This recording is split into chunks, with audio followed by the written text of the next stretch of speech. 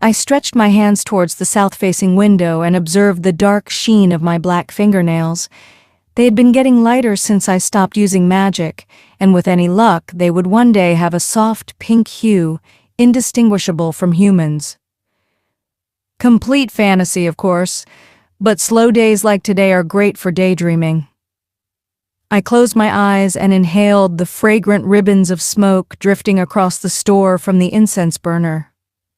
The tranquil flute music washed over me as I took a sip of my jasmine lavender tea, the sweet floral notes washing over my tongue. A bell jingled as the front door opened, and I heard Alice, the young woman working behind the tea bar, welcome the customer. My phone buzzed, the noise barely audible over the music from the stereo speakers in the corner. I pressed my thumb on the screen to pull up the email. Third and final notice. Great. We had until the end of the week to pay the phone bill for the shop's landline or it would be shut off. I really didn't want to go back to doing online readings again, but if things didn't pick up soon, the Sacred Lotus might be done for. I needed to find a way to keep us afloat, for Mia's sake. Interesting choice for a profession. A rugged voice with an exotic accent pulled me out of my worried thoughts. The customer, a man in his mid-20s with sun-soaked skin and luscious, heart-shaped lips, looked down at me with a pair of dreamy brown eyes, making me almost choke on my tea. His dark brown hair was trimmed close to the scalp on the sides and slightly longer on top. He pivoted to look back toward the shelves of the books near the entrance with a smile playing at the corner of his lips. My eyes glided down the length of his body. Every inch of him was like a work of art. Perfect. I cleared my throat. It has its moments. He nodded, moseying toward the left side of the shop to browse the selection of crystals in the display bins. His well-tailored, high-end suit complemented his lean, muscular body. Oddly enough, instead of dress shoes, he wore boots with thick tread on the bottom.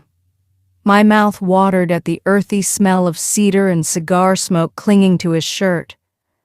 How does someone make a living out of... He gestured to a shelf filled with pagan statues. All this? Are you thinking of a career change? I folded my arms, raising a tentative eyebrow. If only I had a nickel for every time someone came in off the street to make fun of all the mumbo-jumbo we peddle to the gullible masses. I apologize if I offended you. He smiled and a gust of butterflies stirred my stomach. I'm a skeptic by nature. I only wandered in here to kill some time, but then I saw you and couldn't help but be curious. You seem pretty normal. Normal? Me? My face grew warm as I resisted the urge to laugh. If he only knew the tiniest bit about my life. Normal was about the last thing I would use to describe myself. Still, it felt nice to have someone, especially a gorgeous man, wanting to strike up a conversation with me. It's not as hokey as people think. I relaxed my guard and tried to not be so defensive. I'm more of an intuitive reader. Intuitive? His brow furrowed. Intuition is what your gut tells you. I shivered as his eyes moved over my skin. It's what makes the hairs on your neck stand up when you think something bad is about to happen. I don't know. He shrugged. You can detect a threat with your 5 senses, but it happens so fast you can't process it. Nothing mystical about that, just a miracle of biology. Or maybe intuition is just science that we don't understand yet. I laughed softly. A wide grin spread across his face and he put his hands in his pockets. We can do a quick reading if you want. It could be an interesting experience to take home with you. Memories from your trip? I nodded toward the back patio where my table was set up. Who says I'm traveling? He offered a coy smile. That accent doesn't sound local. I sauntered toward the open patio door. Plus, you're dressed like you just got out of a business meeting, and the airport is only a few miles away. Here I was hoping you used your supernatural gifts to reach into the great beyond, he said. Well, I don't reach into the great beyond for free. I took another sip of tea. Not even for tall, dark, and handsome strangers with charming European accents? I'm not that tall. He laughed, and his eyes drifted to the sunlight dancing through the stained glass wind chimes. The guy was right about not being tall. His height was average, but his movements betrayed a grace only possessed by someone in peak physical condition. I imagined his muscles rippling and rolling under that expensive suit as he strode onto the patio. His short hair caught the sunlight, tinging it with a chestnut glow. "Tell you what," he said. "I'll pay double your fee if you can tell me something true about myself that a stranger couldn't possibly know." He pulled out his wallet and counted out a stack of $20 bills. I narrowed my eyes at him. "Is this guy serious?" "Double it and I'll tell you what you don't even know about yourself." I swayed to the music. His eyes glinted with a mischievous smile as he opened his wallet and counted out another 120. Men, always throwing money around. Some people love the flashy lifestyle, but I've lived it, and believe me, ropes of diamonds around your neck can feel like a noose. It all depends on who puts them there. Everything about the patio reminded me of the Garden of Eden, the lattice draped with densely lush vines that enclosed the space, the koi pond with waterfalls bordering the cobblestone yard, and the large, elegant statue of Gaia at the center that watched over it all. I gestured to the chair across from mine. Sitting down at the small square table, I picked up my tarot cards and unwrapped the dark purple scarf from around them. I closed my eyes and shuffled several times. Reading for skeptics was always a little stressful. They didn't give you much to work with, and I didn't dare tap into my wolf magic for something as trivial as a curiosity reading. The sound of running water from the koi pond soothed my nerves, and I settled into my seat. Relaxing was easier said than done with the sexy stranger sitting nonchalantly across from me, his brown eyes glinting like polished amber as he watched me place the cards in the spread of a Celtic cross. One upright, one sideways on top of it, one above, one below, one on the left, one on the right, and finally, 4 cards in a line on the far right going from the bottom to top. Turning the card at the center revealed the Hanged Man, and I turned over the next 5 cards to get more context. This one, I tapped on the Hanged Man, says that you're sacrificing something. Sometimes it can mean that you're stuck in a situation you wish you could get out of. I looked at the 7 of Cups and the King of Pentacles. You're searching for purpose, and in doing so have an opportunity for great prosperity if you make the right choices. I turned over the 7 of Swords. But those choices aren't going to be easy. There will likely be some trickery or deception involved. And, in this hypothetical situation, am I supposed to be deceptive, or will it be someone else? I smiled inwardly, sensing his skepticism waver ever so slightly. Well, see how this is upside down? My hand hovered over the 2 of Cups. This usually means there's an imbalance of power or a break in communication, and the Knight of Wands reversed usually means anger and impulsive behavior. Does that sound like you or someone you know? The muscles in his jaw flexed, and those warm brown eyes grew distant, but he didn't answer. I pressed my lips together and turned over the last 4 cards. People rarely wanted an honest reading when it came to their future. More often than not, they wanted comfort or some kind of validation they weren't getting from the people closest to them. Strength, 9 of Wands, the Lovers, and Death. Those cards could have been interpreted in a number of ways, but sensing the shift in his mood, I figured I should just quit while I was ahead and interpret it in the most positive way possible. You have some obstacles ahead, but you possess an otherworldly inner strength, and you'll find the courage to do the right thing. I forced a smile. I also see romance in your future. And this? He pointed to the death card. Death signifies the end of one cycle and the beginning of something new. It doesn't always need to be interpreted literally. But you interpret the lovers to be romance? He sat back in his chair. That's where the intuition comes in. I scooped up my cards and shuffled them back into my deck. Seems like that reading could have applied to anyone. The customer wrinkled his nose. Typical. If I got too specific or too honest, people got uncomfortable or angry. But if I left things too vague, they accused me of being a fraud. Drumming my fingers on my deck of cards, I gave serious consideration to what I wanted to do next. I could pay the phone bill with this single reading and have enough left for groceries. I thought about Mia, my best friend and business partner, and how much we struggled to pay rent to keep this shop open. After everything Mia had done for me, this was the least I could do.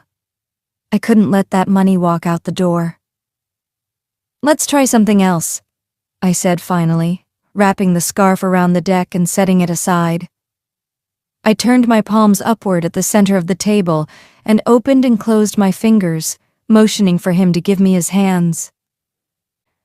He hesitated for a moment but nodded and leaned forward. Hard, calloused, and cut, his hands were not what I expected from a businessman. I took a deep breath and closed my eyes, turning my perception inward. Focusing on my breath, I slowed my heart rate and imagined the faint glow of his aura, an iridescent red and purple mist that swirled and shifted over the surface of his skin like burgundy flames. I brought my attention to his heartbeat, soft crimson bursts rushing outward from the center of his chest.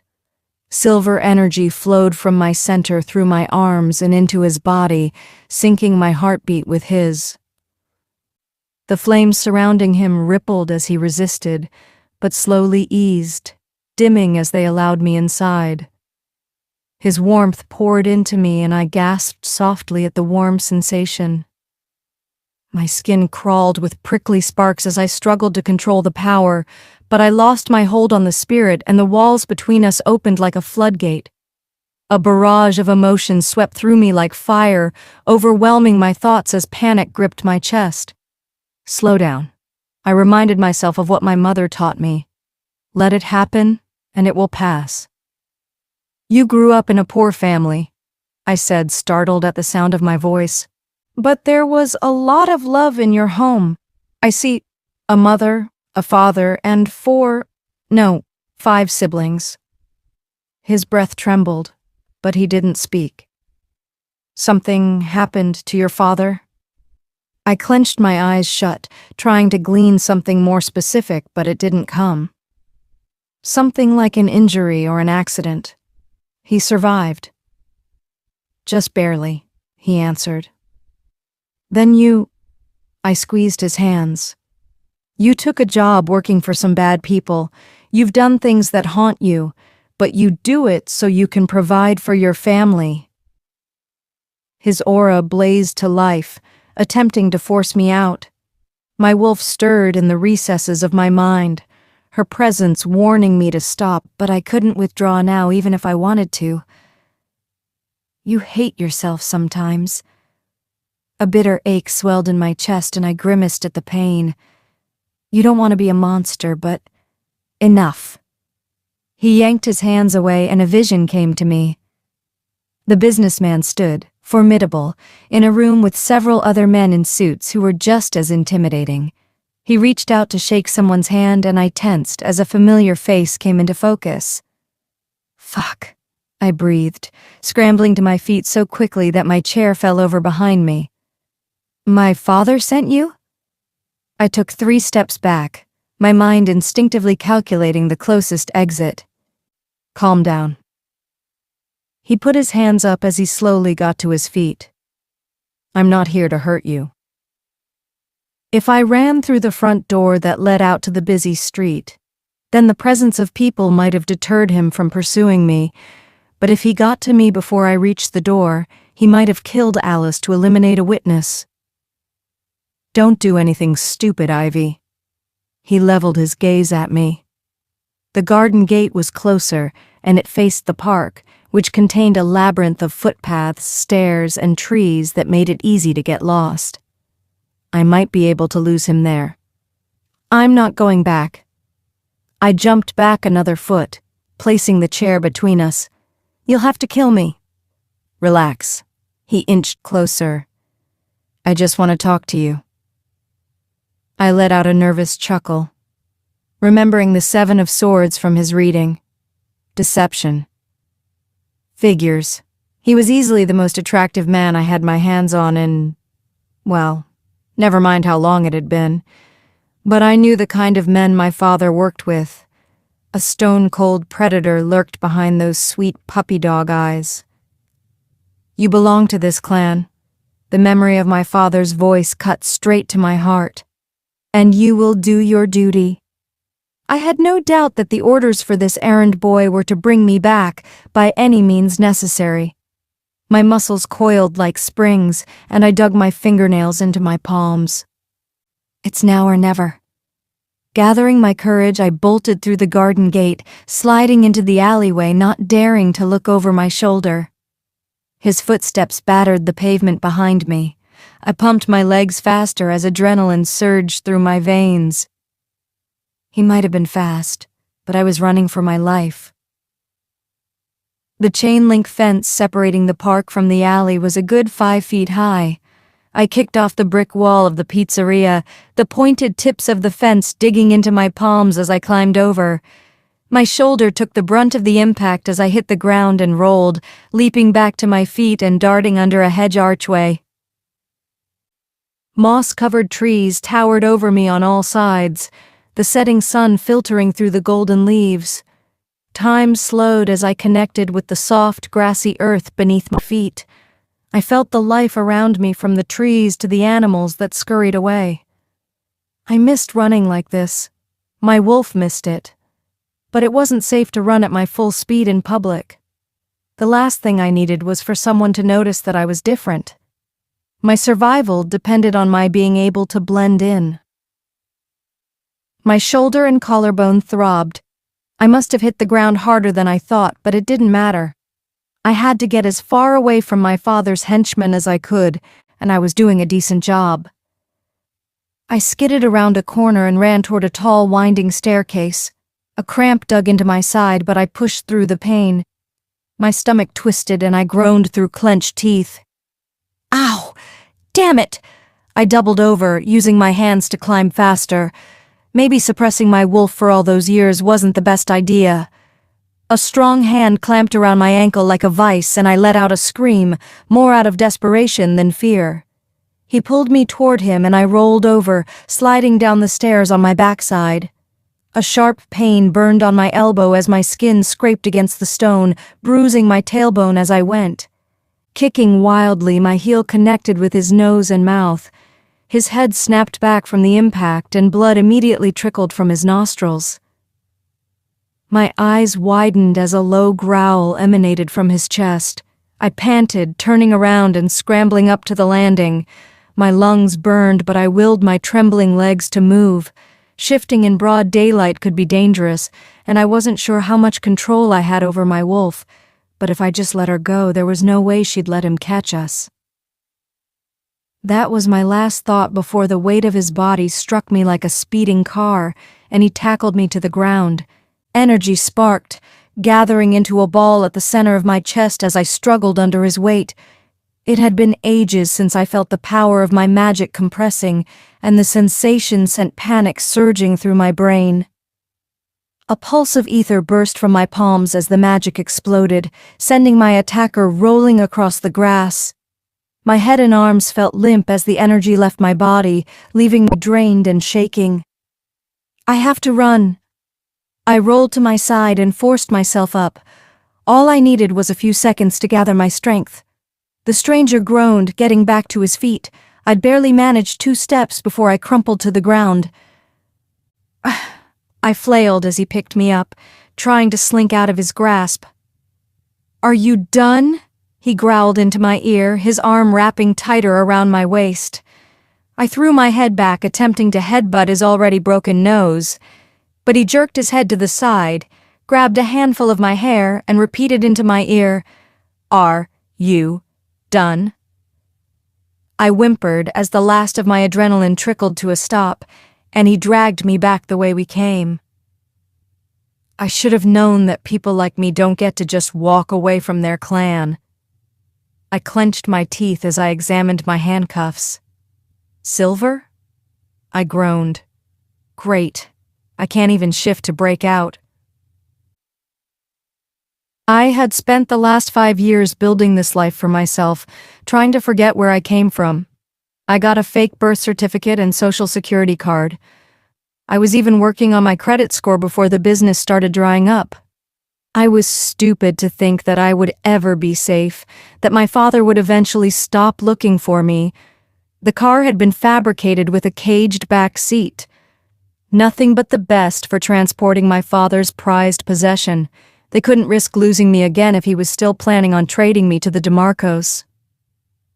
My kidnapper slowed down and opened the glove box. He pulled out a handkerchief and wiped the blood from his nose and mouth, inspecting his freshly healed fractures. "My name is Connor, by the way." A dull thud came from somewhere under the car. "Well, I wish I could say it's nice meeting you." I pulled at my handcuffs to see if I could slide my hand through, lowering my voice to a mumble. "Your accent is totally not hot now that I know you're a—" The thudding sound came again and I looked around. "Look, I'm not interested in coming back to the clan." I pushed my long, sweat-soaked auburn hair out of my face. "My father can fuck right off," I growled. "I'd rather die than bow down to a tyrant like Damiano DeMarco or his pampered brat of a son, and I most certainly won't be getting married." He fiddled with his phone for a few seconds. "I don't work for your father." I doubt another thumping sound interrupted my thought. Frowning, I turned my head slowly to see if something was rolling back and forth down on the floor. Something I could use for a weapon?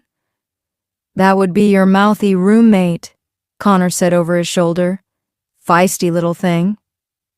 "Mia?" My eyes grew wide. "You son of a bitch. If you lay one hand on her—" I met Mia back when I'd been living on the street for about 6 months after I showed up in Portland. Back then, she was volunteering at the soup kitchen, but once upon a time, she was in a situation that wasn't so different from mine. She got me a job and let me crash at her place. Eventually, I was able to tell her my secret, and shockingly, she accepted me. "She seems to know a lot," he said. "About you, about our kind. It's unwise to trust humans. She's a hell of a lot more trustworthy than you." I kicked the back of his seat. "Beady-eyed asshole. No more tall, dark, and handsome?" "Nope, just some Russian dickhead." I shrank down in my seat. "I'm from Romania." My elbow stung. Even though I knew I'd be healed in a day or two, it didn't make the drive any more pleasant. Closing my eyes, I formed a psychic link with Mia. "Are you okay?" "I'm all right," she answered. "A little bruised, but no real damage. Hang tight. I'll get us out of this." "Man, you were right about wolves being alpha douchebags." "Yeah." I looked at Connor. "I know." Connor and I argued for a good 10 minutes, but the conversation devolved from me making demands and him refusing to me, resorting to threats of violence, and eventually him ignoring me. The seat was hard metal and slippery with no padding. Besides making it uncomfortable, there was no way for me to pull the seats out and try to escape. The horrible reality of what was happening set in. Now that they knew where I was, even if Mia and I escaped, there would be no going back to our little apartment. Not for me. What I would have given to have my greatest worry be that damn phone bill. The time for working in the boutique with Mia was over. No more watching corny old movies together and eating leftover pizza. I'd never wake up to my best friend singing happy birthday over a vegan cupcake with a single candle in it again. I never took that life for granted, but that didn't make losing it or Mia any easier. The smell of the ocean conjured up memories from my early childhood, playing on the beach with my cousins when we used to have our yearly coastal vacations. When the familiar landmarks of Port Orford started popping up, I realized it was more than nostalgia. He was taking me back to the enormous manor house my family used to rent every summer. "You lying sack of," I leaned forward in my seat. "You curse a lot for a duchess." He cut me off, arching a quizzical brow. I gave an exasperated sigh. "I'm not a duchess. Once you walk away from that life, there's slim to no chance of going back." "You keep insisting that you don't work for my father," I said. "But in my vision, I saw you standing with him in his study." You shook his hand. "I've met your father." Connor looked at me in the rearview mirror. "He's more like a snake than a wolf. Unpleasant, even for a royal." "We're not royals, not unless he managed to pimp out one of my sisters to the DeMarcos." "Nobles, royals, they're all the same to me. To someone who doesn't care who signs the check, I guess we are." I started to cross my arms, but the cuffs wouldn't let me. "Do you even know the reason I left the clan?" He said he didn't. "What clan are you from?" "I wasn't born into a clan," he said darkly, but he didn't elaborate. I spent the better part of an hour explaining my father's deal with the DeMarco clan, our most hated rivals since the 1400s. Damiano, the Alpha, was a self-proclaimed king of wolves. My father arranged for me to marry Damiano's oldest son in exchange for expanding our clan's territory and getting a status boost. "So you'd never even met this?" He gestured like he couldn't think of the right word. "Bastard," I finished for him. Connor smiled at that. "Is that his formal title?" "I guess you'd call him a prince if you acknowledge the authority of the DeMarcos." I slunk back into my seat. "But no, I've never met him." "Forced to marry a bastard prince, that's quite a story." He raised his eyebrows and shook his head. A moment of silence between us found me resisting the urge to return the soft smile on his lips. I knew what he was doing. If you want something from someone, you build rapport with them so they feel some twisted sense of camaraderie. I'd seen my father do it 1,000 times. "You're taking me to the Bergamot Manor House," I said under my breath, as we turned down a long private road. "I'm not blind. Your family no longer owns it, if that's what you're worried about." He glanced over his shoulder. "I promise, I'm not taking you to your father." "Then who?" I leaned forward, my eyes pleading. He shook his head. "Since the moment we met." Connor drummed his fingers on the steering wheel. "You have accused me, insulted me, threatened me, and cursed at me. But this is the first time you asked who I work for." My jaw dropped slightly, and my eyebrows pinched together as I thought back. He was right. I was pretty pissed off after being stalked, chased, and dragged back to his car. Could he really blame me for not being in a listening kind of mood? "Okay," I said slowly. "Can you tell me now?" "I believe his formal title is Bastard Prince." "You better be fucking kidding me." I felt the color drain from my face. This was worse than I thought. My father was a narcissist, but at least I knew how to deal with him. The DeMarcos were notoriously brutal when it came to punishing those who rose against them. With Mia tied up in the trunk, I didn't want to think about what medieval shit he might do to take his pound of flesh. "You don't have to do this." I leaned forward, lowering my voice. "Remember what the card said? You have a choice. And even though you got tangled up in this, I'd go out on a limb and say you're not a bad person. Your intuition is wrong." "No." I pulled at my handcuffs hard. "Please, let Mia go. I'll cooperate." "Yes," he said coldly. "You will." The cold night air brought my mind back to sharp clarity after the long, uncomfortable car ride. I followed Connor into the entryway, feeling like a lamb being led to the slaughter. But what choice did I have? He had Mia, and I would stop at nothing to keep her safe. Mia's arms were bound behind her back from her elbows to her wrists. Her protests, muffled under the tape covering her mouth, echoed as we walked up a flight of stone steps and entered the massive oak door. Finely carved white wooden walls, inlaid with delicate floral patterns along the top, stood tall all around us as we walked along the narrow hallway. In my childhood, these walls had been my escape. Now it's just another thing the DeMarcos have ruined. The sound of our feet rang out on the polished marble floor, bringing back memories of my cousin Roz and me running through the corridor. We passed closed doorways on the left and right, heading toward what used to be my father's office. The sight would have brought a chill to my skin had it not been for my racing pulse. The narrow hallway opened onto a converted study lined with mahogany shelves and lit by a large fireplace roaring on the inner wall. "Prince Gabriel DeMarco." Connor flopped Mia onto the leather sofa and gestured to me. "May I introduce Ivy Morgan?" I held my head high despite the fact that I was shaking. "It's a pleasure to finally meet you," a deep disembodied voice announced.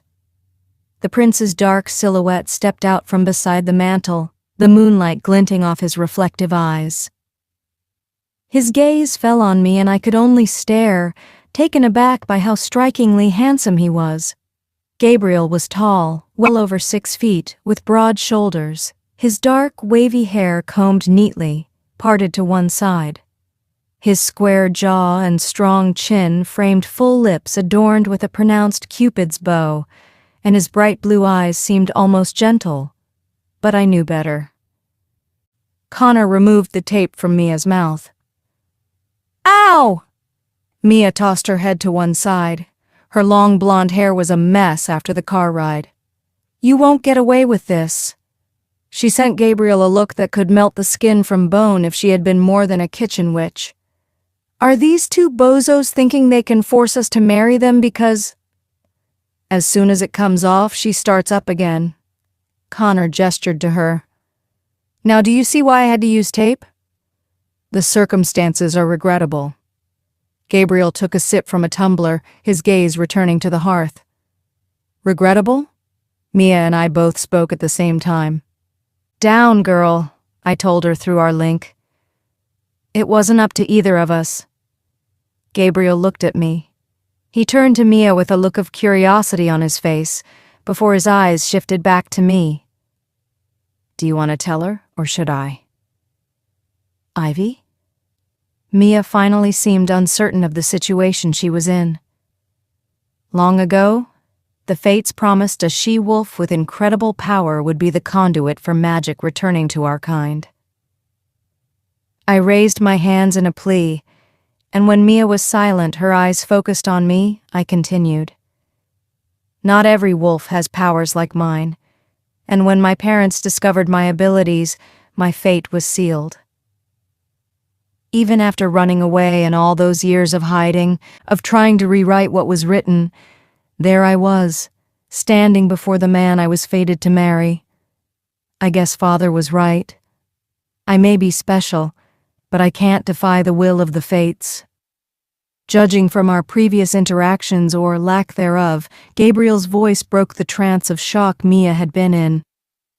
"I assumed you wouldn't be interested in a face-to-face meeting." "That's right." I shot a sideways glance at Connor.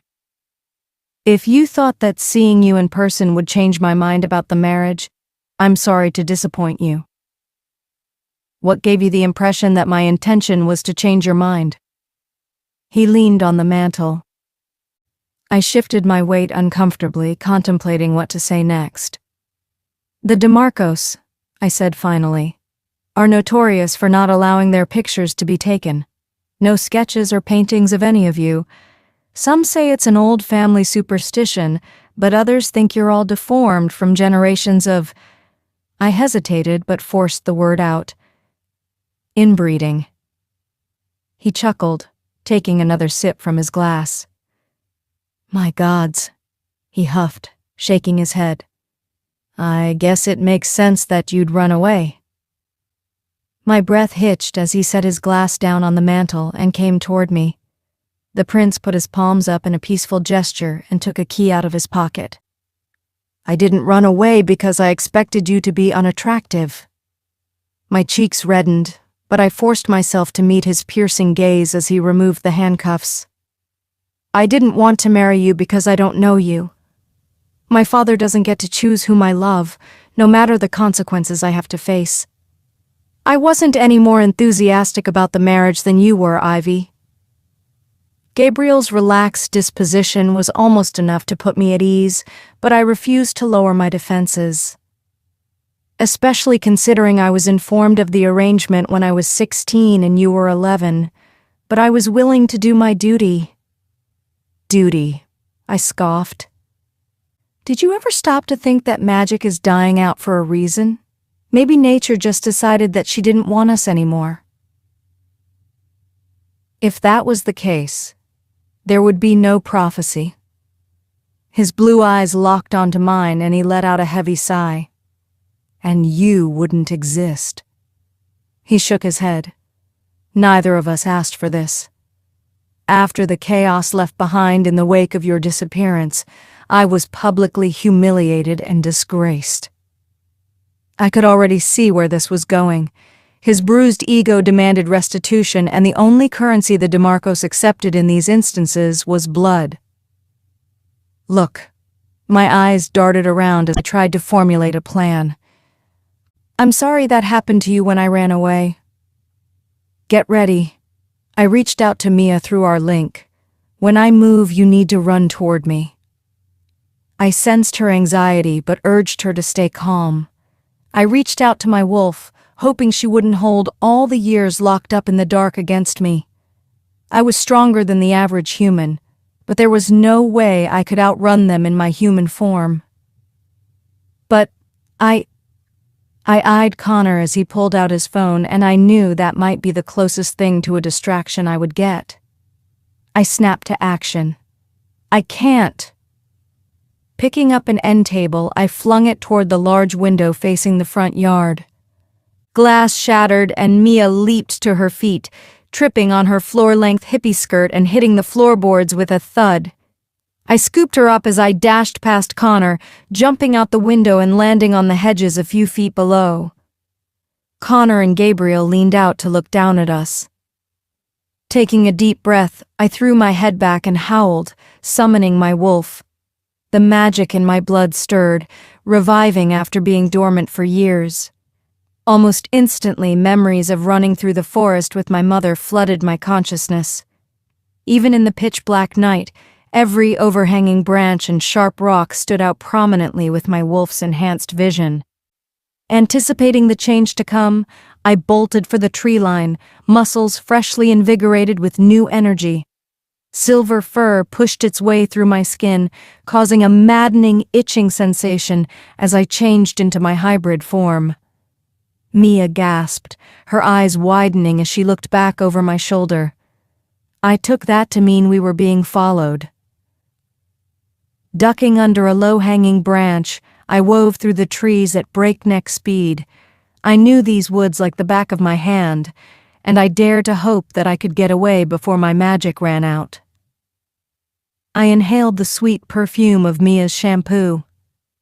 It didn't matter how far or fast we ran. There was nowhere we could go that Connor wouldn't be able to track us.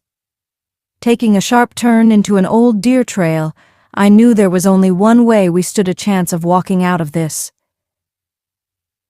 The moon illuminated a thick blanket of mist that clung to the damp earth as I shoved through the dense underbrush. Mia closed her eyes and pressed her head into my shoulder to avoid her face getting torn to shreds by the tiny branches clawing at us as we barreled ahead. As the fog swelled, I operated more from memory than sight. We could lose Connor if we jumped into the river.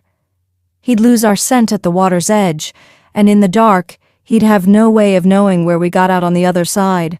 I panted, looking back the way we came, and breathed a sigh of relief seeing that there was no one behind us. I studied the shapes of the terrain under the blanket of fallen leaves, but nothing looked familiar. Something was wrong. Rapid footsteps approached, and I darted in the opposite direction. We should have reached the river by now. I must have gotten turned around in the fog. My magic waned, and I felt my wolf fading fast. My legs threatened to buckle under Mia's weight as I reassumed my human shape. My clothes had been ripped, and a chill cut through me as a gust of wind bit into my exposed skin. I'd suppressed my magic for so long, wishing it would disappear, that it finally atrophied. Mia and I tumbled forward before I could set her down.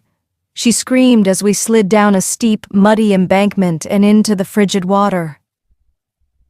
I willed my limbs to move, but intense fatigue weighed down my entire body, and I sank like a stone.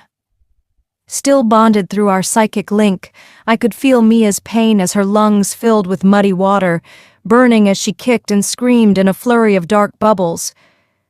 I reached for her blindly but found nothing. The edges of my vision dimmed and my eyes rolled back. It's over. From out of the darkness, a thick, muscular arm encircled my ribs. I gasped in frostbitten air as we broke the surface of the water.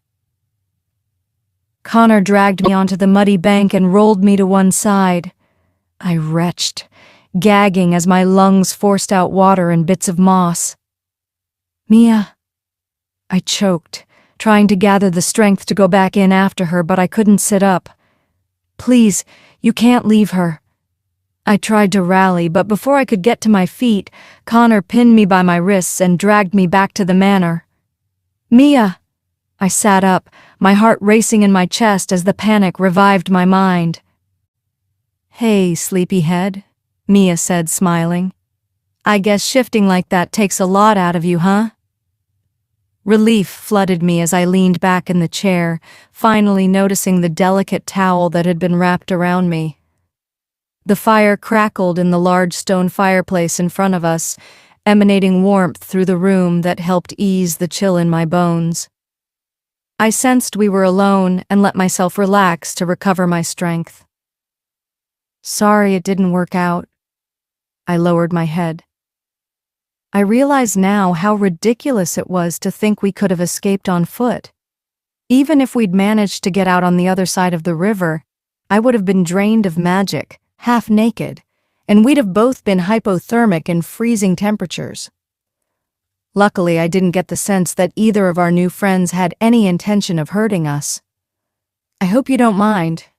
Mia gestured to our towels. When I woke up, they asked if they could wash our clothes, so I had them leave so I could get yours. You were drenched. I guess it was a nice gesture. I shrugged. Gabriel and Connor knocked briefly before entering, and Gabriel handed Mia and I each a hot cup of tea. Connor stayed in the doorway while Gabriel told us about how he recently got engaged. The prince paced as he spoke, eventually stopping to stand by the fireside, the warm glow softening his features. I'm happy for you, Gabriel, I said. But if you're engaged, then why are we here? Because something has happened.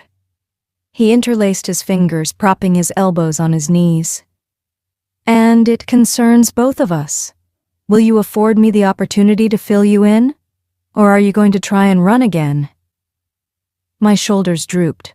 I frowned at the steamy cup in my hands, holding it under my nose, the soft scent of chamomile calming the panic raging inside of me. I'm listening. I leaned forward. There was a bit of a hiccup in my engagement. Gabriel glanced over at Connor, who stood by the bedroom door. My fiancée attends Pentacle Academy here in Port Orford. Or, she did until recently. She disappeared. No note, no phone call to anyone. I looked at Mia, remembering that neither of us told a soul when we left our homes. As if reading my mind, Gabriel added, She didn't run away.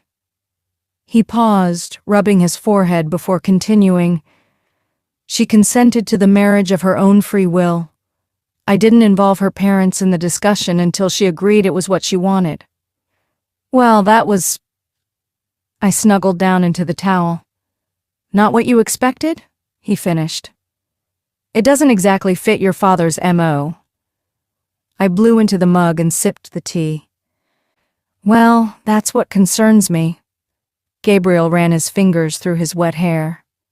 My fiancé possessed extraordinary magical abilities. Not to the extent that you demonstrated as a child, but she was definitely exceptional. Her wolf isn't silver, but so much that the fates see is symbolic and open for interpretation. And your father had to accept her? I hoped he would. Gabriel closed his eyes for a moment. You think he had something to do with her disappearance? I asked. Sadness clouded his brow. Even though it would have been a marriage of convenience, I can't stand the thought of an innocent woman losing her life because of me. I'm sorry, but I don't know what I can do to help.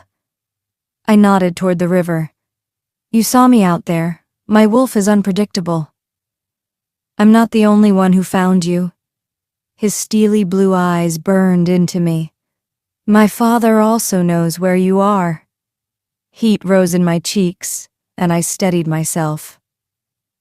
My fiancé and I plan to marry in a month, Gabriel said dimly. If we don't find her by then, my father plans on holding you to our original contract and forcing us to go through with the ceremony on the date I gave him. I suddenly felt like I was in an elevator when the cable snapped. Everyone knows the DeMarcos do whatever is necessary. They would force me to marry Gabriel, even if they had to hurt the people I cared about. This isn't just about the people in this room. Connor's deep voice carried over from the doorway. Gabriel ascending to the throne would mean Damiano would no longer be king. The prince shot a cautioning look at his bodyguard, but Connor continued. She hates your father more than you do. I believe you can trust her, and you should if you want her to help us. Gabriel looked at me, studying my features before letting out a contemplative sigh. Our clan has been involved in some unsavory activities since my father took the throne. For the first time, Gabriel seemed nervous, wringing his hands as he pondered on what to say and how to say it. I don't intend to let him continue exploiting his position to engage in these behaviors. My knuckles turned white as I clutched the mug to my chest. Could Gabriel really be any different? I realize your abilities are undisciplined, but you do possess extraordinary powers. Gabriel put his hands over mine. If you can use your gift to help me find Rosaline, I will see to it that you're absolved from all involvement with our kind. No one will come looking for you. You'll be free. Wait. My blood ran cold. Did he say Rosaline? Who are you marrying? My heart pounded in my chest. Rosaline Beaumont. Gabriel rubbed the back of his neck. I think she's your second cousin? My stomach clenched. Rosaline was my childhood friend, my chosen sister, and the one person who I actually missed when I left the clan. Why didn't you think to mention that in the first place? I stood up. If the two of you were engaged, you had to have known how much she meant to me. I was trying to, but you kept running away. He blinked. And she mentioned you didn't tell her goodbye when you left and haven't talked to her since. I didn't think you'd care. Because I was trying to keep her safe. The tops of my ears burned as I gestured and hot tea splashed over the side of my mug. I winced as the scalding liquid burned my knuckles. Roz and I were inseparable as children. She was the only person in our family who thought I was worth anything besides making magical wolf babies. She believed in me. Gabriel stood up to face me. Could you use your powers to tell me if she's alive? I sat down and rubbed my head. A migraine had already started to bloom in my skull. My powers are dangerous when I'm too weak to control them. Besides my volatile powers, I didn't want that part of my life to come back. I turned my back on my clan, my magic, everything I knew. I can't just reach for them and not expect consequences. So you won't even try? Gabriel whispered, which hurt more than if he had yelled. I opened my mouth, but whatever I was going to say vanished as the stories of other beings that had been consumed by darkness after channeling too much power too quickly raced through my mind. I understand. Gabriel's eyes dimmed just then, and for a moment he merely stared at me. Finally, he nodded. You can go. He paced back toward an armchair by the window. Connor will drive you both back to Portland. Wait. I hesitated as he turned away and a knot in my stomach. I'll try, but I can't make any promises. I knew it was a long shot, but Roz would do anything if she thought I needed her. Gabriel's eyes lit up. I'm going to need as many candles as we can find. Gabriel tasked Connor with finding every candlestick in the house. Apparently the staff had been given a vacation for my visit. The last thing Gabriel needed was news of us working together getting back to his father. After a few minutes, Connor came back with a few dozen candlesticks and a pair of sweats for Mia and me. The guys both stepped out while we changed. Are you sure about this? Mia pulled the oversized gray sweater over her head. Not at all. I put my feet into the pants and had to loop the drawstring over itself multiple times for the waist to even slightly fit. But I wouldn't be able to live with myself if I didn't try. Mia nodded. But swear you'll call out to me if anything starts to edge in the wrong direction. I wrapped my arms around her. We walked out to the hallway, and I could hear the two voices coming from down the hall. My bare feet were cold against the marble. I pushed open the door to the dining room and was hit with a flashback of all the dinners I'd had here in my youth, sitting politely at the table with my cousins as my father watched us all like a hawk. Are you ready? Gabriel looked at me. I nodded and walked over to Connor, who stood at the head of the dining table. The chair was pushed out of the way, and the candles he had collected were piled on the old oak surface. I lit and placed the candles strategically around the dark room, on the windowsills, the mantel, one on a serving table that was pressed to the wall on my left, and 3 along the table, 1 at each end and the 3rd in the middle. I sat in a chair in the center of the table. I closed my eyes and spread my palms on the cool surface of the polished wood, grounding myself in the physical plane. I took in the sounds around me, the crackling wicks of the candles, a ticking grandfather clock, Mia, Connor, and Gabriel breathing softly out in the hallway. I could smell the cleaning products and furniture polish used by the staff, and the faint, smoky bouquet of the burning candles. Deep breath in. I imagined myself sinking slowly into a glowing ocean of stars. Exhale. I'm floating, weightless. Opening my eyes, I stared into the tiny dancing flame atop the candle in front of me. Where are you, Rose? My eyelids grew heavy as I sank deeper. Come on, cousin, I know you're out there. I watched the candle burn down. Please. Ross. A tear slid down my face, but I didn't move. Ivy? A whisper at the back of my mind reached for me, but I couldn't hold on to it. The small flames that topped the candles blazed, bursting out in all directions and melting the candles down to nothing. Mia burst through the double doors with Gabriel and Connor close behind. She yanked down a curtain and beat at the flames nearest to me, before a magical wind swirled in the enclosed space, snuffing out the inferno. My connection to the void dissipated, and I struggled to stay conscious. I groaned, grasping the edge of the table as Mia rushed to my side, checking my eyes. When she was sure that I was okay, I turned to Gabriel. I'm sorry, but I can't be sure it was her I contacted. Do you have anything that belongs to Roslyn? We didn't socialize outside of family functions. Gabriel frowned. We mostly exchanged emails. Emails? I curled my lip back. That's so depressing. I told you it wasn't a romantic partnership. Gabriel smoothed the bottom of his shirt. It was business. If I were actually wooing a woman, I would have used stationery. Of course. I nodded. Sounds like you've got some serious game. I think letters are romantic. Mia shrugged. Not many people will actually take the time to write a beautiful letter, especially a sexy letter. Okay, I shuddered. Not the point. It's going to be at least another 24 hours before my powers are charged enough to use them again. What exactly was the plan beyond me trying to meditate my way to Roz? Gabriel and Connor looked at each other. The three of us are going to Pentacle Academy to see if we can pick up her trail where she disappeared. Gabriel crossed his arms. The thought of going with Gabriel and Connor to a college filled with supernatural creatures sounded like a recipe for disaster. I had devoted the last 5 years to getting as far away from the supernatural world as possible. My powers were weaker than they'd ever been, and I didn't trust either of these guys. If it had been anyone in my family besides Roz, I would have said no. I scrunched my shoulders up.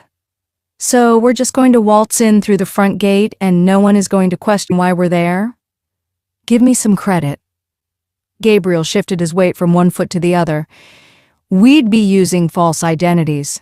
The headmaster has already agreed to enroll us as long as we're discreet about Rosaline's disappearance.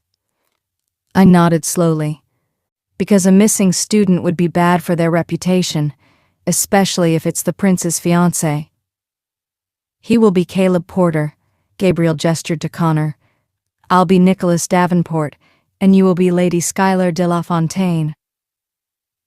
My eyebrows jumped into my hairline. Why do you guys get normal-sounding names? Schuyler de la whatever sounds like a porn star. My eyebrows jumped into my hairline. Why do you guys get normal-sounding names? Schuyler de la whatever sounds like a porn star. I think it sounds very elegant. Gabriel turned up his nose. I pinched the bridge of my nose. I hope Roz is the one picking out names for your kids. Oh, what's my name gonna be? Mia rubbed her chin. What about Amelia? I've always thought I looked like an Amelia. You're not coming with us, Connor said flatly. Mia opened her mouth to speak, but Connor interrupted. I vote we hire a couple guards and keep her in the third-floor suite until we get back. Connor pulled out his phone. Like hell you will. She snatched the phone out of his hand.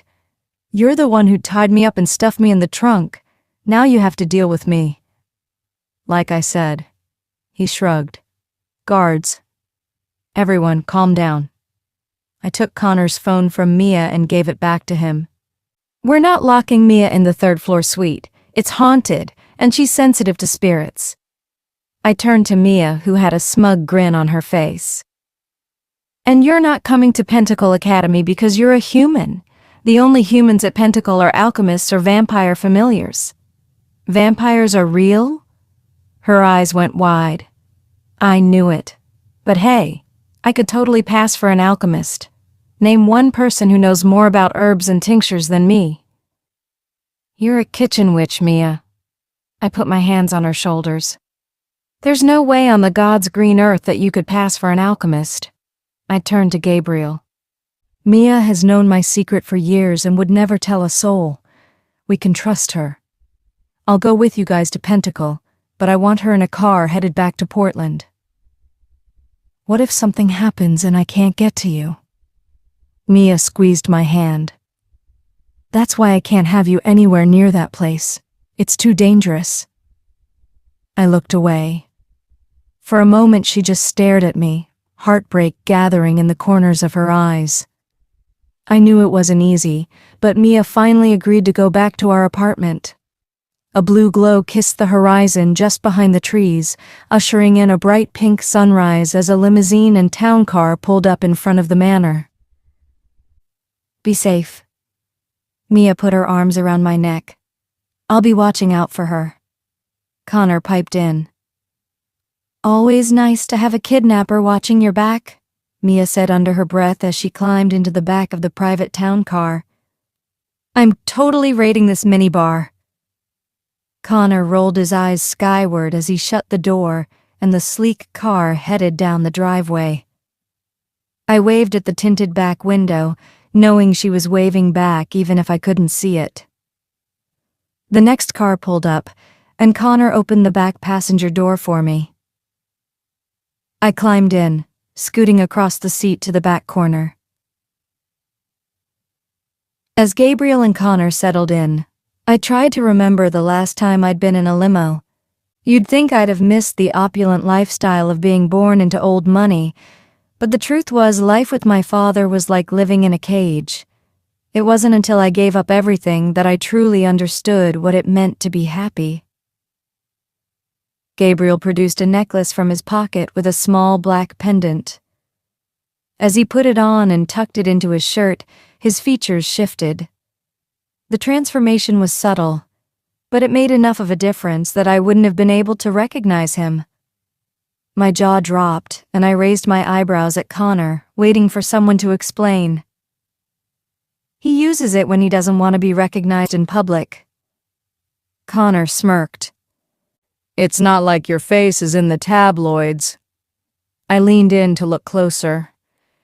Who is it you're worried will recognize you? After you fled our engagement, my father made it clear I wasn't welcome in our family home back in Florence. Gabriel looked out the window. And I wouldn't be receiving my crown until I married the she-wolf from the prophecy. I've lived at Bergamot Manor ever since your father was kind enough to sell it to me. The local wolves know my face. I shrank back, realizing he hadn't been exaggerating when he said there was fallout from my leaving. He wasn't any less handsome, but his square jaw was more narrow. His hairline had changed shape, and his once brilliant blue eyes were now emerald green.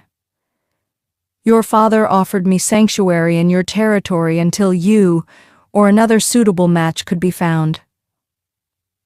I didn't mean for that to happen. I bit my lip. He offered a kind smile. You were 16 years old. Gabriel sat back. Crossing his arms over his chest, he leaned his head back to rest against the window and closed his eyes with a yawn. If I ever manage to ascend to the throne, I'll waste no time doing away with the draconic customs of our ancestors. Connor stayed awake, reading an astronomy book. Despite the fact that we were supernatural creatures, it seemed as though he had his feet firmly grounded in science, and that was something I appreciated. I thought about what Gabriel said about abolishing draconic customs, unsure if that was genuine or if it was meant purely to gain my trust. The latter would be easier to believe, but if Gabriel was being deceptive, he was a master at it. Pentacle Academy was built in the 1820s against the rocky coastline of Port Orford, only 30 minutes south of Bergamot Manor. As we entered through the tall iron gates, a wave of nerves came over me. Was this half-cocked plan to masquerade as students really the best way to go about finding Rose? Don't you think people will find it suspicious that all three of us showed up halfway through the winter quarter? I bounced my knee as the academy came into view, a dark fortress looming overhead with tall, pointed gables and moss-covered brick walls.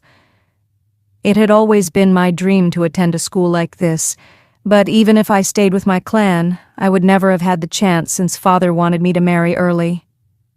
No one will find it suspicious as long as we blend in. Gabriel smiled. It's all about confidence. I frowned, unable to imagine either of them ever blending in anywhere. Gabriel was taught to stand out from birth, and Connor looked like a trained assassin. I turned to look out over the rolling hills of the campus. The academy was made up of 5 separate buildings, and from what I'd heard, a large portion of the structures extended underground. The massive brick buildings loomed in defiance of time and decay. Even after 100 years, the columns in front of each building were as white as the day the academy was completed. How about we follow your lead? Connor put his book into the inner pocket of his lapel and looked at me. You do have an edge when it comes to living a complete lie. I didn't bother responding. Perhaps the two of you should follow my lead. Gabriel smiled. I took theater for 2 years, and my professor said I possessed a great talent for improvisation. Typical wolf ego, This is why I prefer the company of humans. Surely there are times that call for firm and decisive leadership, Gabriel added, seeing my eye roll.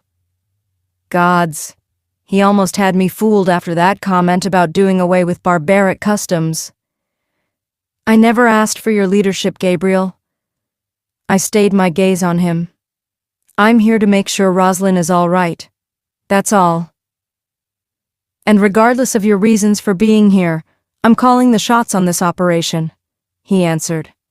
I'm not surprised our kind are losing their magic. My face burned with resentment as I tried to keep my composure.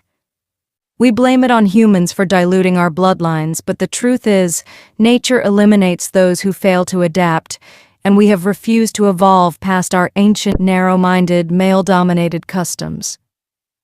You're naive if you think that's how the world works. Gabriel straightened the collar of his shirt. Nature kills without remorse, and it doesn't care about societal progress. People like your father use nature as an excuse to hurt people all the time. I looked out the window. I've never seen a pack that wasn't male-dominated. Some packs have more respect for their women, but men have always held more power in the clan. My body tensed at the thought of the countless she-wolves who had disappeared for demanding change. If you cared about the pain of our people, Gabriel's expression grew severe. We'd be enduring a loveless marriage, which would be preferable to this mess. But you cling to romantic fantasies, pretending to be human rather than sacrifice for the greater good. So, you'll excuse me for knocking you off your moral high horse, Duchess Morgan? A corrupt system can't be dismantled unless people take drastic measures. I glared at him.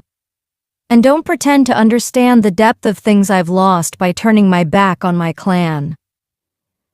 Have you considered for a moment that maybe I am not like my father? The car slowed down and pulled into the front of the administrative building. A moment ago, I had been ready to throw down with him, and with one sentence, he caught me off guard. I don't know what to believe after the events of the last 2 days. I huffed out my resentment and turned to look out the window. A tall woman wearing a smart business suit stood on the front steps with 3 men in sweater vests behind her. Her steely gaze told the story of someone who didn't earn her position by being weak. Sharp cheekbones and dark red hair with streaks of gray framed a solemn expression. Her thin lips forced a polite smile as the chauffeur opened the car door. Lady Fontaine, Lord Davenport, and Lord Porter. She extended her hand to me first and then to Gabriel and Connor as we exited the car. Thank you for being so accommodating, Headmistress Rivera. Gabriel flashed his charming movie star smile, especially on such short notice. She looked from me to Gabriel and Connor with a polite nod. I've no doubt that your academic career at Pentacle Academy will be a wonderful experience. Please come to my office and we'll finalize your enrollment paperwork. The 3 of us followed along behind her while the 3 attendants unloaded our luggage from the car. I did a double-take when I recognized a particularly well-used antique carpet bag with a loud floral print and wooden handle. Did Connor break into my apartment, kidnap my roommate, and pack me a bag with my own suitcase? Beams of afternoon light filtered in through the spacious room, tracing warmth into the darkly stained hardwood floors. Thick leather seats punctuated every corner, and there were rows upon rows of leather-bound books lining the enormous shelves that filled every inch of wall space. The combination of fine, filigree wood columns and highly polished marble pillars drew my eyes upward. As we ascended the staircase leading up to Headmistress Rivera's office, I looked over the railing at the dozen or so people working at their desks. A woman in her mid-30s clacked away on an old manual typewriter. The haze that clung to her skin was the only indication that she was no longer living. I imagine you'll want to take today to get situated. Rivera curled her fingers around the doorknob of her office, and a faint burst of energy moved from her hand into the lock, opening the mechanism. I have arranged for a student to come by in the morning to give you a formal tour of our campus. Thank you, Gabriel and I said in unison. Rivera had significant magical ability, though I wasn't sure anyone else noticed. Centuries ago, all wolves wielded magic, but in this day and age, it's a rare quality to possess. The headmistress shut the door behind us and gestured to 3 chairs facing her desk, and her hospitable smile flattened into a straight line. I realize we've already had this discussion, but I wanted to make sure your associates understand the delicate nature of the situation we find ourselves in. She gave me a sideways glance as she rounded her desk. There is no proof of foul play, and this isn't an official investigation. Gabriel nodded, resting his elbow on the armrest. That being said, Rivera took her seat. While Pentacle Academy isn't under any obligation, nor is it responsible for the actions of Miss Beaumont, the safety of our students is, of course, our top priority. My fiancé and I are most appreciative. Gabriel reached over, placing his hand on mine. What? The actual fuck? I sat still but turned to shoot Gabriel a questioning look. Ivy has a great deal of affection for her cousin and was most distressed to hear of her disappearance. Gabriel continued as if he didn't see my expression. Clan Morgana must be thrilled to have you back in the fold, Duchess. She offered a respectful nod. And of course we are happy to support His Royal Highness's kind efforts to ensure the safety of Miss Beaumont. Yes, I exhaled sharply with a forced smile. His kind efforts are overwhelming. What I need all 3 of you to understand is that this school must continue to operate without disruption. Headmistress Rivera stood up and placed her hands on her desk, leveling her gaze at me. I agreed to play along with this little charade. In return, the 3 of you will act with respect for this institution and its property, students, staff, and faculty. Rivera's gaze moved between the 3 of us.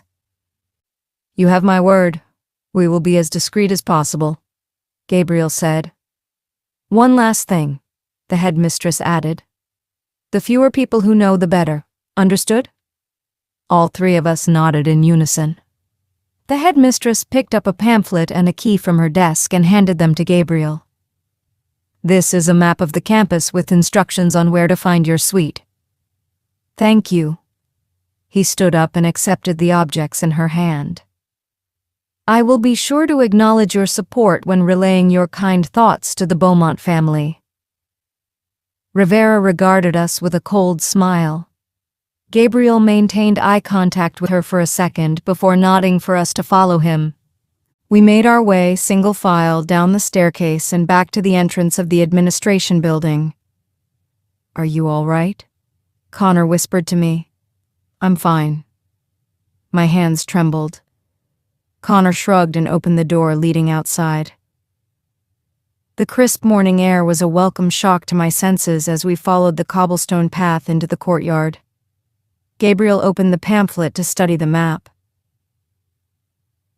Our suite was on the top level of the south-facing dormitory.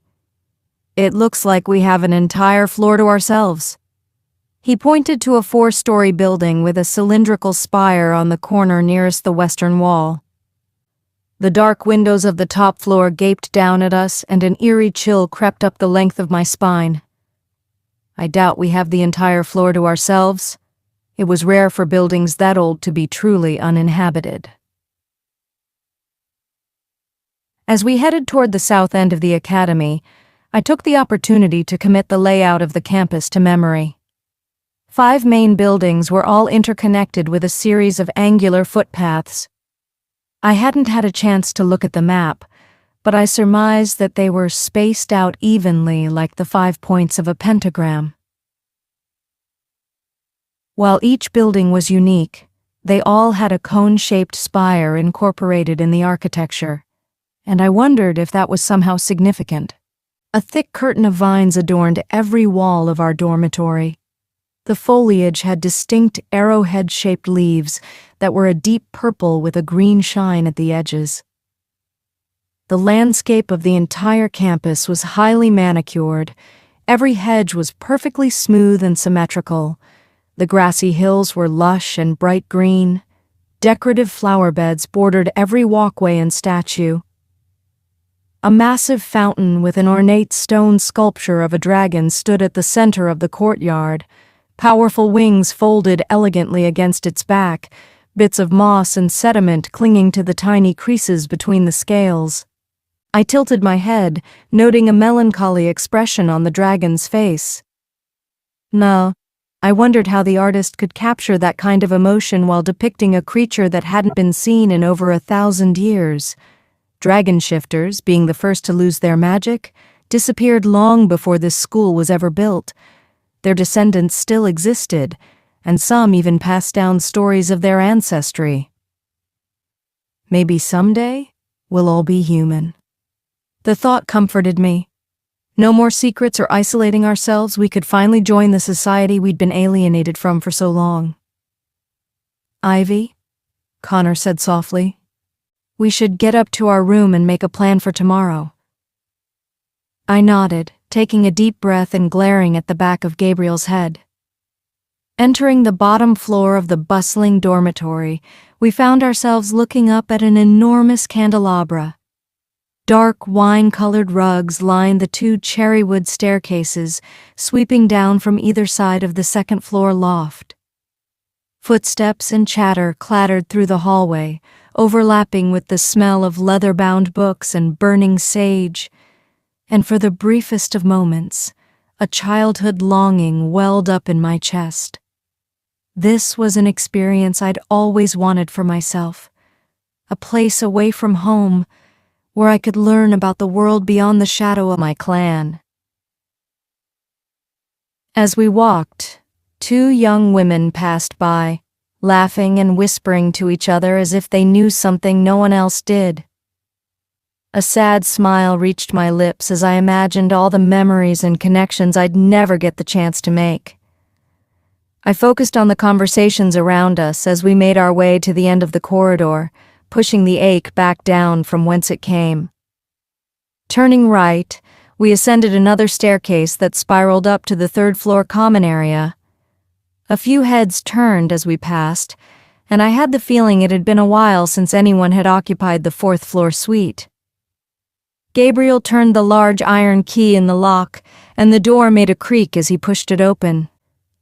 A cold draft bled out through the doorway, and Gabriel leaned in to peek inside. "I'll get a fire going." Connor pushed past us and shrugged off his coat, draping it over the back of the couch. "It's not exactly what I expected from their largest suite." Gabriel cleared his throat and followed. I sighed, looking down at the threshold as I placed a hesitant foot inside. My eyes quickly adjusted to the low light as I took in our surroundings. Connor crouched in front of the fireplace and started pulling wood from the log rack at the hearth side, while Gabriel walked over to the large window across the room. Directly to my left was another door, probably a bedroom. Panning my gaze around, I took in the fireplace and window that were nestled into the corner on my left, and the far right corner looked to be the hallway to 2 of the 3 bedrooms. A small kitchen was to my right, equipped with a full-sized fridge, oven, and microwave all lined up neatly on the same wall as the front door. Across from those was an island that extended from the wall and made a makeshift bar. To say the furnishings were sparse was an understatement. With a small couch and 2 chairs, the room felt hollow. Well, if that warm welcome was any indication, I don't think Rivera wants us getting too comfortable. I closed the door behind me. She's not thrilled about us being here. Gabriel looked out the stained glass window at the ocean just barely visible over the campus wall. If we prove that someone took Rosaline while she was on campus, it's going to make them look incompetent. They'd rather believe she broke under the stress of discovering her growing magical abilities. Roz wouldn't do that. I frowned. She thrived under academic pressure, and she always wished she had stronger powers. "She's a lady with a good head on her shoulders," Gabriel said, nodding slowly. "Still, We have no way of knowing what really happened yet. Perhaps we should sit through a few of her classes and speak with her friends and teachers. What we need is to search her room. Connor stood up, rubbing his hands as the flames spread through the kindling onto the logs. If we can get access to her email, we can find out what she's been up to, who she's been talking to. My stomach tightened at the thought of us going through Rosaline's stuff without her permission. She wouldn't have wanted either of these knuckleheads digging into her personal business, and I couldn't be sure that she'd appreciate me doing it either.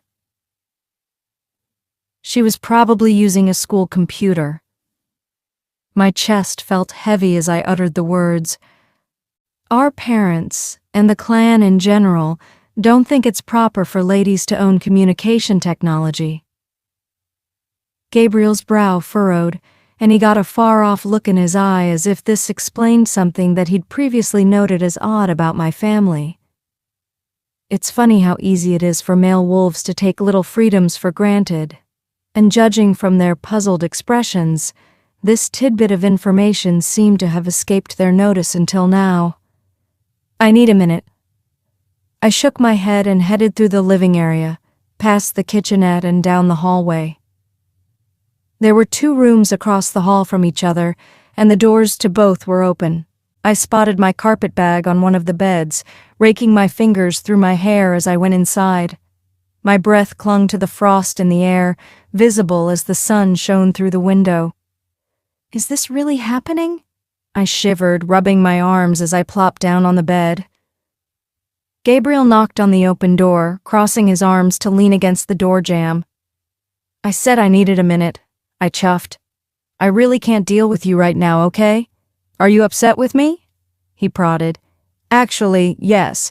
Why did Rivera think you and I are still engaged, and why didn't you tell me? The prince let out a heavy sigh. My father is not confident that I can find Rosaline before the ceremony date I gave him, so he's let it slip in certain circles that the plan is for you and I to... He stopped. My ears rang, and my mouth went dry. Look, it won't come to that. Gabriel approached, crouching down in front of me.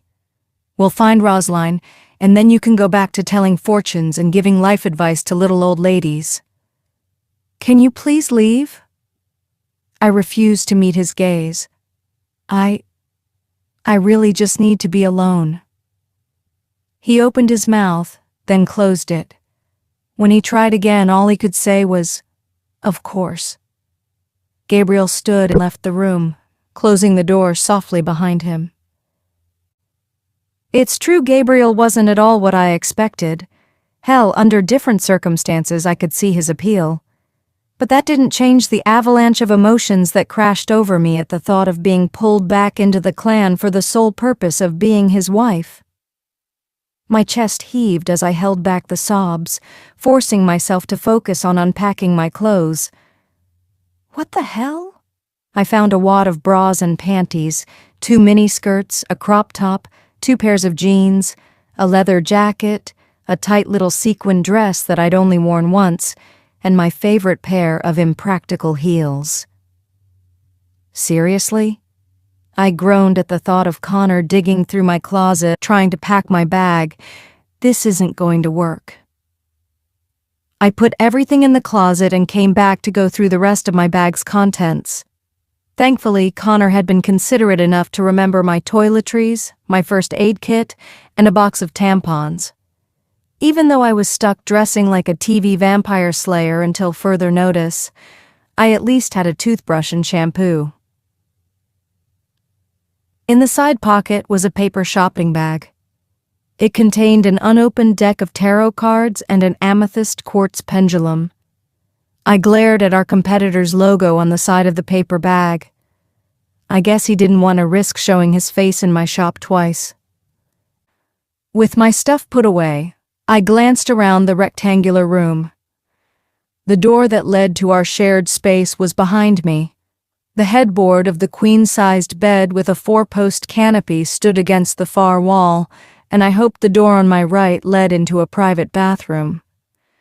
I finished unpacking my bag, and the dread settled in again. I wish Mia was here. I leaned against the edge of the bed and slumped to the floor, pulling my knees to my chest. The morning light peeked around the edges of thick curtains, and a lamp on the bedside table lent a low light to the rest of the room. One large bookshelf stood in the far right corner and had a few pieces of dusty memorabilia on its otherwise empty shelves. A one-seat desk with 2 drawers and a matching chair stood right next to the bookshelf. Where do I even start looking for Roz? A vigorous buzz alerted me to my vibrating phone hidden in the side pocket of the bag. Connor had taken it after tackling me in the park, and I had just assumed he kept it or threw it in a drawer somewhere. The screen lit up with Mia's picture, and a wave of comfort rolled over my heart. She's human, but she can always read my mind. I'm still on the road, Mia said, but I felt a disturbance in the force. You okay, boo? I smiled, rubbing my forehead and sniffling as I let out a nervous laugh. I told her I wasn't. Oh, babe. Her voice was soothing. I know you're going through some serious shit, but everything is going to be okay. We need to find Roz soon or else. I clenched my fist. Ivy, listen, Mia continued. Take a deep breath. You're great at finding things. Remember when I left my keys in my shoe and you found them? Finding your keys is a little different than tracking down a missing person, Mia. I chuckled through my tears. I looked everywhere for those keys. She dug her heels into the analogy. I checked under the sofa a dozen times. I still maintain that Bruce was moving them around to keep me guessing. Bruce is a tortoise, I laughed. Not a ninja. The point is, Mia let out an exasperated sigh. You were given amazing powers for a reason, and it wasn't so that you could marry a prince. Although now that I've met Gabriel, the thought of that doesn't seem so bad. Mia. My tone was stern. Sorry, she refocused. The Lotus is struggling as it is. I don't know how we're ever going to bounce back when we're already so far behind. Listen to me, Mia said. Let me worry about the bills. You just focus on reconnecting with your powers. My powers cause more trouble than they're worth. Every time I use them, something blows up in my face. Just try not to go into this with negative energy, Mia murmured her encouragement. Remember that what you put out into the universe is what you get back. You sound like a fortune cookie, I teased. And besides, how are you and Alice going to hold down the shop? You guys won't get a day off until I'm back. We will be just fine. Mia's voice had gone full maternal mode. You really should get some sleep, hun. Your horoscope says this week will be really chaotic. I had to grin. Good thing you have an astrology app, or I would have been completely unprepared. This thing has never been wrong, and you know it, she laughed. The ache in my chest was just as deep, but it didn't feel as heavy.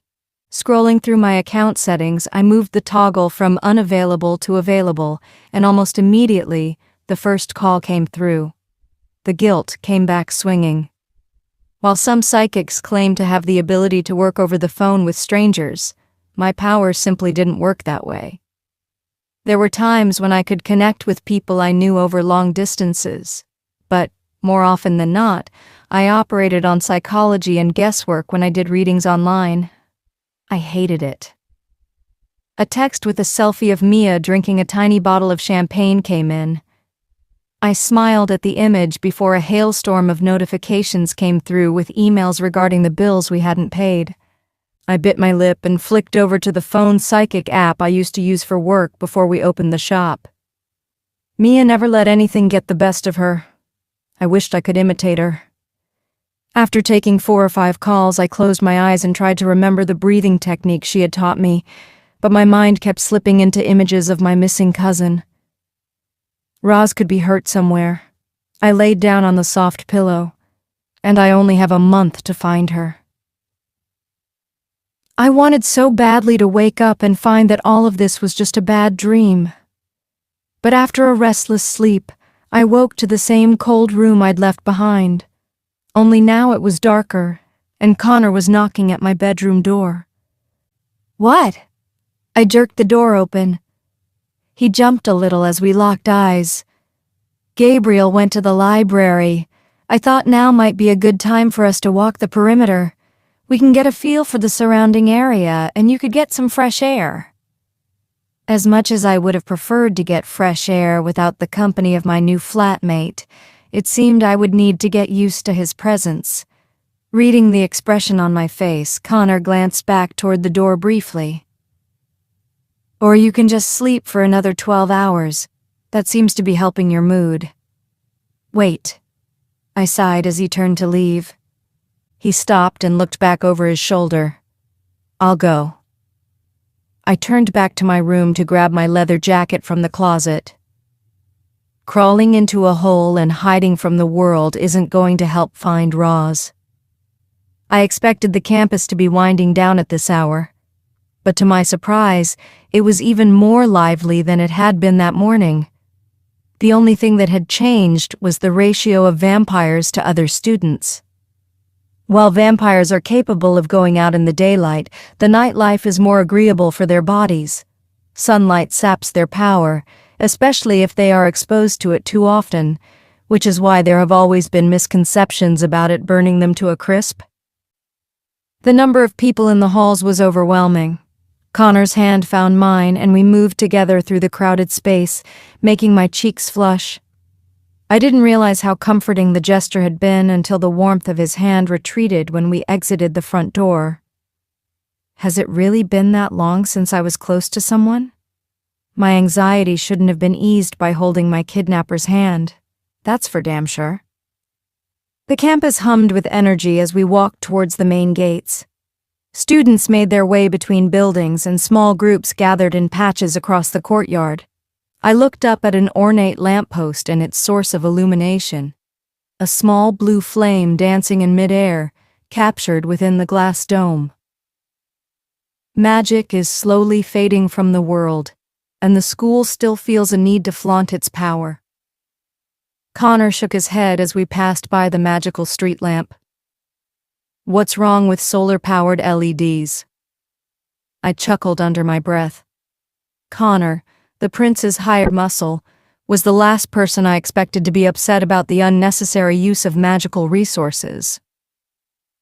As we approached the large gates that allowed entrance to the school grounds, Connor veered off to the right. "Where are you going?" I called after him. "We aren't using the main entrance." Connor walked up to the wall and began to feel around on it. "I don't want my comings and goings to be tracked by the main office." He mumbled under his breath as he searched for something. "Okay, Connor, you kinda look like—" I paused for a moment, unsure of his mood. "You look a little crazy." His hand crossed over a stone and it began to glow a dark green color. He looked at me triumphantly before he turned and walked straight into the wall. My jaw dropped, and I took one last look around. Fucking magic schools. I held my hand out in front of me and cautiously followed. The chill and crackle of energy was brief as my body passed through the wall, and I found myself in a dark, 3-foot-wide hollow space between the inside and the outside of the wall. "Boo!" Connor's face appeared inches from mine as my vision quickly adjusted. "You son of a—" I jumped, trailing off, slapping at his chest. "Hey," he laughed, turning to exit the other side. "My mother is a nice lady." He was gone again, walking through what looked like the other side of the room's wall. I followed and found him walking along the outside of the wall. I did a quick trot to catch up. "Seriously, Connor, how did you know about that?" He looked over at me, straight-faced, and said in a deadpan voice, "Reddit." Several minutes passed as we explored the beautiful forested grounds outside the campus. Surrounded by trees and colorful foliage, it almost felt like we were the last two people on Earth. "You see that?" Connor pointed to a figure in the distance sitting on a log. I nodded. Connor tensed up, compressing like a spring ready to pounce. Relax, this is a school. I glanced around. Not some Romanian back alley. A school, yes, filled with shifters and vampires where students go missing and no one bats an eye. My jaw set at the mention of Roz, and a touch of fear chilled my bones. As we approached, I spotted a young woman with delicate shoulders and long blonde hair. She hummed a new pop song that had been playing on every station for the past week.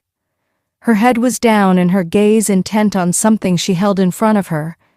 A book, maybe? She brought one hand to her nose and lifted the book with the other, taking a sharp inhale across the length of the flat surface. Oh, Jesus, it's just some kid getting high. I rolled my eyes. Starting the party without us? Connor called out. The young woman quickly ran her hand across the book and brushed off any remaining evidence, and for the briefest moment looked up at us, abashed. How about you mind your own fucking business? Her voice was tight with anger at being interrupted. What are you sneaking around for anyway? She looked me up and down before settling her gaze on Connor. Just getting some fresh air and a feel for the area. Connor's response was cool, but from his staggered stance and balled fists, I could tell that he was still wound up. I'm Caleb, by the way, and this is Skylar. Connor reached his hand out. Milana, she responded, but didn't take his hand. You new here? Yeah, we showed up late to term. Connor's body language relaxed as his hand dropped to his side, and a charming smile appeared on his face. We were hoping to find someone to show us around. Yeah, but not me. She walked past Connor and threw her hair over her shoulder. Don't get caught out here, but if you do, you better leave me out of it. As she walked past me, she bumped her shoulder into mine.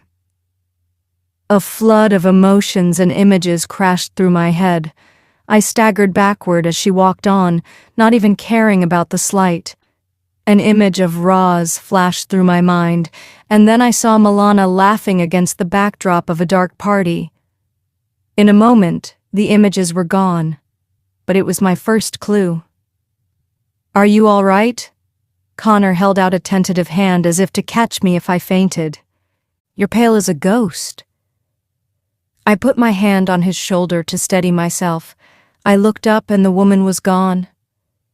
She knows something about Roz, I said. Rushing back to the dorm, we headed up into the suite and cleared the furniture to the sides of the living room so that I could have some space to meditate.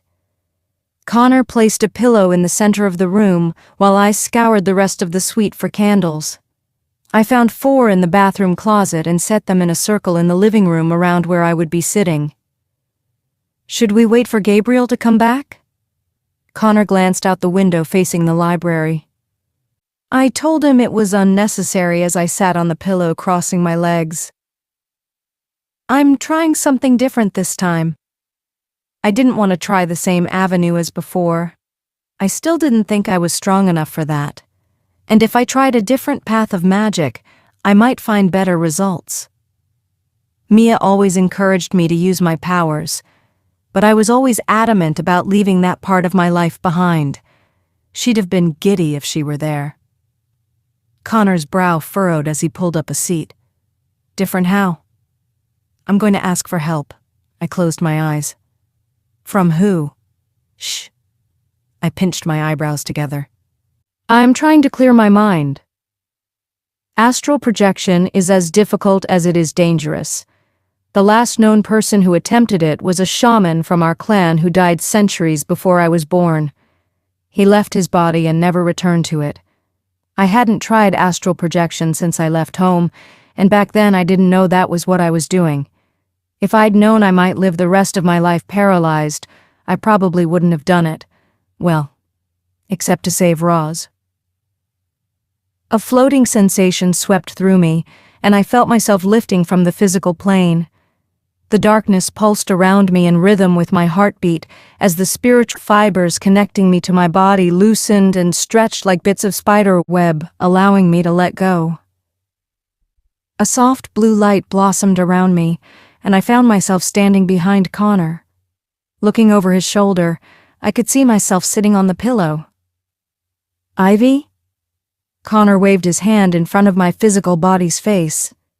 "Knock it off." I tried to smack his shoulder, but my astral body's hand passed through him. I looked down at the glowing blue membrane covering my skin, then reached out to put my fist through his shoulder again. My translucent hand slowly entered his physical space. Connor shivered, rubbing the spot where I'd touched him, then looked around the room as if unsettled by the sensation. "Victor?" My voice echoed as I scanned my surroundings.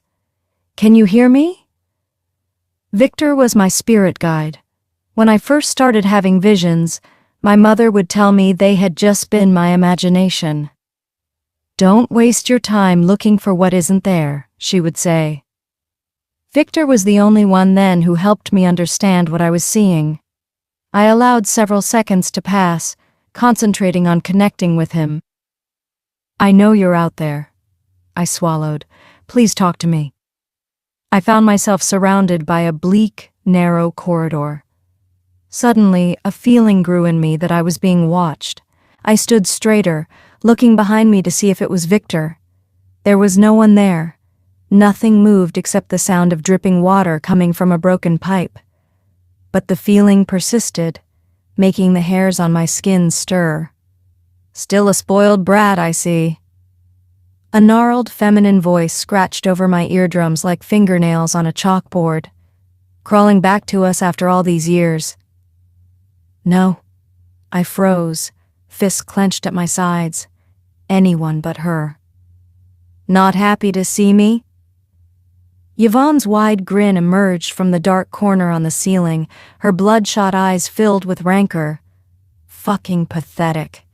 Do you really think that Victor would come to you after you turned your back on him?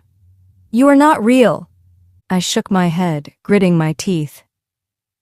She rocked her head back and laughed, twitching and jerking. She looked like me, only distorted and cursed. It turned my stomach to see my face wearing that sadistic expression. I closed my eyes, trying to empty my mind. "We are sisters." She descended slowly from the ceiling like a spider contorting her twisted limbs. "I'm your dark reflection. Leave." I planted my feet as she advanced with convulsive, broken movements. "You want me to leave?" Yvonne opened her mouth and hissed, revealing a row of jagged teeth inches from my face. "I'm the only one who will never leave you." "No," I breathed, clenching my eyes shut. "Get out. You will never be rid of me, Ivy." She grabbed my forearm and I yelped. My eyes grew wide as her clawed fingers dug into my skin. "How?" Suddenly I found myself in a dark, hollow cube of concrete with no sound except for the jingling of chains from handcuffs. I walked towards it. "Roslyn." She twisted her wrists against the scratchy twine binding them. "Roslyn!" I yelled out, but she couldn't hear me. A faint glow entered the cell and her breathing hastened. I turned to see a dark outline of a hooded figure holding a torch. Terror flooded me and I loosed a ragged scream. "Get away from her!" My chest heaved with panicked breaths as Connor knelt beside me, scooping me up to cradle me in his lap. "Who?" Connor's eyes darted around. My eyes settled on the tightening tendons of his lean, muscular neck. Just as I realized I was back in my body, Gabriel walked in. He gaped for a moment before closing the door behind him, and I realized Connor was still holding me. "What happened?" Gabriel's tone was as severe as I'd heard it up to that point. "Nothing," I stammered, getting to my feet. "I tried to use my powers." Gabriel looked down and reached for my forearm, but I jerked it back. "What is that?" He pointed to my arm. I held my breath, shaking as I turned it over to reveal 4 bleeding puncture marks. I don't... I blinked rapidly as if that might make it go away. But it wasn't like a bad dream. Not this time. I couldn't see what attacked you. Connor poured a glass of water and brought it to me. It was nothing. I accepted the glass and took a sip. It wasn't real. The room spun around me and I tilted to one side. Gabriel ushered me over to the sofa. It was real enough to leave a mark on you. Yvonne. I closed my eyes and put my face in my hands. She's my demon, but she's never been able to touch me before. Are you? Gabriel reached for me, but I recoiled. His shoulders drooped and he looked away for a moment before straightening his posture. Changing the subject, I relayed my vision of Roz. I let magic back into my life. My nails dug into my palms so tightly and tears welled in my eyes. And the demons from my past crept in with it. I'm a little rattled is all. We should have known asking you to use your powers after suppressing them for this long could have unforeseen consequences. Gabriel nodded and knelt by the corner of the couch next to me. I can't imagine how frightening this must be, and I am in absolute awe of your bravery. I managed a frail smile, though I didn't feel brave at all. Despite my protest, the prince instructed Connor to look out for me before turning on his heel and heading for the bedroom. Connor let out a heavy sigh and came close. "Let me see," he said, dropping to one knee as he reached for my arm. "I'm fine." I leaned away, holding the wounds against my chest. "You might have renounced your title, but you still act like a spoiled pain in the ass." He lowered his chin. "Now, I am going to dress your wound." He leaned in, one hand on his knee. "And you will stop treating me like I'm some kind of kidnapper?" I arched an eyebrow at him. He cleared his throat and looked around as if to make sure no one could hear. "I'm sorry about that." An apology didn't exactly make up for running me down like a sick gazelle, but the sincerity in his tone softened my walls enough to accept his offer. Connor slowly worked his hand along each puncture, cleaning it with small, tender movements. As he wrapped a bandage slowly and gently around my arm, I sat in silence, resenting myself for how much I enjoyed his touch. When he was finished, he wished me a good night and reminded me that he would be right across the hall if I needed him. Despite the circumstances that brought us together, something about Connor made me feel safe. Maybe I was naive for thinking so, but after that night I felt a persistent desire to be near him. Roz is alive. I drew that first waking breath with a renewed sense of purpose. The frost-bitten sun spilled between my curtains and across the floor. As shaken as I was from facing Yvonne, I was glad to have a lead, even if the only thing I knew was that Rosline was being kept in a cell. If I could connect some small detail to what I saw and felt in my vision, that might be all it would take to bring her home.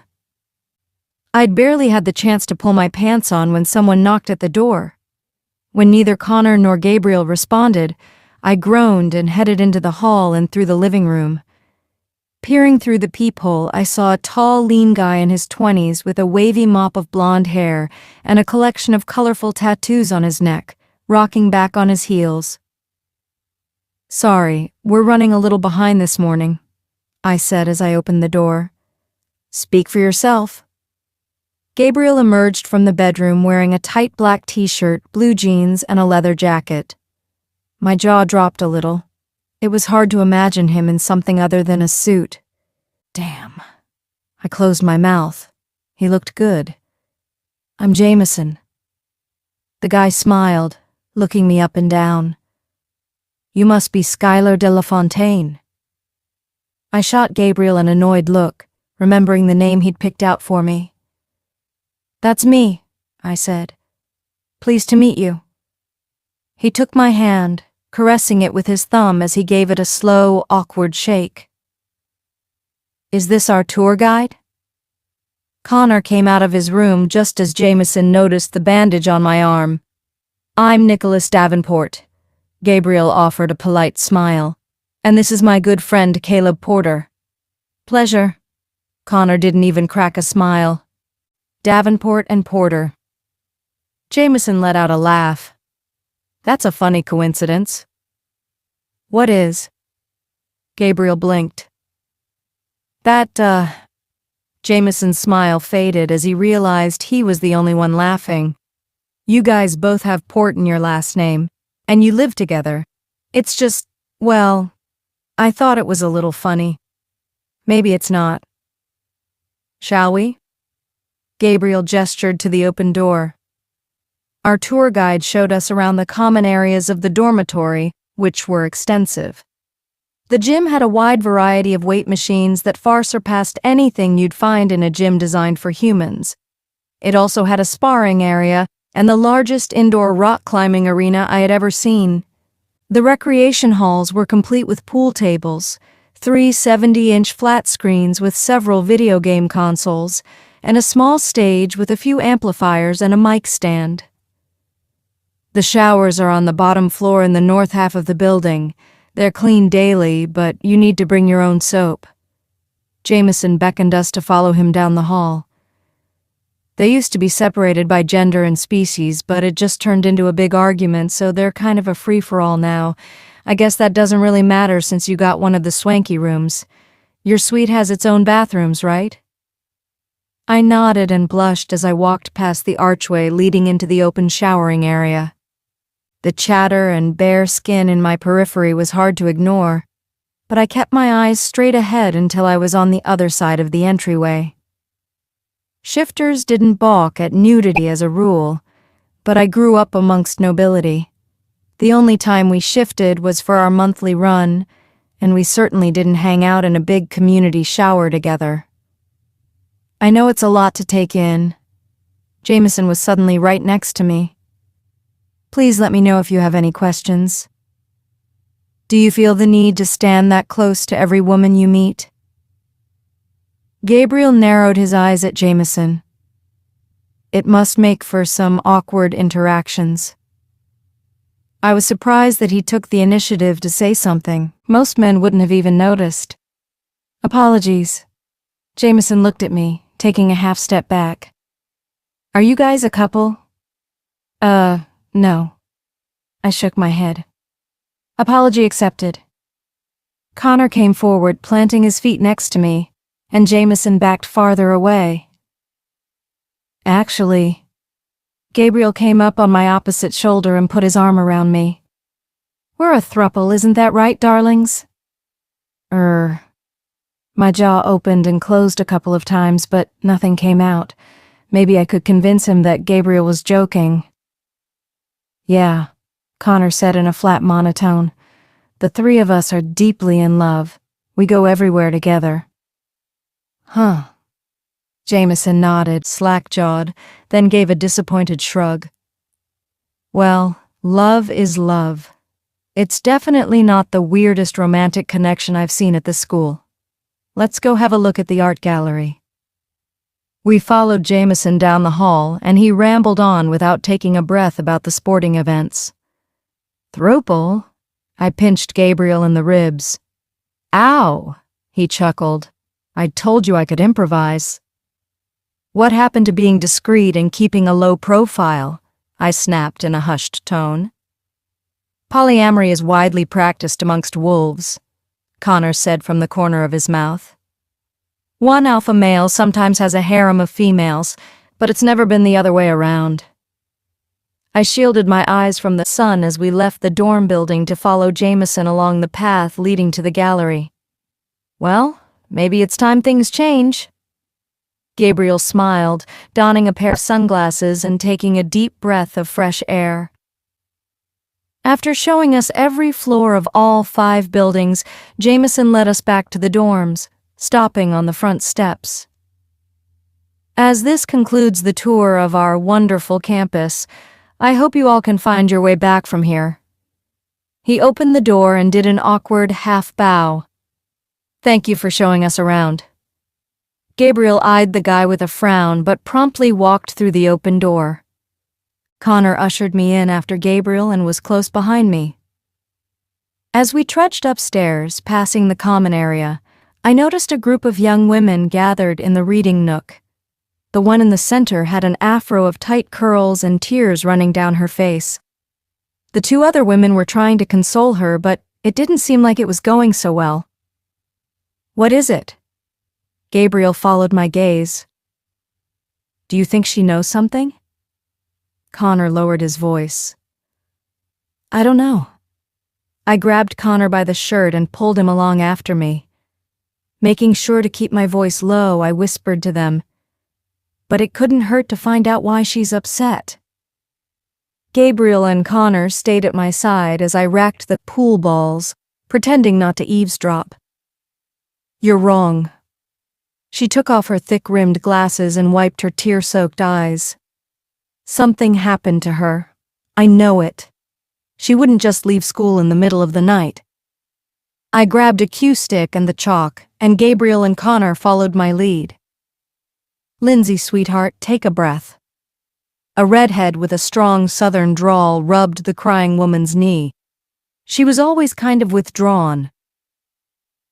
Connor hit the cue ball and the triangle of balls scattered, bouncing around inside the raised edges of the table. One of the women looked up with a brief flash of irritation at the clattering sound. He handed the stick to Gabriel and smirked. "Maybe she just doesn't like goodbyes." A woman with a short blue undercut relaxed in her seat sat next to them, filing her nails. "She wasn't withdrawn. She was just complicated." Lindsay's bottom lip quivered. "She acted all tough, but once you got to know her, she had a really kind heart." "They're talking about Roz," I mouthed, looking at the boys. Gabriel leaned over the table, eyeing down a solid purple ball near the corner pocket. "Straight girls will always break your heart, sugar." The redhead put her arm around Lindsay. "You need to get your mind off things. The party tonight will be the perfect chance to let your hair down and blow off a little steam." I looked at Connor, and Connor looked at Gabriel. "Excuse me for a moment." Gabriel winked, handing me his cue stick.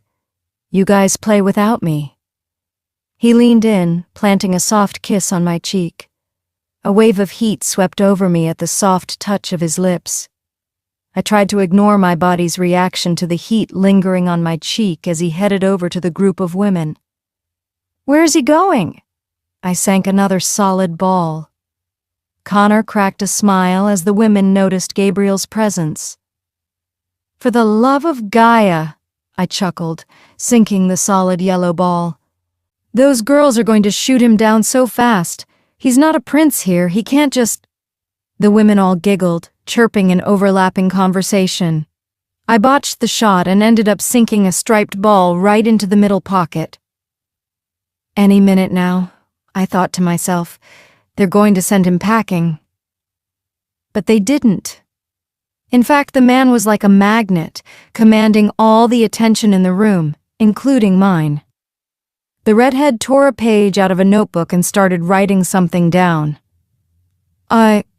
What is he doing? I stood up and leaned on my pool cue like a walking stick. He's working his bastard prince magic. Connor smirked as the blonde woman folded up the piece of paper and handed it to Gabriel.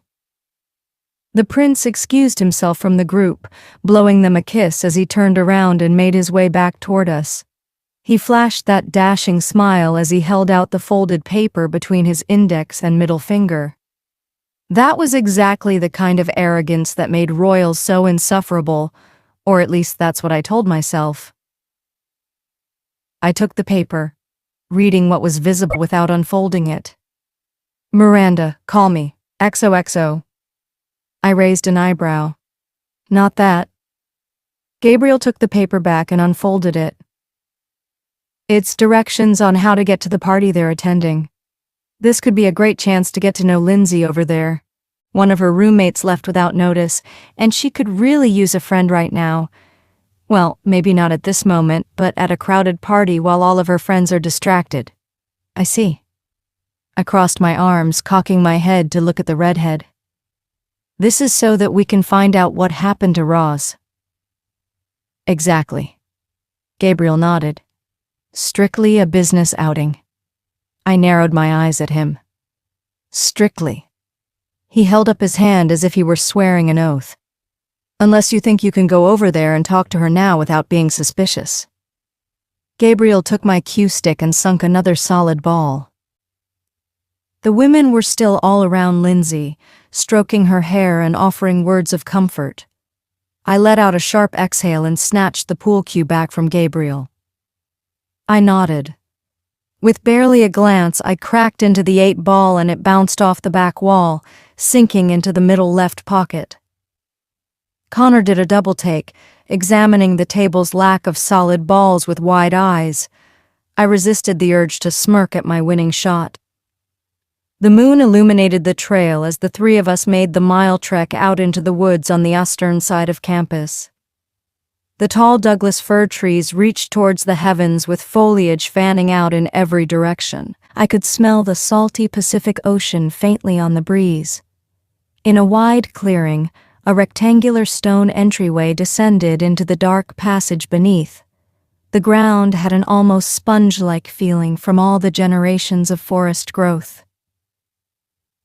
The thump of the bass rumbled through my bones, smoke curling around our ankles as we descended the dark stairway. The rave music indicated that the directions Gabriel had received weren't some kind of hazing stunt. I ran my fingers along the wet walls, observing the stonework's unequal texture. Gabriel stopped mid-step. "What are you doing?" "These catacombs have the same stonework from my vision." I looked up at the high and dark ceilings. "Are you sure?" I thought back to the color and texture of the stone, the musty smell of damp earth, and the hollow sound in the air, like holding an empty shell to your ear to hear the ocean. Finally, I nodded, certain that this was the place, or close to it. "In that case, let's just skip the party and start looking around." The prince's eyes lit up. "Wait." Connor shook his head. "Remember what Jameson said about these catacombs?" Gabriel and I looked at each other and then back at Connor. Neither of us remembered. "Some of these corridors go on for miles with lots of twists and turns." Connor pinched the bridge of his nose. "Odds are we would get lost, and I doubt anyone would come looking for us." "But if we know she's down here," Gabriel held his hands out. "I think Connor's right." I bit my lip. "We won't do Roz any good if we get lost or ambushed. We should go to the party. If we don't learn anything, at least we have a good place to start." Gabriel's jaw flexed, and I realized I may have overstepped by cutting him off and laying out orders. "I know you want to find her." I put my hand on his arm. "And I realize you're the one in charge. But you brought me here to use my gifts, and my gut is telling me that we need to know more before we go wandering into something we're not prepared for." He gave a small nod, and we continued toward the music. The tunnel opened into a 50-foot-tall cavern. As we crossed the threshold and my eyes adjusted, I spotted a DJ had a booth set up high on a ledge, his party lights pulsing with the music. "Vampire skulls?" Connor eyed the shelf that bordered the ceiling of the cave. A long row of humanoid skulls with large, elongated fangs looked down at us. This was a crypt. "Let's focus." Gabriel shivered as if shaking off the thought. "We need to chat some of these people up and see if we can get a lead on Roz." "We should find that Milana girl," Connor said. "Ivy said she knew something." A stocky male student, half a head shorter than Connor, stumbled past, pumping his fist in the air with the music. A large diaper girded his bottom half, and a lacy bluebonnet bounced on his head as he skipped and turned to smile at me. I chuckled, covering my mouth. His red, cherub-like cheeks gave a youthful roundness to his face, and his pupils were as big as vinyl records. My eyes drifted down his stubby torso, and my smile faded then. A dozen or so vampire bite marks in various stages of healing marred his skin. He howled, moonwalking back into the crowd, and the three of us just stood there for several uncomfortable seconds. "Well, I feel overdressed," I snorted. Connor's mouth flattened into a straight line, and I wondered if he'd ever been to a party like this before. "No way I'm doing this sober." He headed straight to the impromptu bar and held up 4 fingers. "Care to dance?" Gabriel nodded towards the mass of gyrating bodies, leaning in close to my ear to speak over the music. "We have to at least pretend like we are having a good time." I fought the urge to smile up at the prince. Even I had to admit there was something captivating about him. If we were both the people we were pretending to be, not a drop of noble blood between us, I would have definitely danced with him. Milana, the girl I had bumped into with Connor, stared at Gabriel from across the party. She spared a glance at me but quickly refocused on the prince by my side. Something told me we wouldn't have any luck seeking her out. She would need to be the one coming to us, or she'd shut us out. Connor returned with 3 shot glasses and handed them out. "Just be careful. I don't know what that weirdo put in these things, but they're very—" I threw the shot back before he could finish, not even grimacing at the sharp burn washing down my throat. The 2 men glanced at each other and shrugged, clanking their glasses together and following suit. A quick survey of my surroundings revealed at least 6 people staring at us and whispering. My head swam as the alcohol took effect. That was worse than I expected. Gabriel's smile widened as he grimaced at the taste of the alcohol. I laughed, covering my mouth as heat rushed to my cheeks. Gabriel was kind of cute when he wasn't lurking in a dark study like a weird villain from a horror novel. The slight dimple that showed when he smiled sent chills over my arms, and I couldn't help but think if I hadn't run away and he and I had kids, they'd be fucking adorable. So much for flying under the radar. I glanced around at all the whispering spectators. I guess we should give them something to stare at. Grasping Gabriel and Connor by the hands, I led them right to the middle of the dance floor. I closed my eyes, letting the music pulse through me. Something primal in my body began to move. Reaching back, I pulled Gabriel against me and swayed in a serpentine motion. As I looked up at Connor, his eyes drifted down my chest, and my core fluttered at the hunger in his expression. "Come here." I didn't say it out loud, but he must have sensed what I wanted, moving in close and threading his fingers through mine. As the 3 of us danced, Milana's jaw dropped open. I smiled to myself. I rolled my body forward, pressing against Connor, and the smell of him washed over me, the light scent of cedar and a touch of sweat beginning to form. Looking over my shoulder, I glanced up at Gabriel through the veil of my lashes. He lowered his head, brushing his lips against my earlobe and down to the curve of my neck. Warmth blossomed in my chest as he guided my body back and forth, his hand firmly on my hip. Intoxicating. A weight lifted from my shoulders, and a tension that I hadn't noticed began to unravel. Yes, I suppose they're both moderately attractive. I leaned back into Gabriel. Reaching up, I traced my right hand up to his neck to the base of his hairline. I coiled my hand through his dark hair. His chest expanded with a deep, longing breath as he looked down at me, eyes half closed.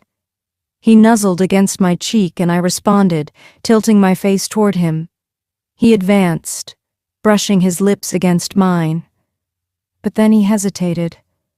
My heart pounded in my chest, mouth watering at the thought of tasting him. I swallowed hard, my lips parting softly before closing over his. My thighs trembled as the kiss broke and he smiled. Returning my gaze to Connor, I realized that his movements had receded. My heart sank at his sudden disinterest and I put my hands on his chest. Standing on my tiptoes, I pulled him into a kiss. His strong hands encircled my waist, pulling me against his Herculean torso. Wow. He wasn't kidding about the drinks being strong, but this triple cover story wasn't my idea. If we're going to sell it, we may as well go all in. We danced for a few blissful moments longer, no concern for the troubles of the world. A floating feeling swept through me as I let go of all the pain and fear I'd grown so accustomed to. A wave of magical energy embraced me like an old friend. Opening my eyes, I watched an iridescent shimmer move from the corner of the DJ booth toward me and then over to the wall. That's when my heart stopped. Beyond the crowd and standing before a tunnel leading off into the unknown was Victor. He looked different, older, but there was no mistaking those soulful brown eyes. Hands resting by his sides, he gave a slow nod and turned towards the tunnel, disappearing into the blackness. Wait! I stepped away from Connor and Gabriel, pushing my way through the mass of people who were ebbing and flowing with the music. Victor, come back! Just as I was about to enter the tunnel, a hand reached out from the crowd, gripping my arm. I yanked my hand back, spinning around to defend myself. You really shouldn't go down there, Lindsay said, gripping my hands tight. Her bright yellow rockabilly dress was a stark contrast to the dark color palette of the rest of the room. Those cave systems are dangerous. Is that what happened to Roz? I glanced into the murk, hoping to glimpse Victor one more time. She paused, mouth agape as she stared back at me. You know Rosalind? We were, I said hesitantly as I turned my back to her. Friends growing up. Her eyes welled up with tears and she pushed her glasses up the bridge of her nose. I'm so sorry. She turned to leave, but I called after her. What happened to her? I swallowed the lump in my throat. If you know, please tell me. She glanced around the room, then back at me, shaking her head. Listen. I took her by the hand. I think you were right.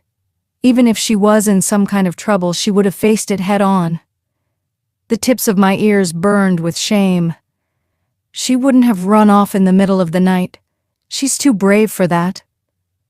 What happened to not running into something unprepared? Connor stepped forward, nodding to Lindsay. Sorry for interrupting. Lindsay. I frowned. I might be the only one looking for her. Please. Her posture straightening, Lindsay took another quick look around. Don't leave at the same time as me. She took a sip from her water bottle. I don't want anyone to see us walking out together. I gave her an almost imperceptible nod, turning back to Connor. You should let Gabe know what's going on. Gabe?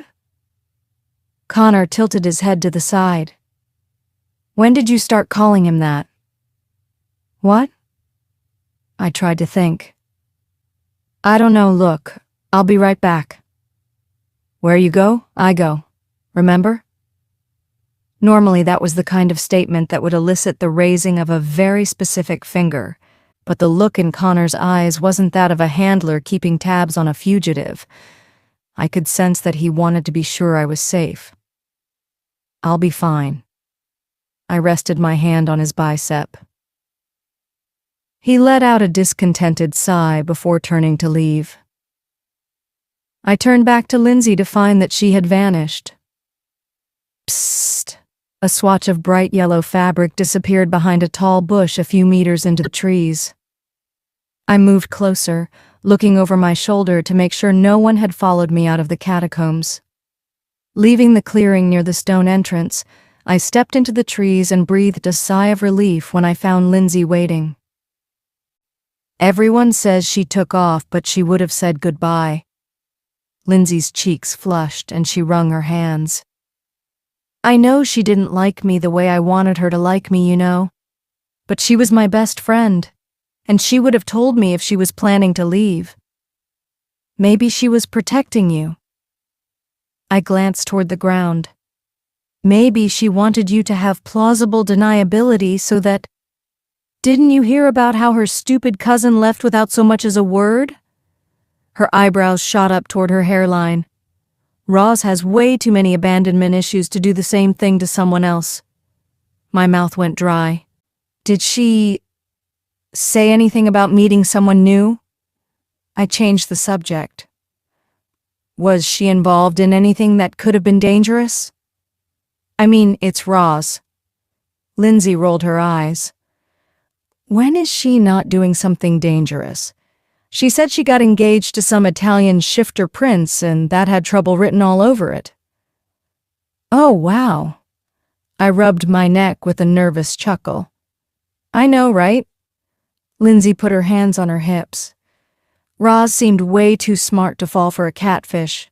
I mean, what kind of prince proposes via email? Not very romantic. I wrinkled my nose. Was there anything else? Had she been acting strange at all? Yeah, actually.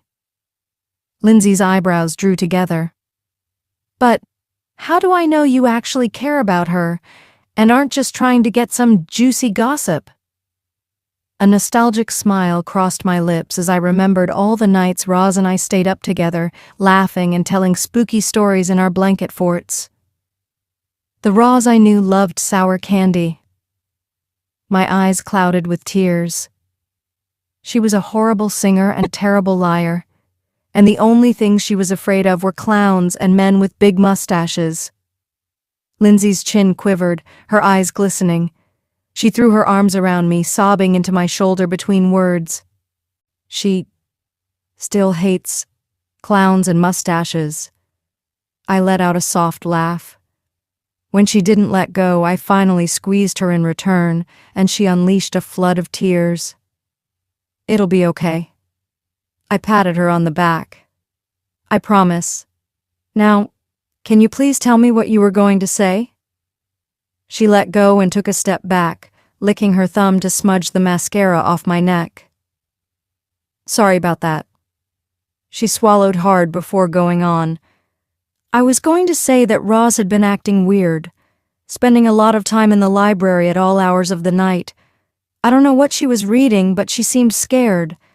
And after she disappeared, when her parents sent their butler to collect her things, I mentioned that her phone and laptop were missing, but she wasn't allowed to have a phone or laptop.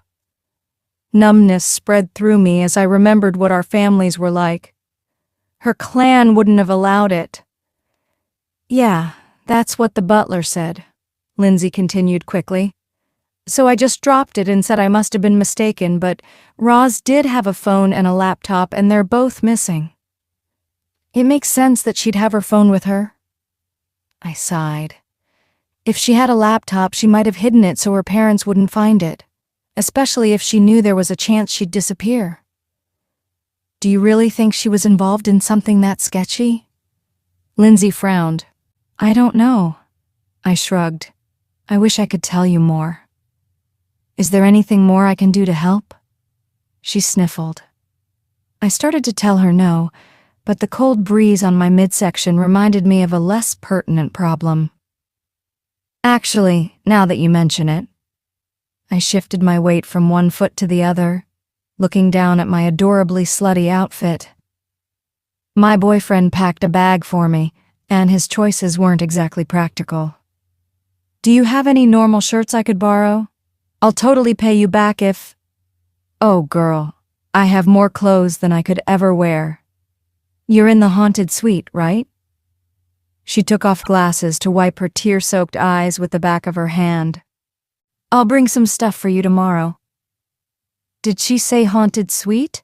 I opened my mouth to ask, but she darted away through the trees with supernatural speed. A phone and a laptop. I smiled, turning to head back into the catacombs. Roz always was a bit of a rebel. It's one of the reasons we got along so well. Re-entering the party, I spotted Gabriel right away. Milana was chatting him up while Connor stood off to the side with his arms crossed. I groaned. He might as well have been wearing a name tag that said bodyguard in big bold letters. Milana shot me a catty smile and a pang of jealousy twisted in my gut. I curled my arm around Gabriel's bicep, snuggling in close, my mind still whirling at the memory of our kiss.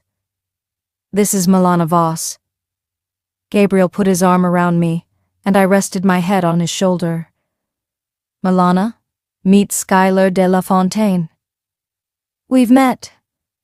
I tapped the outside of my nostril as if to alert her of something under her nose. She instinctively sniffed and wiped her nose before realizing I was messing with her. I didn't know why it bothered me to see her flirting with Gabriel when I knew we needed information out of her, but I couldn't help myself. "Are you sure we've met?" Milana smiled, narrowing her eyes at me. "I think you might have me confused with someone else." "That's possible." I shrugged. "There are a lot of blondes with your body type at this school." She laughed, holding back her malevolent grin. "Aren't you adorable?" "Thanks," I winked at her. "It's getting late. I'm thinking about heading back to the suite." I kissed Gabriel on the cheek. "Do you want to come with?" "You go on back." Milana bit her lip. "I'll keep Nick out of trouble." "Don't even think about it." I drew his gaze with mine. "I should probably get to bed too," Gabe finally said. "I don't want to be hungover for class tomorrow." Milana gave a delicate wave with her pinky out. "I guess Sky is the jealous type after all." I took Gabriel by the hand and walked away. The three of us headed back toward the campus. A heavy fog rolled in, thickening with every passing minute. As soon as we were out of the clearing, I dropped Gabriel's hand and walked ahead. "Ivy?" Gabriel jogged a couple of steps to walk beside me. "It's fine." I put my hands up in surrender and walked faster. "Well, you're obviously upset about something." He grabbed my arm. I stopped dead in my tracks, glaring daggers, first at his hand, then into his eyes. He let go with an apologetic nod and took a deep breath. "Did you even ask her about Roz?" I quirked an eyebrow. "Well, no." He stiffened. "Then what was the point?" I threw my arms up, raising my voice. "Did you get the scoop on who has werewolf chlamydia? We weren't here to mingle with magical frat girls for the sake of it. I can see you guys need some privacy." Connor cleared his throat and headed into the fog toward the school. Gabriel pressed his fingertips together and turned to face me while I braced myself for the incoming load of horseshit. "Sometimes it takes finesse to get what you want." He made a fluid gesture with the turn of his wrist. "You can't always show your hand with these kinds of people." "You mean royals?" I pointed at him. "You conveniently forget the noble blood flowing through your veins. At least I don't run from what I am." Fire ignited in the pit of my stomach. "Do you seriously judge me for running away?" I said fiercely. "You know nothing about me or what I've been through." His shoulders sagged and he hung his head. "I didn't mean—" I turned to storm off and made it about 3 paces when he called after me. "Look, I know you think I don't care about finding Rosalind, but I do." He came closer. "She's my fiancée after all." "I remember." I looked away. "Rosalind was a stranger to me until I met you." Gabriel came close. "We shared a common adversary in my father, and this marriage was the easiest way for us both to get what we wanted. But you made her real to me." He put his hands on my shoulders. "Hearing you talk about Roz the last couple of days made me realize that she's more than just a means to an end. If she's anything like you..." He has to be playing me. The shine of his blue eyes was dazzling in the light of the moon, and despite my distrust, my heart skipped a beat as he stumbled through his words. I mean, if she's as wonderful as you say she is." He swallowed. "I'd be lucky to have her as my wife." So he wasn't flirting with me after all. He really does want to marry Roz. "I'm going to remind you that you said that when Roz put salt in the sugar bowl." I cracked a smile. "What?" He laughed. Consider yourself warned, I said in what I hoped was a nonchalant way, my breath hitching in my throat at the thought of him marrying someone else. I thought back to the night I ran away. If I had it to do over again, I would have stayed until the morning and met Gabriel. Then I wouldn't have to lay in bed pretending I didn't feel the cosmic attraction between us. But I was never going to let my destiny be decided by anyone, not the royals, not the prophecy, and not the scrawny hags that foretold the whole thing. Running away may have been a mistake, but it was a mistake I had to make. I swallowed hard and tried to replace the stinging regret with thoughts of Rosaline. She had always loved pretty boys. One look at Gabriel's sparkling blue eyes and I knew she would fall head over heels for her Prince Charming. I liked them a little rough around the edges, tall, dark, and passionate about hard sciences. I almost laughed at the thought. "I'm not that tall," Connor had said. I smiled at the memory. My phone vibrated on my nightstand, pulling me out of my reverie. It was a text from Alice, letting me know that there were no hard feelings about letting her go, and that as soon as the shop was back on its feet, she would be happy to reapply. Shame filled me as I covered my face with a pillow. I should have been there for them. Falling into a restless sleep, I wished I could dream about something good. Less than 3 hours later, I woke up in a cold sweat, breathing heavily and staring at a crack in the ceiling. Yvonne's shrill voice was still fresh in my head. "You could have helped, but you weren't there. You failed Alice," she said. "You failed Mia. And you will fail Roz." I rolled over and sat up to put my feet on the floor. I knew as long as I was using my powers, her company would be only a small part of the price I'd have to pay. "She can't hurt me," I rubbed my bandaged arm. Well, at least that used to be the case. The floor creaked as I made my way towards the kitchen, rummaging through the drawers for a pair of scissors. Ah, there they are. I was about ready to rip this thing off with my teeth. Tossing the bandages in the trash, I ran my fingers over the healed wounds. There were certainly benefits to being a wolf. I poured a glass of water and started back towards my room. The floor creaked, causing me to jump and almost drop the glass in my hand. "Connor, why are you sitting in the dark?" And how did I not notice him? "Sorry." He looked up at me as I sat beside him on the couch. "I don't sleep much, especially not in allegedly haunted dormitories." "I'll keep you safe," I teased him, enjoying the slow smile creeping across his face. "I'm sure you would." His dark eyes met mine in the dimly lit room, and for a moment, everything faded into the distance. He looked down at my arm. "I was worried when you didn't heal right away." I pulled the rolled-up sleeve of my sweater down. "I don't heal as fast as I used to." He nodded, and we sat in silence for a few moments. "I know you and Gabriel think it's sacrilege." I looked at the embers smoldering in the hearth. "What is?" He turned back to me. "That I had been suppressing my powers, trying to live a human life. That's your choice?" He got up and put 2 more logs on the fire. "We don't judge you for it." It definitely seemed that way when Gabriel called me out for walking out on my responsibility to the clan. He's come to care about your people as much as he does his own subjects. Connor grabbed the iron poker and agitated the coals so the hottest parts were closer to the logs. His reaction was defensive, but it came from a good place. "So," I cleared my throat. "Is he an honest guy? Will he keep his word and let me go once we find Roz and set them up for their perfectly ever after?"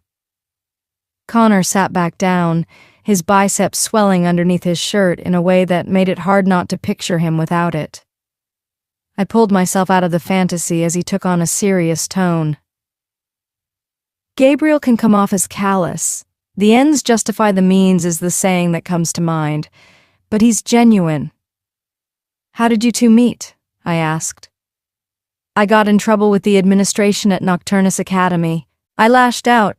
Gabriel was the only one who cared. Lashed out? I wondered what that would look like when he was so intimidating when he was calm. Head tilted to one side, he considered me for a moment. When I was in the academy, my father got injured and was out of work, he said at last. I needed to go home. My family needed me. But I was there by the grace of the council, and the administration wasn't keen on letting me go. I waited patiently for him to continue. My family, we don't hail from the upper echelons of our society, Connor explained. My father couldn't shift. He was exiled, so he took sanctuary living among humans. He found work and married my human mother. I stared at him, remembering the cards that came up in his reading that first time we met. Anyway, I was pissed off, homesick, worried about how my brothers and sisters would eat. He looked down at the floor in front of us.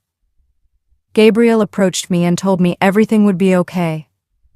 By that night, everything was taken care of. They granted me a month's leave. The headmaster handed me a plane ticket and said he would have me at the airport in an hour. Next thing I knew, I was home, and a day later, a check showed up at my parents' house. Supposedly, it was from the construction company, but it was way too big to be from them. When Gabriel says everything will be okay, you can believe he will do everything in his power to come through for you. He'll be a great king someday, and he'd be a good husband for anyone. Well, he better be if he's going to marry my Roz, I said. We shared a few moments of silence, the kind of peaceful silence that happens amongst friends. Why are you so opposed to marrying him? I fidgeted with a loose string on the sleeve of my sweater. Connor's eyebrow rose a fraction and he waited. I turned to face him, resting my arm on the back of the couch. At best, the she-wolves in my clan get treated like pampered pets, and at worst like sex slaves or baby-pumping machines. There's no way in hell my father would ever get away with treating my mother like that. She'd laugh him out of the house. To be fair, it sounds like they aren't really wolves. The words left my mouth without a moment to process. My heart sank a bit as Connor flinched. I didn't mean, I know what you meant. His tone was soft, pausing before he added, I would never treat a woman like that. I know. His dark eyes locked on mine, and I knew Connor was different, the body of a wolf with the soul of a human man. Time slowed, my heart racing as I questioned how it was possible. Did I finally meet the one person who could understand why I was the way I was? He leaned in and placed a chaste kiss on my lips. I inhaled deeply, drinking in the smell of him. As he pulled back, eyes searching mine, I pulled him back to me. His hand slid up my thigh, squeezing my hip, and I ran my hands over the soft, prickly hair on the back of his head. My wolf stirred, restless and hungry for him. I worshipped his mouth as my emotional defenses dissolved and fell away. When he finally let go, he cupped my face in his hands, running a thumb over my lips, which were now warm and puffy from the depth of the kiss. We should get some rest. His words brought me back to reality. I nodded, unable to speak. How am I supposed to sleep now? We walked together back towards the bedrooms, pausing for a moment to say a brief and almost overly casual goodnight. I felt the need to pinch myself and make sure that hadn't been another dream. You could never be too sure. I laid in bed, replaying the conversation in my mind, and all I could see were flashes of the unknown. My mind and hands began to wander. The sweet, earthy taste of him lingered on my tongue, his scent so strangely comforting and tinged with the cedar and cigar smoke of Bergamot Manor. The spark in my core slowly grew into a roaring fire. The center of my body ached with desire, and I let out a frustrated sigh, folding my elbow over my eyes. I'm here for Roz, and it's not the time to be selfish. I rolled onto my side and hugged my pillow. Would there ever be a convenient time for something like this? I finally exhaled a sharp breath, throwing my blankets off. Sneaking across the hall, resting my hand on the doorknob, I took a steady breath. Thankfully, the hinges of the old door had nothing to say about the delicious sin I was about to commit. Without giving myself a chance to overthink it, I tiptoed to the bedside, lifted the edge of his covers, and slipped into his bed. Connor's breathing was steady and consistent, but I knew there was no way he'd fallen asleep so quickly. After a moment, he rolled over and faced me, gently brushing the hair from my face. "Are you sure this is a good idea?" There was a warmth in his voice I hadn't heard before, and a gentleness that caused my heat to rise. Why not? My hand had slid underneath his shirt, exploring the channels running between his toned abdomen and his hips. I could really use something to get my mind off things. Playfully, I pinched at him and kissed his chin. Pulling back slightly, Connor looked down at me. I don't want to just be a distraction. But his body said otherwise as we moved with the motion of each other's hips. With a deep kiss, he placed a strong hand tenderly on the back of my shoulder, pulling me closer. If this is going to happen, I want it to be because you want it. My mouth explored his jawline and I whispered against his lips, my voice firm and breathy. I want this. Our lips melted together, hands wandering in exploration. His fingertips glided across my skin, leaving a trail of electrifying sensation. Gaia. I dug my nails into his back as he sucked the sweet spot on my neck. He pulled my loose shirt off. I cradled his head against me, guiding his mouth to tease at my breast. Connor's hand drifted lower, sliding down the front of my sleep shorts to tease between my thighs. He moved in soft circles, wetness welling up with every stroke. I shuddered, tilting my hips upward as his middle finger glided between my lower lips and into my center. My body trembled in hushed ecstasy, neck craning back and toes curling as he held my earlobe between his teeth. I allowed a wave to build inside of me, washing over me entirely as he picked up the rhythm of my body. We danced to the tune of bliss. Our bodies were the instruments of the other's song. His hand slowed and the well of my body tightened as his fingers withdrew. I looked up at him and propped myself up on an elbow.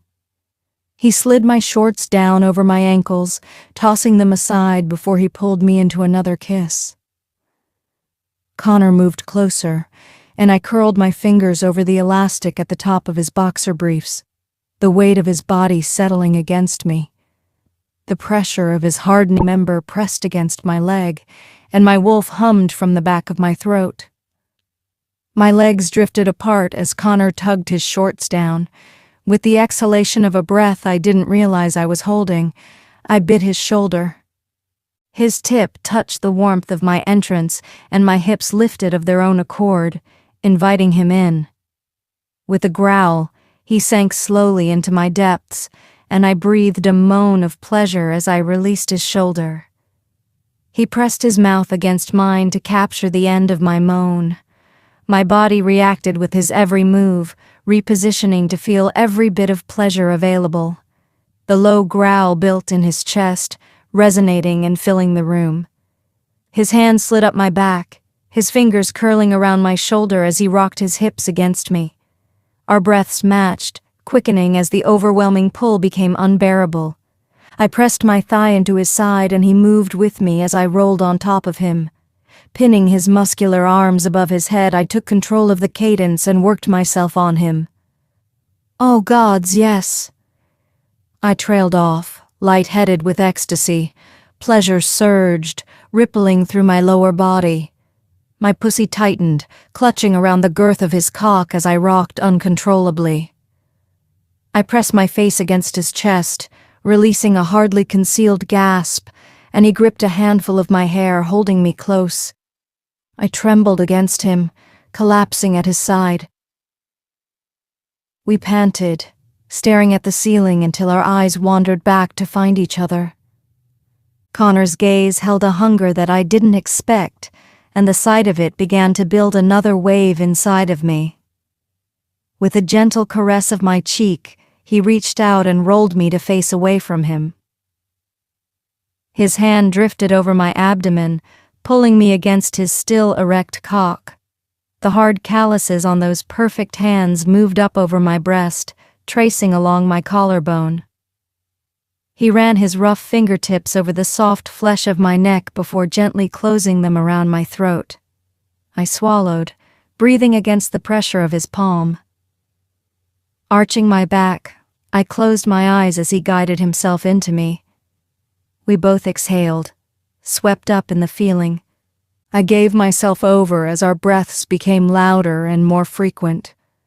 Connor groaned against my neck as he pressed himself deeper into me, my hands clenched at the tangle of blankets. He locked eyes with me as a shudder ran across his body, his essence vibrating. "Not inside," I breathed, reaching between my thighs as he pulled himself away. I rolled to face him, my fingers engulfing his throbbing member as I firmly massaged him. With a deep sigh, he gripped my thigh, and I felt the veins bulging as he released onto my hands and lower stomach. In a velvet voice, I cooed, "That's a good boy." I worked every last drop of warmth from him. He leaned in for one last passionate kiss before placing a soft peck on my nose. I could have laid there forever and it wouldn't have felt like long enough. But I knew that at some point the sun would come up, and with it, all the cares and burdens of yesterday and tomorrow. "You're so different from any wolf I've ever met." I brought his hand to my lips, kissing the tips of his fingers. "I can't imagine you've had a lot of experience dating wolves since you left when you were 16. "No," I blushed. "Only humans." "What's that like?" "It's not bad. They're soft and fragile." I sighed. "You can never really unleash yourself without worrying you might hurt them, but it's better than being treated like a... you know." He put his arms around me. "It strikes me as odd that you have such strong feelings about these social issues, but you walked away from all of it." "What do you mean?" I furrowed my brow. "You're obviously not afraid of the royals, and you don't shy away from conflict. Why didn't you just become queen so that you would have the power to fight for change?" Well, I thought about it. If Gabriel had been anything like his father, my being stubborn and confrontational would have ended with me locked up in a room somewhere to be used when he saw fit. His muscles tensed slightly as his expression fell, sadness glinting in his eyes. "But now that you know Gabriel isn't like that, are you trying to get rid of me?" I smiled, leaning in to gently bite his chest. "I've never had a guy I liked try so hard to set me up with someone else." "So, you like me?" Connor smiled. I ran my fingernails through his hair. "I do." His eyes moved up from my mouth to meet my gaze, and his doubtful expression dissolved into one of determination. "Whatever happens," he put his forehead against mine, "we'll find Roz, no matter what it takes, I promise." My heart fluttered as I realized I believed him. I don't know how long we held each other there. My nihilistic views of my kind were turned upside down in the 3 weeks that I'd spent with him. Connor's eyelids drooped, eventually closing, and his breath grew heavy. I grabbed a towel from his closet, cleaned up, and found my way back into my own bed. Roz was still missing, and I was still bound to Gabriel. If we didn't find her, I was falling for someone fate told me I could never have. My emotions raced as I pulled the blankets around me. I drifted off thinking of how warm our bodies had been together. Some part of me knew that sooner or later this would have consequences, but the braver or more foolish part of me didn't care in the slightest. The following week was restless. Roz was still missing, and all we'd been able to do was sit in on all of her classes and casually talk to the people who knew her. Even after Lindsay let us search Rosaline's room, we were left without a single clue as to what could have happened to her. It was like she'd disappeared into thin air. If I hadn't lost Victor, she'd probably already be home safe. Being near Connor every night made things more bearable. When things were bleak, he would look at me, and somehow I knew that everything would be okay. After freshening up for the day, I entered the kitchen to find Connor frying some eggs. A plate of bacon rested on the counter, filling the suite with an unignorable aroma. The smile on his face was shameless as he handed me a plate, and my cheeks warmed when our eyes met. "Here you go. I wasn't sure if you had a preference." He pointed with the spatula. "So I did these sunny side up." Gabriel entered the room, dark circles under his bloodshot eyes and his hair a mess. He didn't acknowledge either of us as he poured a cup of coffee. I glanced up at Connor but said nothing as I dug into the first few bites of my breakfast. "Late night?" Connor dished Gabriel up a plate. "Not as late as the two of you." Gabriel smiled, but there was no warmth in it. "Thin walls," he added. Fuck. I stopped chewing my bacon for a second, certain I knew what he would say next. Rosalind could be in danger. Gabriel's smile faded as if he was suddenly carrying the weight of the world. "We're running out of time, and neither of you have focused on anything except turning in for the night since it started." I nodded to myself. It was just what I'd thought. The color drained from Connor's face and his shoulders deflated. "Gabriel, I'm absolutely not sorry."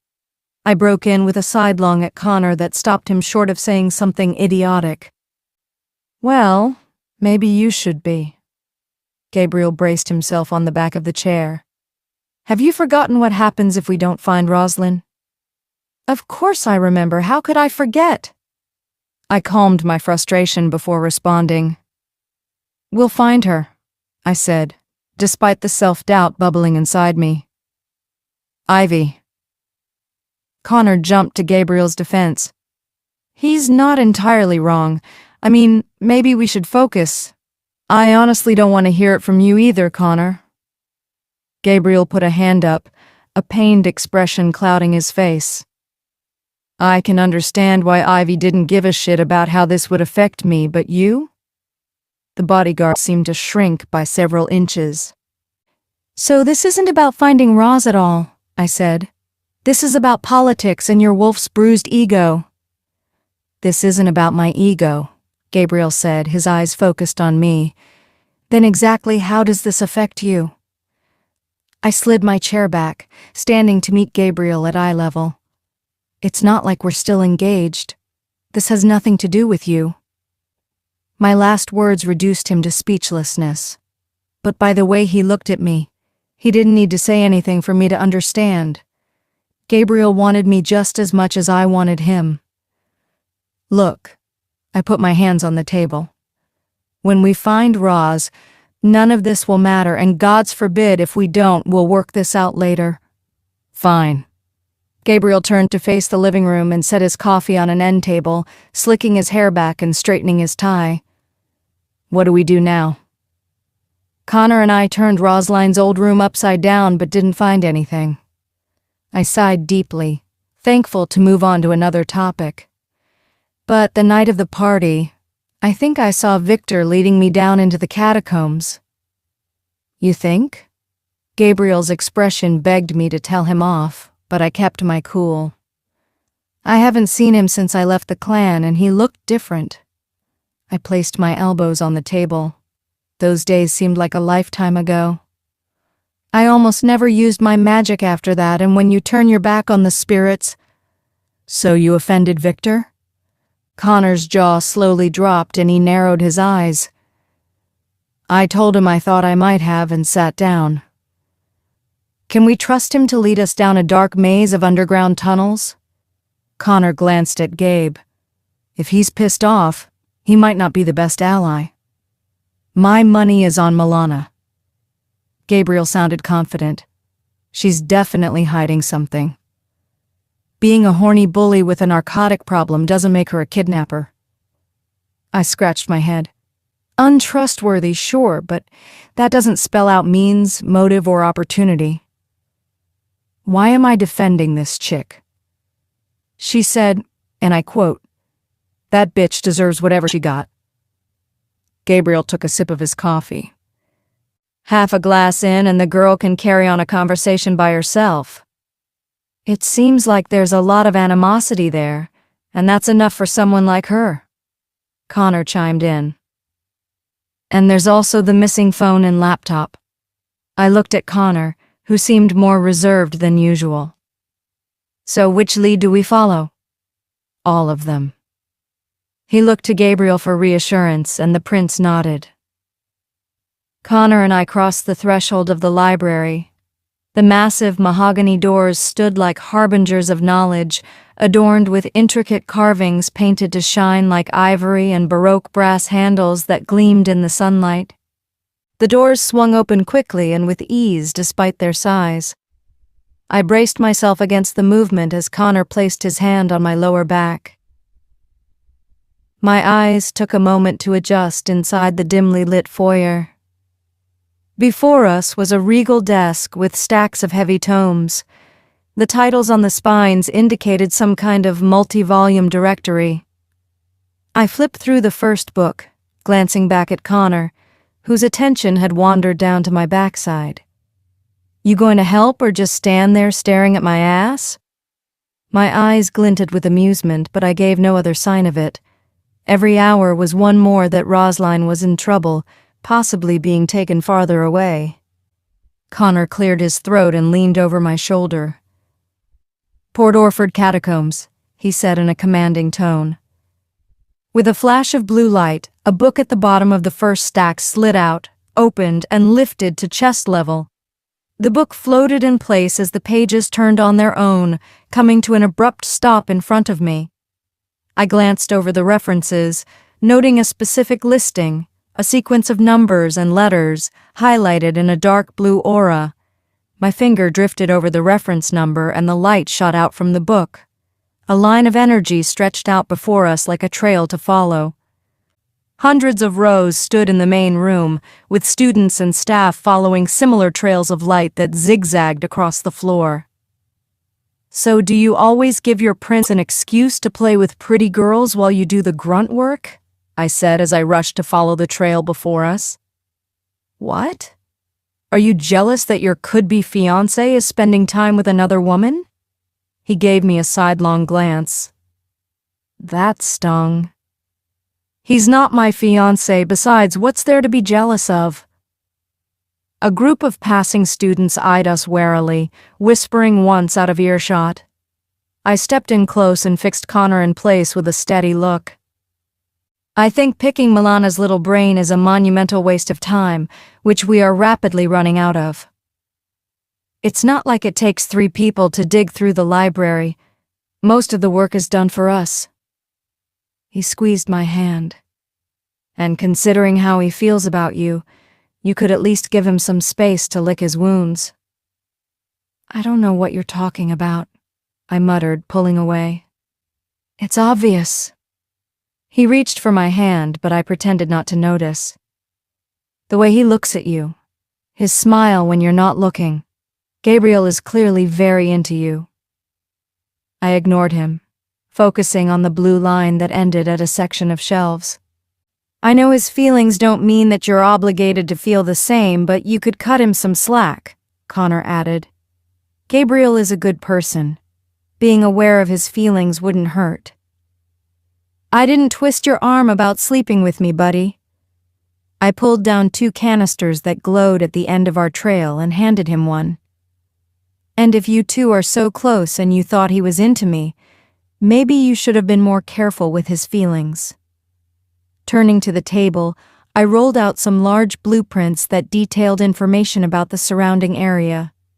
Surveyor's notes, ground samples, data on the local flora and wildlife. Connor flipped over a large blueprint in front of him. You're right. He sighed deeply. I have my own responsibility to him. What was that supposed to mean? I moved to an adjacent table, spreading out the papers in front of me. Gabriel rescued Connor from a bad situation a long time ago, and now he felt indebted for life. I had to hand it to the prince. He knew how to inspire loyalty. After a few minutes, I glanced over at Connor, methodically inspecting a detail of the sewer systems, his finger following a line that seemed to head in the direction of the catacombs. The line, however, ended at the edge of the map, and there was no way to be sure that it connected to the catacombs.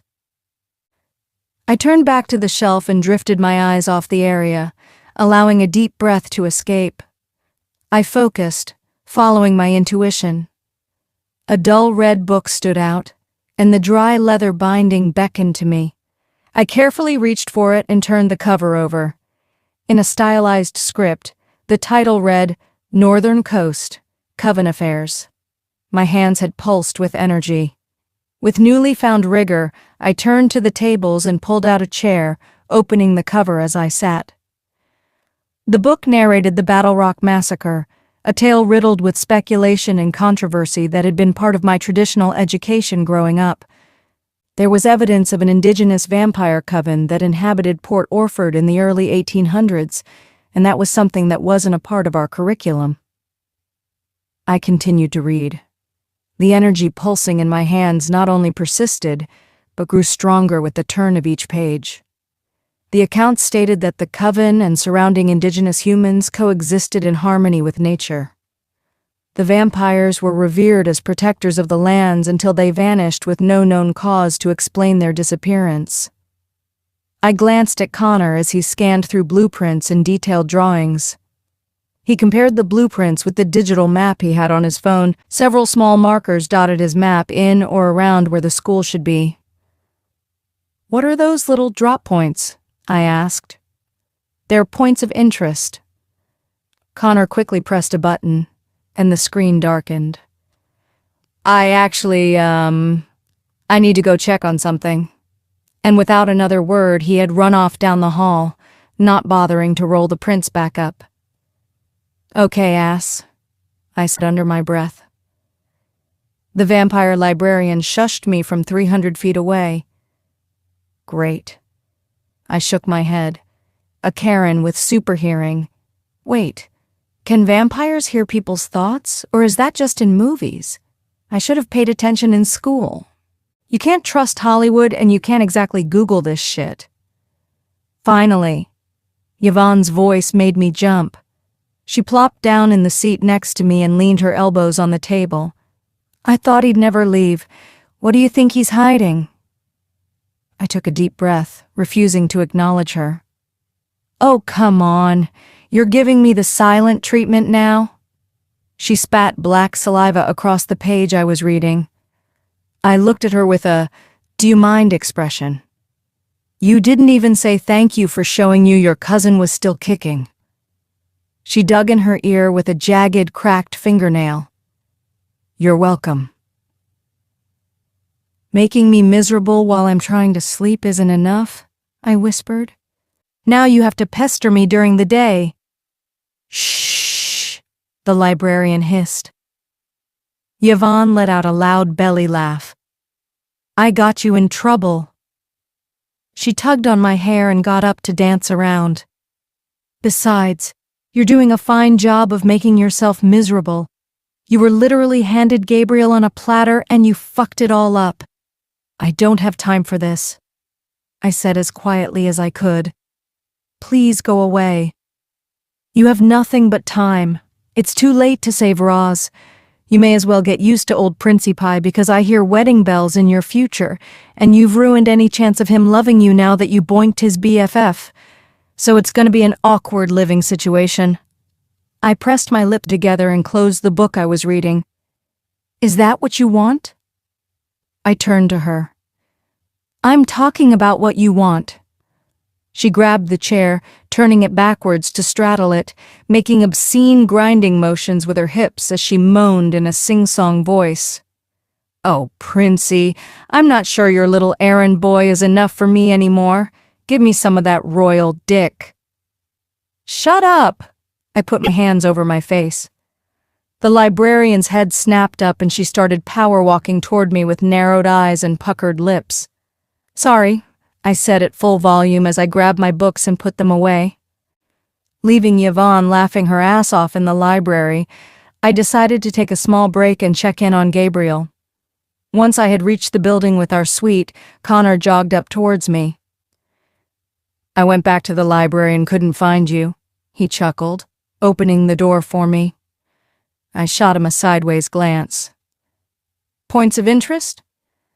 Reaching the floor with our suite, I tensed, finding Gabriel and Milana saying goodbye at our door.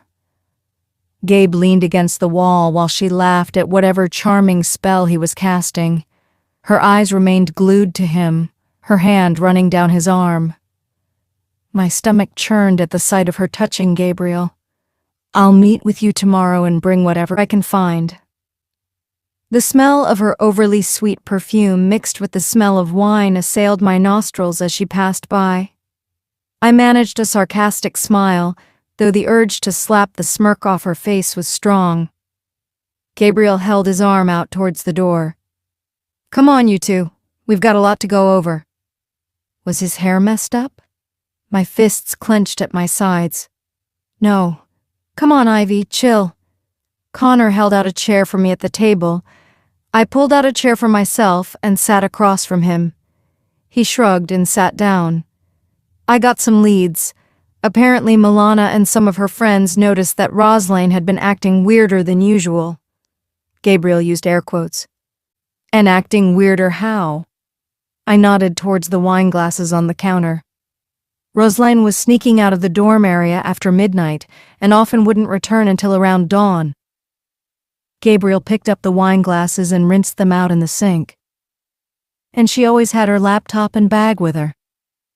I didn't expect Milana's nosy friends to be useful, but they might have been the last ones to see her before she disappeared. Do they know where she was going? I leaned forward. What about the night she went missing? Apparently the library. Gabriel shrugged and didn't bother looking up. No one knew why, but that was the spot. Same place and same time every night. Why wouldn't she just check out books and study in her room? Connor looked perplexed as he tried to reason out the why. Maybe she wasn't going for the books. I drummed my fingers on the table. Considering where I saw her in my vision, maybe there's a hidden entrance to the catacombs in the library. It's possible. Gabriel leaned his backside against the sink, crossing his arms. Why was Gabriel fawning over Milana? And why is it bugging me so much? Connor, any new leads? Gabriel asked. Not much, honestly, Connor said, frowning. I learned a lot about the buildings and surrounding area, and I got a good idea of how the sewer system is set up and routed. It's a start. Gabriel nodded. Ivy? I read about the vampire coven that used to live in the catacombs. I pulled the hairband out of my ponytail, letting my hair down. It seems like there are a lot of rooms and chambers that have been sealed off. If I can get a hold of a map, I think we need to get down there as soon as possible. I'll talk to the headmistress in the morning, see if she knows anything about a map, Gabriel replied. How about we go get something to eat that doesn't come from the banquet hall? Connor asked. Shouldn't we keep working on finding other resources to find Roz? I yawned. I admire your tenacity. Connor nodded. But if you don't take a little time to recalibrate, you're going to burn out. Roz needs you rested and thinking clearly. It's only a couple hours. He makes a good point. Gabriel leveled his gaze at me. We've all been running ourselves into the ground for days. I couldn't fight against both of them. I wasn't the only one there that needed a night off from the nonstop stress. In less than an hour, we had showered and changed and climbed into the back of Gabriel's town car.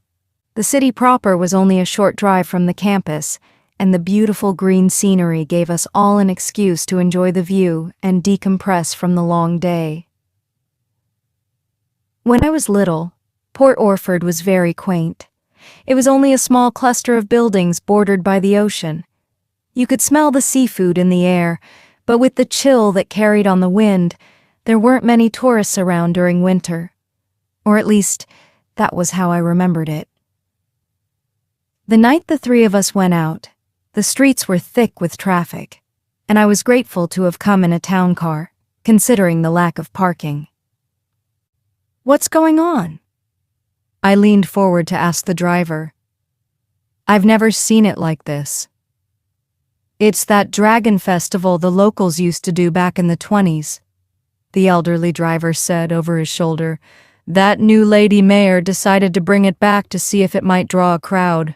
Looks like it worked." The town normally had a hollowed feel about it, as if it wasn't all that it once was. The old framework had been eaten away by the salty air, and neon lights made it seem slightly dated. A lot of the work was seasonal, and most of the locals all came from old money.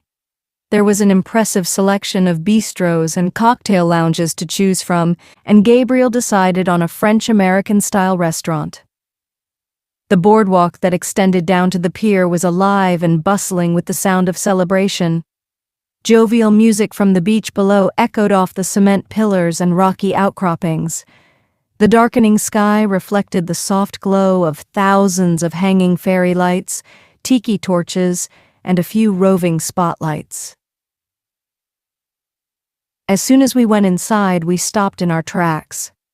The waiting area had standing room only, and the entire place was packed. "I'll go see if I can bribe the host." Connor started to walk up to the podium, but I grabbed his elbow. "Don't do that!" I pulled him back. "What's wrong with you? Let's just go down to the festival and see if there are any food stands." Connor started to protest, but Gabriel cut him off, saying that it could be fun to mingle with the local nightlife. Connor gave me his coat, and the three of us followed the crowd trickling down the stone pathways leading to the beach. I took a deep breath, inhaling a symphony of aromas drifting up on the salty sea air. My stomach growled. "I'm sorry for leaving you in the library." Connor smiled. "I wanted to check out the places on the blueprint before I forgot what I was looking at. It's not like they'd let me walk out of there with them." "Well, I hope it helped." I threaded my fingers through his. "But from now on, let's stick together. That vampire librarian gives me the heebie-jeebies." I made a living off of reading people, and something in my gut said he wasn't telling me everything. Or maybe I need to relax and just try to trust him. The sound of the Pacific Ocean rolled and crashed against itself. When we reached the sand, I kicked off my shoes, opting to carry them in one hand.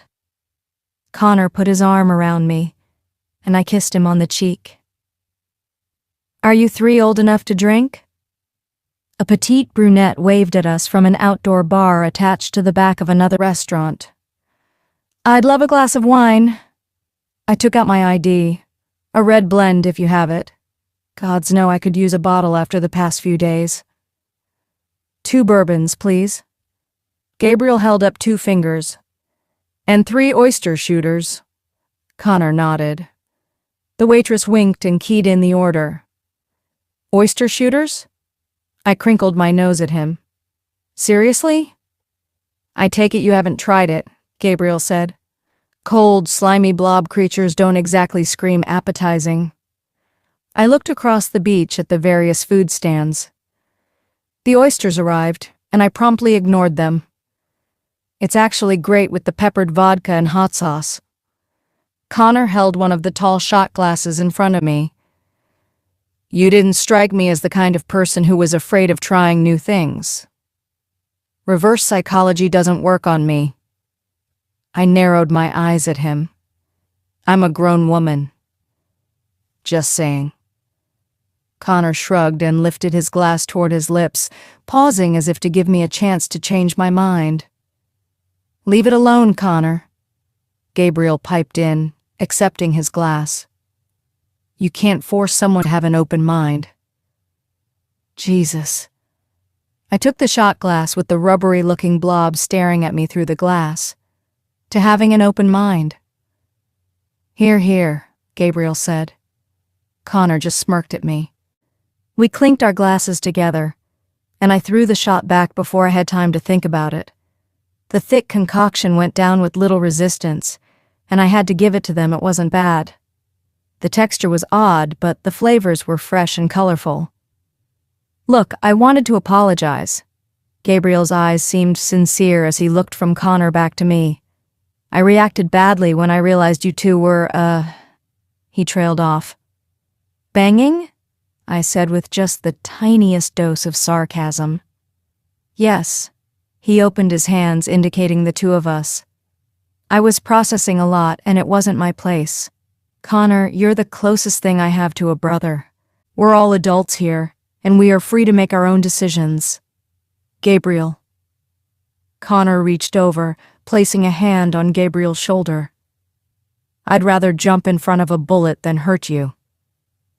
Suddenly I realized why Connor kept bringing up all the reasons I should be with Gabriel.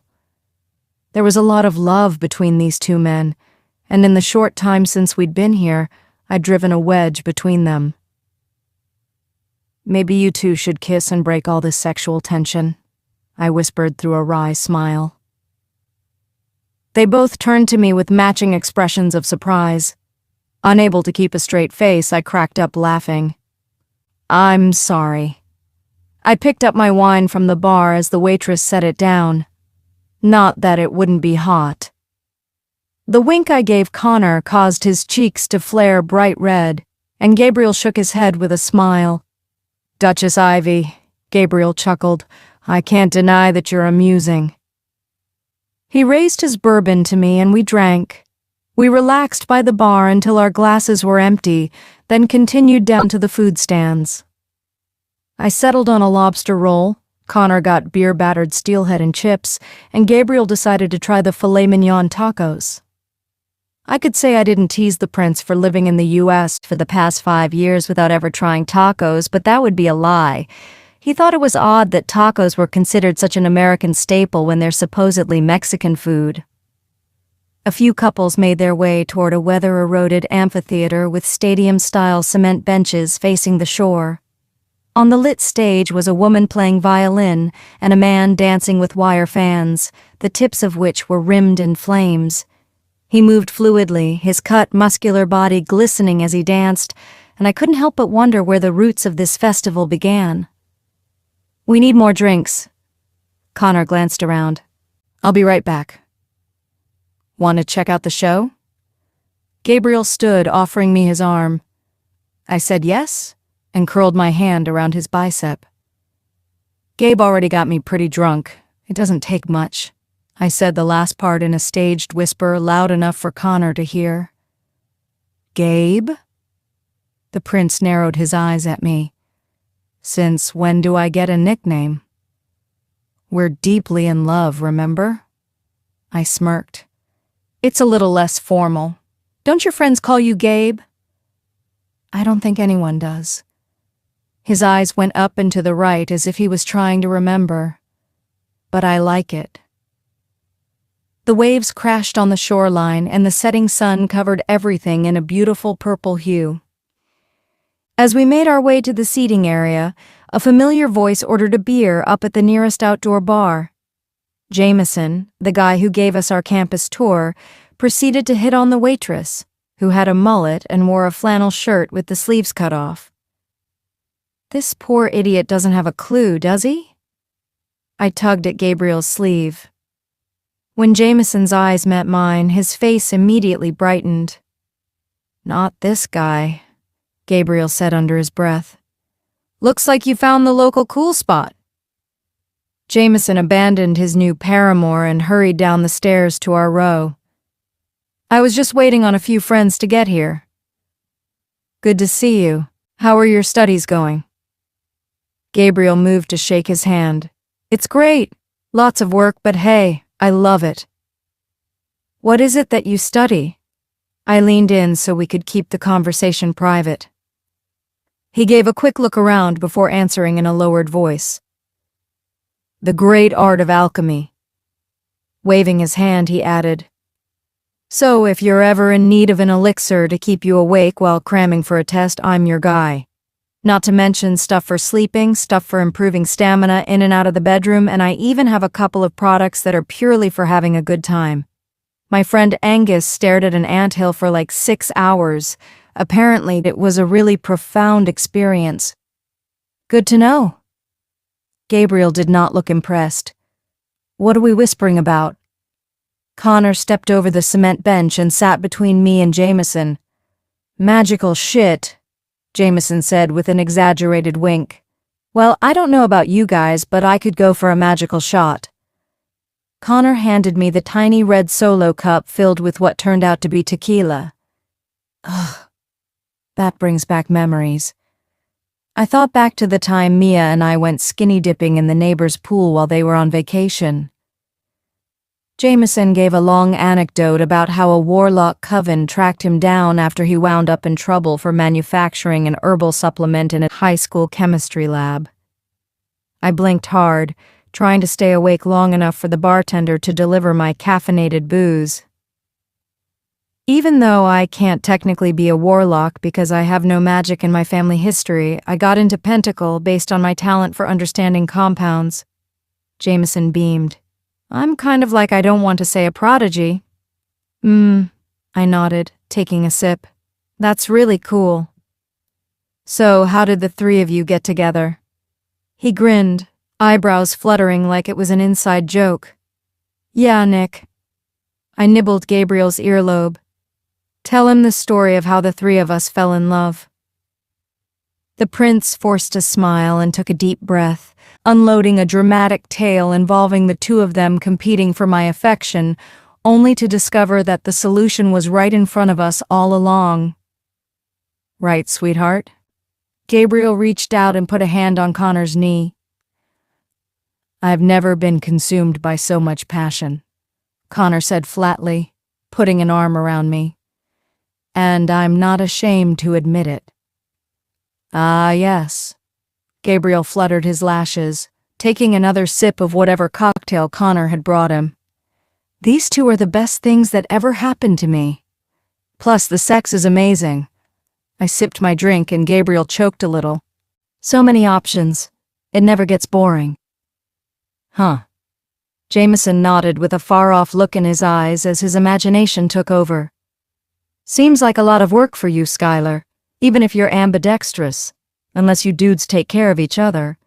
In which case, how do you decide who pitches and who catches?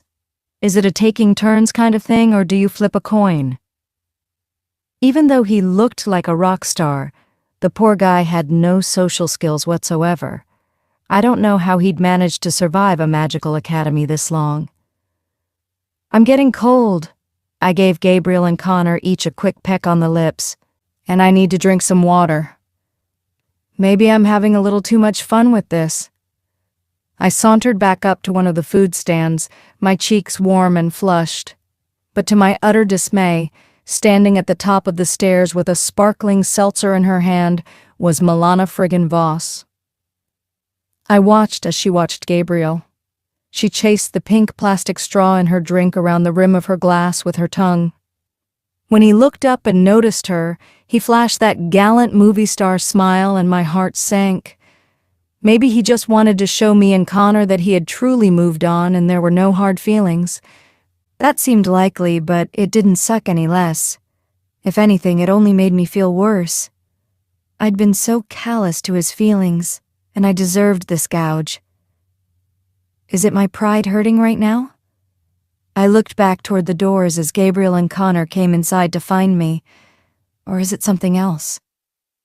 That feeling came back, insisting that somehow, despite how hard I try to fight it, Gabriel and I were meant to be together.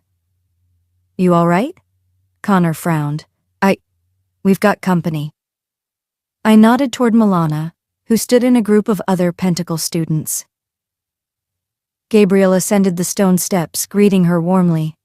After he excused himself to make his way over to Connor and I, all I could think of was how much I didn't want her anywhere near him. What a stroke of luck. Gabriel gave a subtle nod toward Milana. Should we double down on our cover story? I grabbed him by the lapel of his coat. What do you... He started to respond, but I cut him off, pulling him into a deep, passionate kiss. I knew I was being petty. I was making a spectacle and embarrassing myself, but I didn't care. I ran my fingers up through his hair, my breath hitching as I finally let go.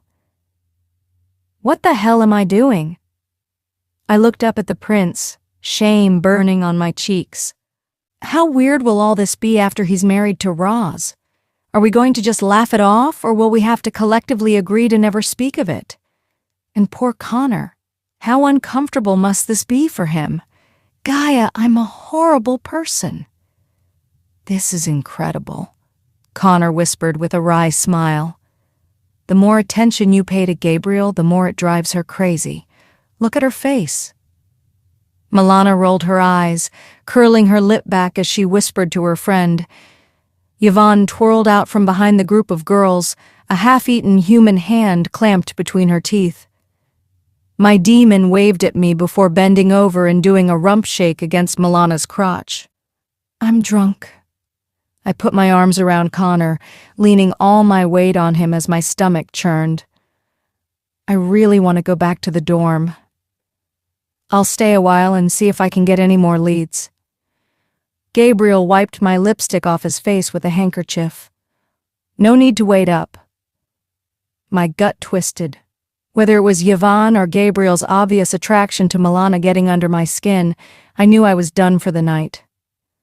In all the world, Connor Christian must have been the only wolf who behaved with modesty.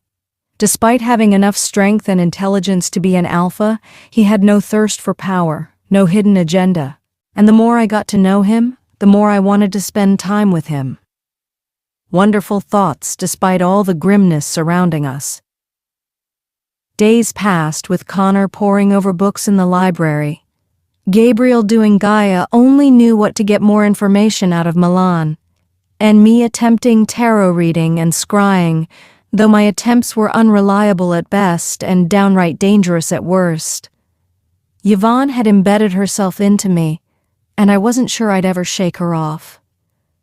Heading back from the library after hours of mind-numbing research, the thought of a shower and some food was all that motivated me. Milana's sweet floral perfume assaulted my nose as I entered our suite. Closing the door behind me, my eyes settled on Gabriel sitting in an armchair, nursing a tumbler of bourbon in his hand. His disheveled hair and rumpled shirt collar told me everything I didn't want to know. As I got closer, the slight smudge of lipstick on the corner of his mouth stood out like a beacon, and I looked away. My heart broke, and my legs felt like someone had removed all my bones. Compose yourself, Ivy, it's fine, you're fine. But I didn't feel fine. Breathe. It looks like you've... I cleared my throat, which was now completely dry. Had a productive day? Gabriel just looked out the window, wearing sadness like a cowl. The feeling emanated off of him as I stepped closer. He barely looked up as he gestured to a small pink laptop on the table. Rosaline's laptop. Where did you get this? My hands shook as I reached for it. Milana found it in the library. The bottle of bourbon he'd opened that morning sat on the other side of the table, with barely a shot or two left in the bottom. The cork had rolled off onto the floor. My fists clenched as I pulled the laptop to my chest. I hated the sound of Milana's name on his lips. After noticing Rosaline sneaking about, Milana and some others kept an eye on her. He sighed deeply and took a long drink. The most popular theory around the academy is that Rosalind was seeing someone. Of course that's what they would say. The pain in my chest burned. Milana took advantage of him while he was feeling down and abandoned. It's why celebrity sex scandals get more clicks than shit that actually matters. What if they're right? He whispered. What if she was in love with someone and too afraid to tell me she couldn't go through with our wedding? Gabriel, we don't know what she was doing, but we'll find out. I'm a damn fool, aren't I? He put his face in his hands. Dragging you all the way out here, and for what? Gabe. I crouched next to his chair and took his hand. I know things haven't been easy for you, and my choices have complicated things. He looked at me, a distant look in his heavy eyes. It made sense the first time. His words slurred together. You rejected me, not wanting to commit your life to a stranger, but now that we know each other. His voice cracked at the edges. Do you think you could ever love me? The words caught in my throat. The truth was, now that I'd had a chance to see the man behind the name, I could see myself falling for him. If I wasn't also involved with Connor, I might even go so far as to say I already was. But I couldn't bring myself to admit it. Any of it. Partly because I would never betray Connor, and partly because I was just too damn stubborn to surrender to the destiny that had been forced on me all those years ago. Or maybe I was just a goddamn coward. I see. He put his face in his hands. Is the thought of marrying me so repulsive that it's caused two people to run off and go into hiding? Gods, I'll never escape how people see my family. Gabriel, no. I pulled a chair over and faced him, leaning in and locking my eyes onto his. You're going to be an amazing husband for Roz, and a better leader than my clan has had in centuries. Maybe ever. I spent my whole childhood watching my mother get abused and controlled. The words came forth like a flood, sweeping me away. She was owned, like fucking property, and I'll never allow that to happen to me. We aren't like them. He caressed my cheek. And you could never be owned. If the worst should happen and you have to marry me, you would have a voice and be my equal. You would be queen. A torrent of goosebumps swept over me as those blue eyes burned like a brand on my soul. It felt as though, for the first time in my life, someone saw something in me that I had never seen in myself. I wished I could hold on to that feeling just a little longer.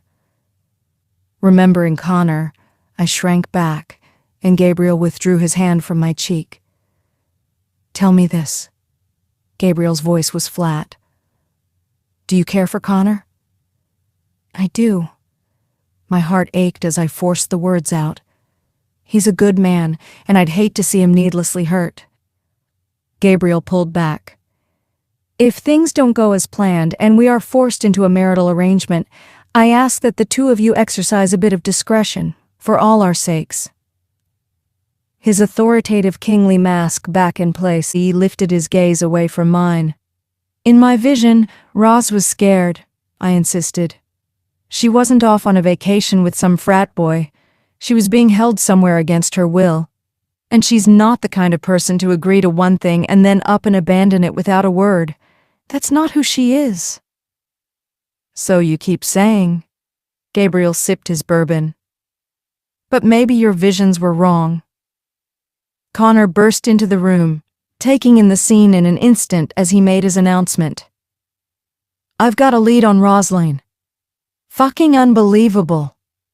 I glared at Gabriel, but he looked as surprised as I was. I pressed my fingertips to my forehead. This whole time we've been looking for Roz, you've been tracking her phone? Not exactly. Connor paced the living room. I'd been tracking her phone up until she disappeared. That was when the signal went dark. At first, I assumed it went dead or got broken, but when it didn't come back on and then Gabriel said she was missing. How can you talk about this like it's a totally normal thing to do? I shouted. Did she give you permission? Yes, I was tracking her phone. He waved off my question. And no, she didn't give me permission. But I don't get why you're so upset. It's my job to keep an eye on her.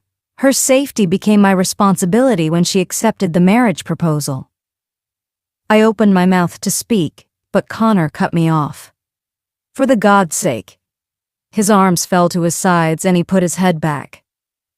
Her phone just turned on after being dead for weeks. We can stand here and argue about it until the signal disappears again, or we can go find her. Connor's eyes widened with desperation as he turned to the prince. Gabriel steadied his breath, taking a long drink of water as he tried to sober up. Swallowing hard, he finally nodded. We will discuss this. Gabriel looked at me, his eyes still glassy from the bourbon. But right now, we need to focus on bringing her home safe. Does that tracking program tell you if she's above or below ground? Connor shook his head. I'll send you a link so you can track her from your phones too, but one of us will need to look for her on the surface. Gabe and I will go underground. I crossed my arms and looked away. I need some space. Connor's shoulders sagged, but he nodded, and the three of us headed out to the secret exit in the perimeter wall leading to the eastern woods. The stone entryway was nestled in a clearing at the edge of Akadama Forest, meaning field of blood. None of us spoke for several minutes except to work out the logistics of Connor's creepy app, which he apparently developed himself. I wanted to ask the obvious question. Was he tracking me? I won't be far. Connor pointed back toward the school. She was moving southeast earlier, but then she curved back around toward the school. I took out my phone and brought up the app. How about we get moving? Connor and Gabriel exchanged a tense look before Gabe followed me into the tunnel. I turned on my flashlight app. My pace could barely be called a walk as I hurried toward the cavern.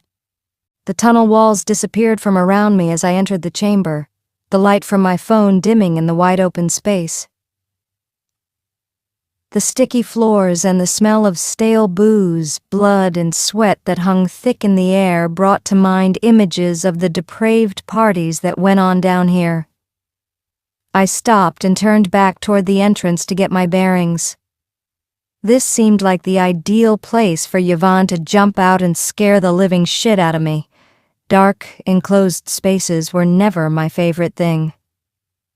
I looked down at the app and rotated the phone to get a point of reference. There were no indications on the map as to which tunnels led to where, merely a tiny green dot that was presumably us, and a tiny red dot that was Roz. When he told me it was the Duchess Ivy of Clan Morgana, I had a thing or two to say.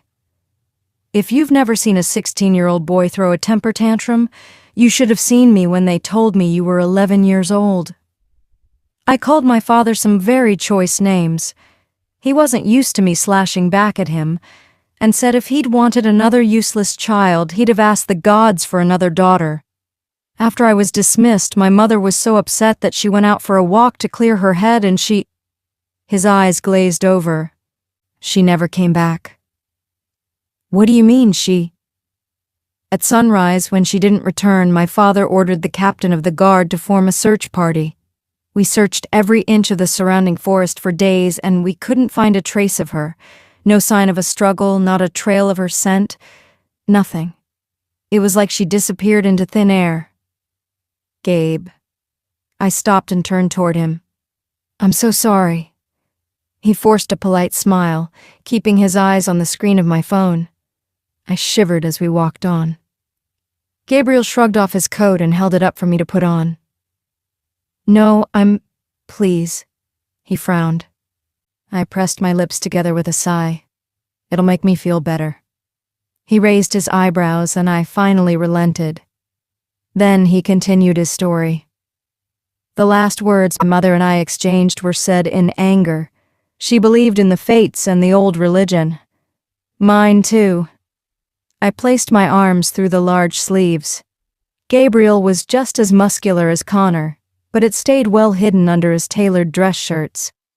"No matter what I believe," he continued, "I know Mother wanted the best for me. She thought this was how I'd find happiness. She used to say that destiny is a path, not a cage."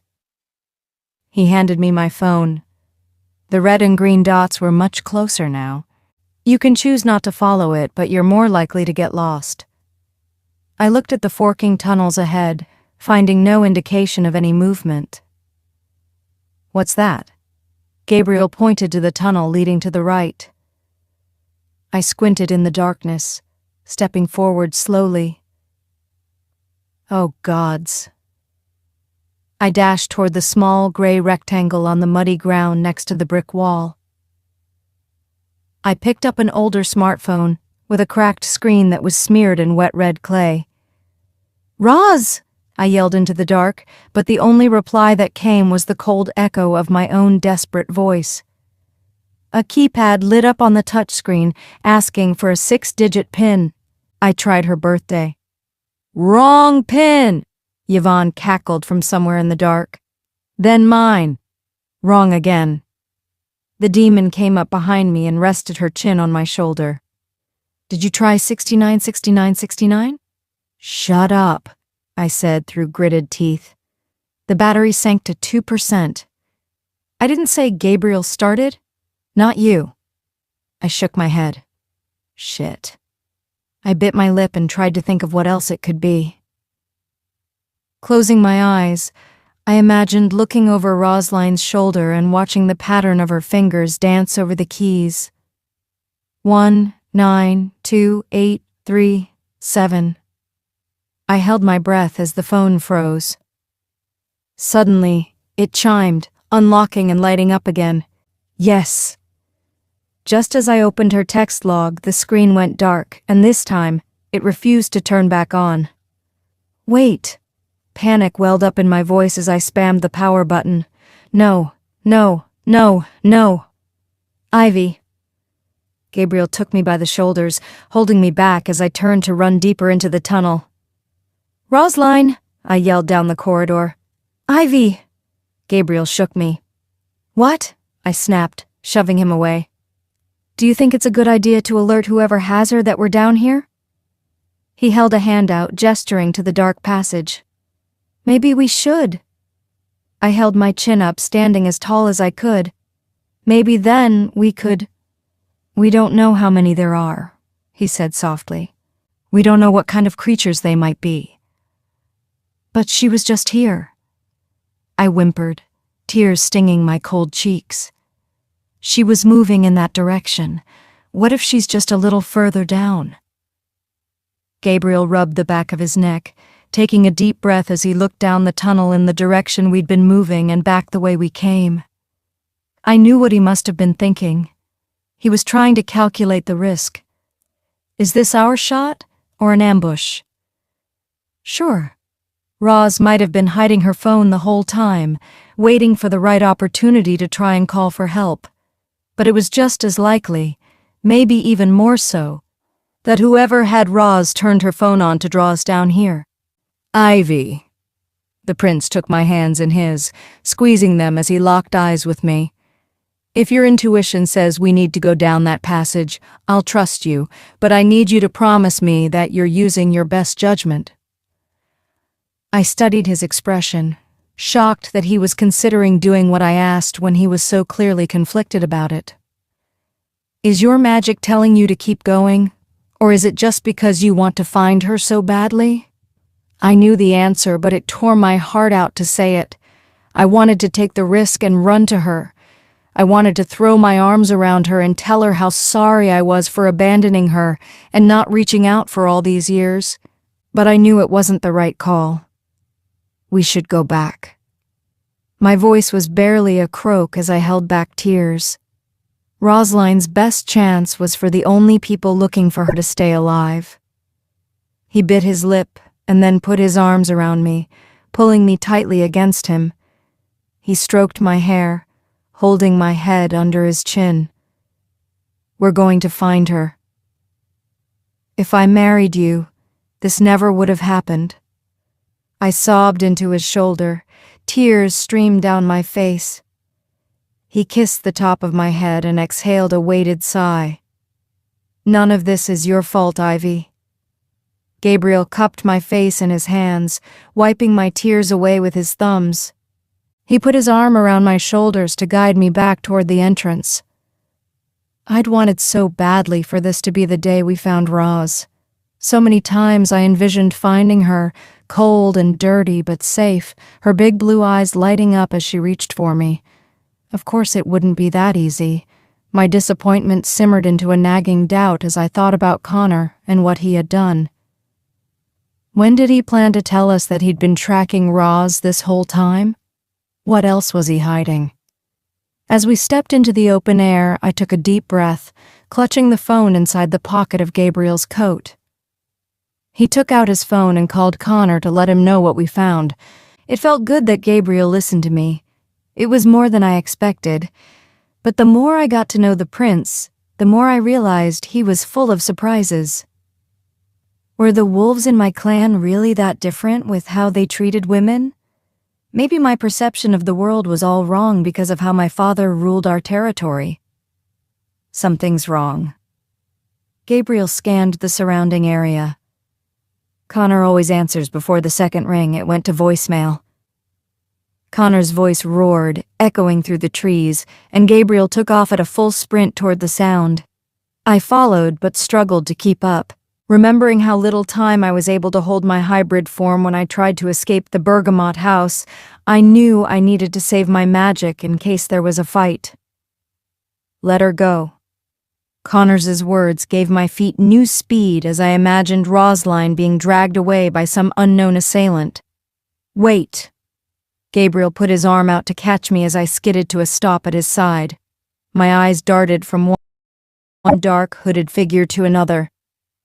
Itself exploding into a red mist. Suddenly my back burned as sharp fingernails ripped through my flesh. I screamed, falling to my knees, blackness clouding the corners of my vision. Gabriel tackled the vampire, attacking me from behind, ripping into his upheld arm as the three of us fell to the ground. The werebear scrambled for footing as it tore into Connor's back.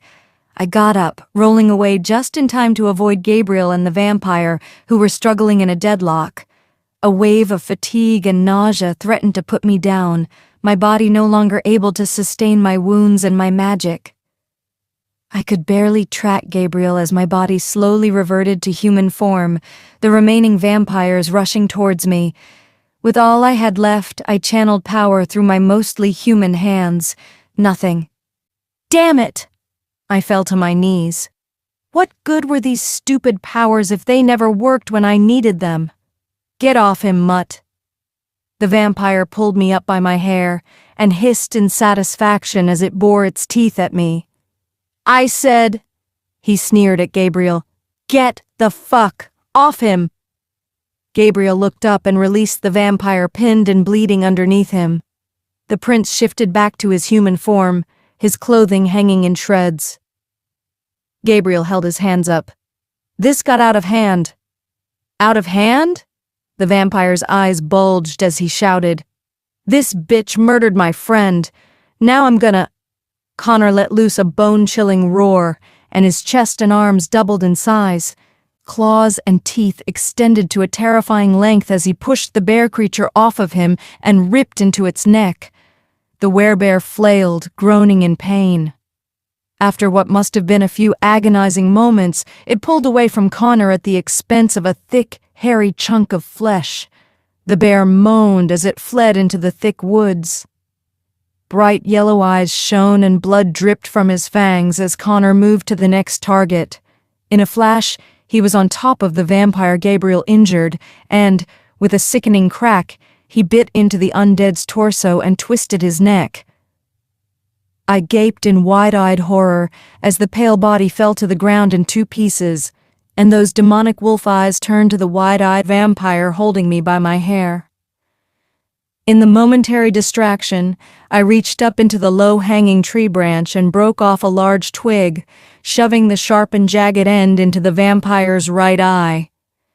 His howls echoed through the night as he retreated from the carnage, one hand held to its face. Connor growled, fierceness and death dripping from the open maw that made him look like a terrible stranger. Milana screamed in the distance and Connor's head snapped around. He roared, blood-drunk, and charged toward the sound. "Gabriel, stop him!" With a strength I didn't know I possessed, I stood and dashed after Connor. "He's not in control, we have to do something." Connor ran down the last cloaked figure with ease, picking them up and shaking them like a rag doll. Milana dropped to the ground, still screaming as blood showered her entire body. The coppery smell wafted over me. That's human blood. Jumping onto Connor's back, I tried to wrap my arms around his neck to stop him from completely destroying the man. Connor snarled and bucked back, causing me to fall with a thud. Milana scrambled to her feet and bolted toward the school.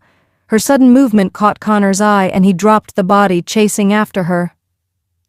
Gabriel slammed into Connor's side and the two wolves tumbled, rolling into the dirt. Connor, in his full beast form, pressed Gabriel against a tree and reared his head back, ready to rend flesh. No, I can't let this happen. Magical energy surged through me and with otherworldly strength I shoved my way between them, my body trembling at the exertion. "Connor, please." I looked up at the monster that had once been the man I laid in bed with. A stone-cold, drooling beast looked back at me. "Please come back to me." Connor snorted. Then he shuddered, his form shrinking back as he shifted into his human body again. He looked down at his hands and arms, covered in blood. "It wasn't supposed to end like this," the human on the ground groaned, rolling to one side as he clutched his midsection. "That voice sounds familiar." I leaned over, squinting at the flash of color under his chin. Too familiar. "Wait a goddamn second." I strode over, crouched down, and ripped his hood back. "Jameson?" "Please, Skylar," he sobbed. "You can't let me die here." We found a gardening shed near the road just outside of the campus. Inside, Jameson moaned and cried while we waited for Gabriel's physician to meet us. Connor crouched silently by a spigot at the corner of the shed, using the water to clean the blood off his naked body. Gabriel and I shared a nervous glance. "I'm gonna go in and see if I can keep our new friend from bleeding to death before he tells us where Roz is," I said. "I'll keep you company." Gabriel followed me inside. The shed was spacious, about 20 feet by 30, lined with shelves on every wall, and had no windows. Gods, this fucking hurts. Jameson's lips were the same color as the rest of his face. "Please, do you guys have anything for the pain?" "Maybe." Gabriel pulled up a 5-gallon bucket and sat down, leveling his gaze at our prisoner. "Tell me where they have Rosalind Beaumont and I'll see what I can do for you." "Fuck you, dude." Jameson glistened with a clammy sheen of sweat. "I'm literally dying here." "I appreciate your proper use of the word literally." Gabriel's tone was cordial. "I have a skilled doctor on the way who will do everything he can to help you, but I need you to help me find Rosalind." "Man, I'm not saying shit." Jameson grimaced, shaking his head. "You saw the guys I'm working with. I don't want to find out how they deal with snitches." "All right." Connor opened the door, entered, and then closed it behind him. Jameson's eyes widened, and he tried to scoot back. "You tried reasoning with him." Connor knelt on one knee, turning his face sideways to look Jameson square in the eye. "Now he gets to deal with me." Jameson slowly shook his head in jerky, deliberate motions. My heart raced as I thought back to the vampire he'd ripped apart. "You said you were about to graduate this year." Connor cracked his neck. "That means you must have endured a few history classes." "What's he doing?" I looked at Gabriel, but he shrugged, stood up, and scooted his seat back against the wall.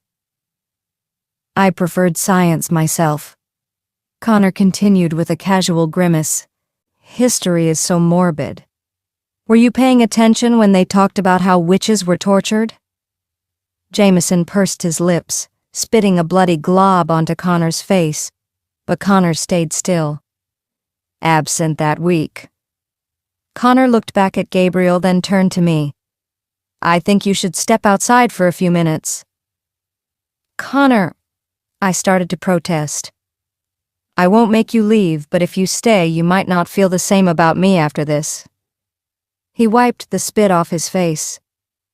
Do you want to find Ross? I knew I should tell him to stop, but I didn't, hoping that this was all a big scare tactic because it wasn't working on Jameson, but it sure as hell was working on me. I'll catch you up on the lesson. Connor turned his attention back to the man on the floor. Witch was a blanket term in ancient times. He took Jameson by the wrist with one hand and dug his thumb into his lacerated shoulder with the other. Look, Jameson panted. I don't even know the girl you mentioned. What was her name? You could accuse someone of being a witch for simply using herbal medicine. Alchemy wasn't a gray area. One method of interrogation was... Connor slowly pulled on Jameson's arm, and he started to scream, pulling their shoulders out of the sockets. Wait. I looked at Gabriel, shaking my head and stepping forward. There was a sinuous creaking sound, followed by a sickening crack as the bone popped out of the joint. I clapped both hands over my mouth, eyes like saucers. Of course, the logistics of how they accomplished it were a little different. Connor dropped Jameson's hand and his arm fell limply to the floor. Connor spoke over Jameson's screams. In medieval Scotland and England, they had professionally trained prickers who used dull needle points to identify witches' marks. Jameson's screams turned into pained heaves as he caught his breath. Wait a second. Jameson nodded. Maybe I can help you. Connor ignored him. Then there were also thumbscrews, flogging, various vices, and your other typical stuff. Connor turned around, inspecting the shelves. Ah, he picked up a gas can. But the one thing that was pretty universal was fire. Bro, did you hear me? Jameson's eyes darted wildly. You're torturing the wrong guy. The worst part was they had tricks to keep people alive for as long as possible. Connor gave Jameson a flat, emotionless look as he poured gasoline on his feet. It wouldn't be any big whoop if your witch died of smoke inhalation before the flames got to them, right? I'm not a part of this. Jameson's face twisted into a grimace as he wept. They don't tell me anything. I know the groundskeeper has to have matches around here. Connor dug through the contents of a box on the shelf, calling over his shoulder.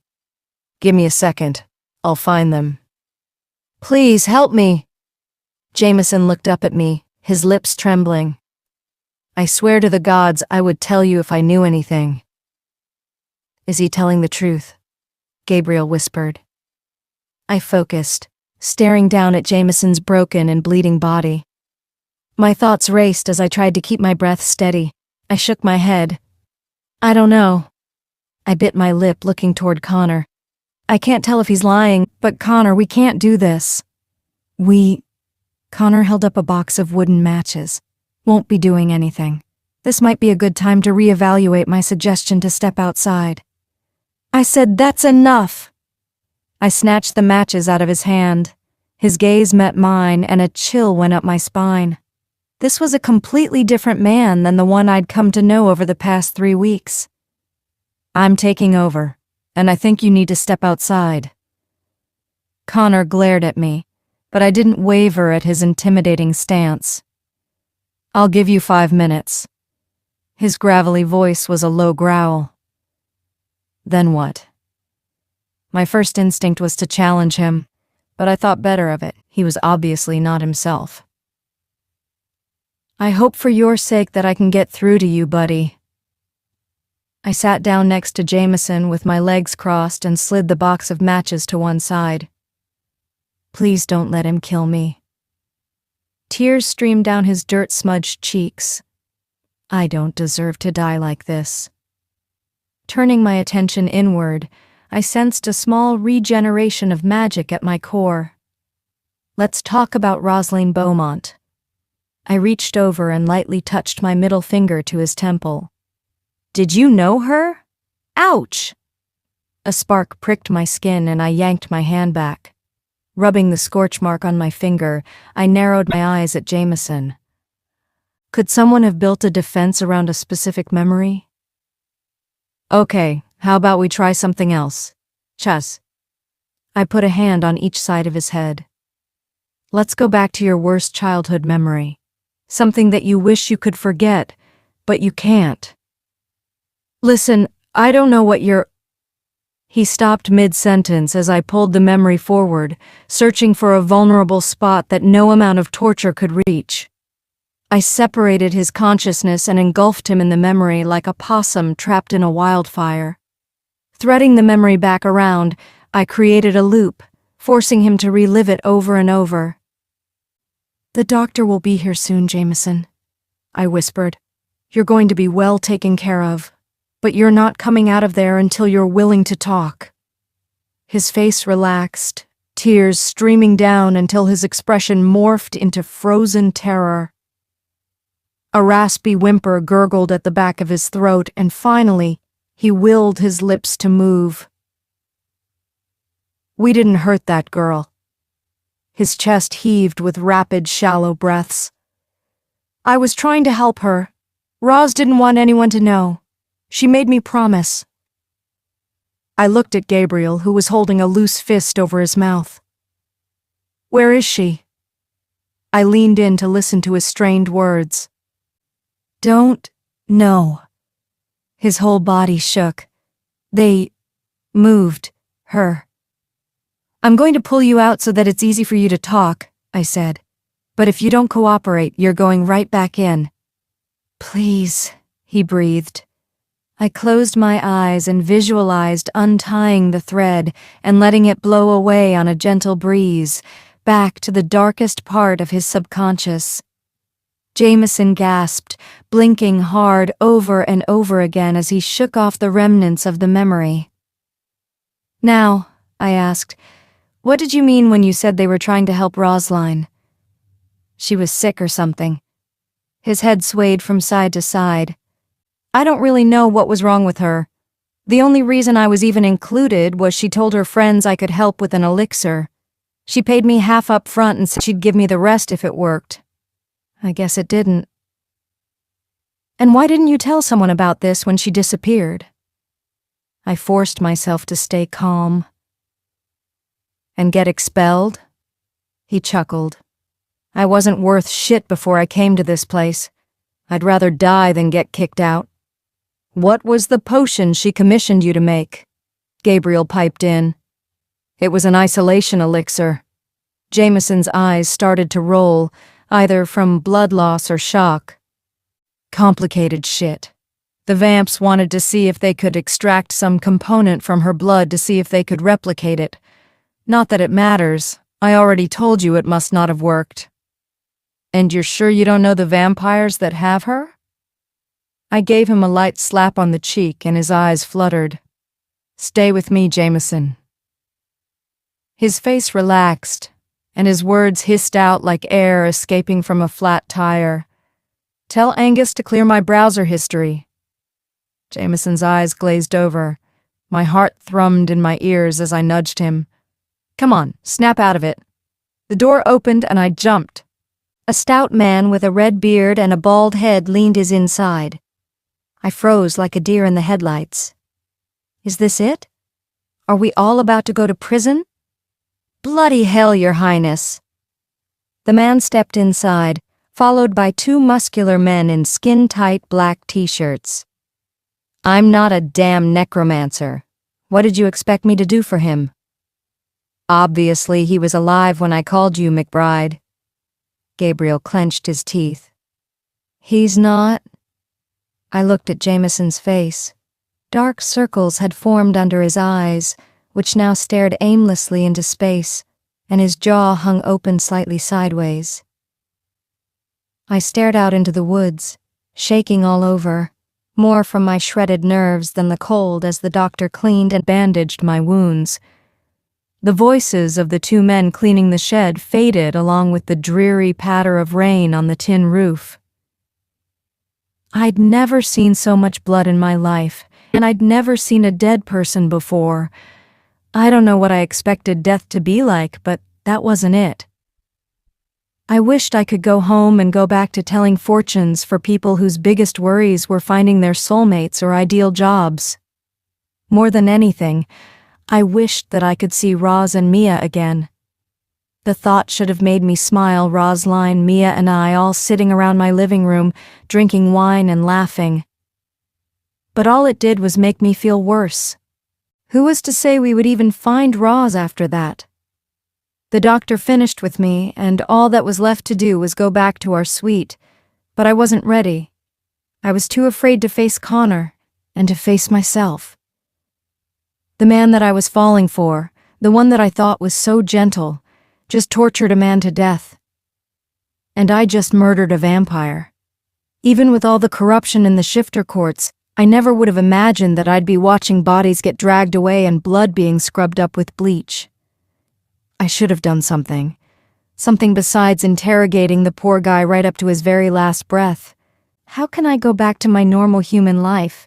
How will I look Mia in the eyes and pretend like none of this ever happened? The loud bang of Connor slamming his fist into the side of the shed startled me out of my contemplation. "We're running out of time." He gave the side of the shed another punch before getting into the car. I looked toward the trunk, thinking about poor Jameson, folded up in there like a collapsible chair with his dislocated shoulder, gut gashed open. How did he know how to do that? My voice cracked.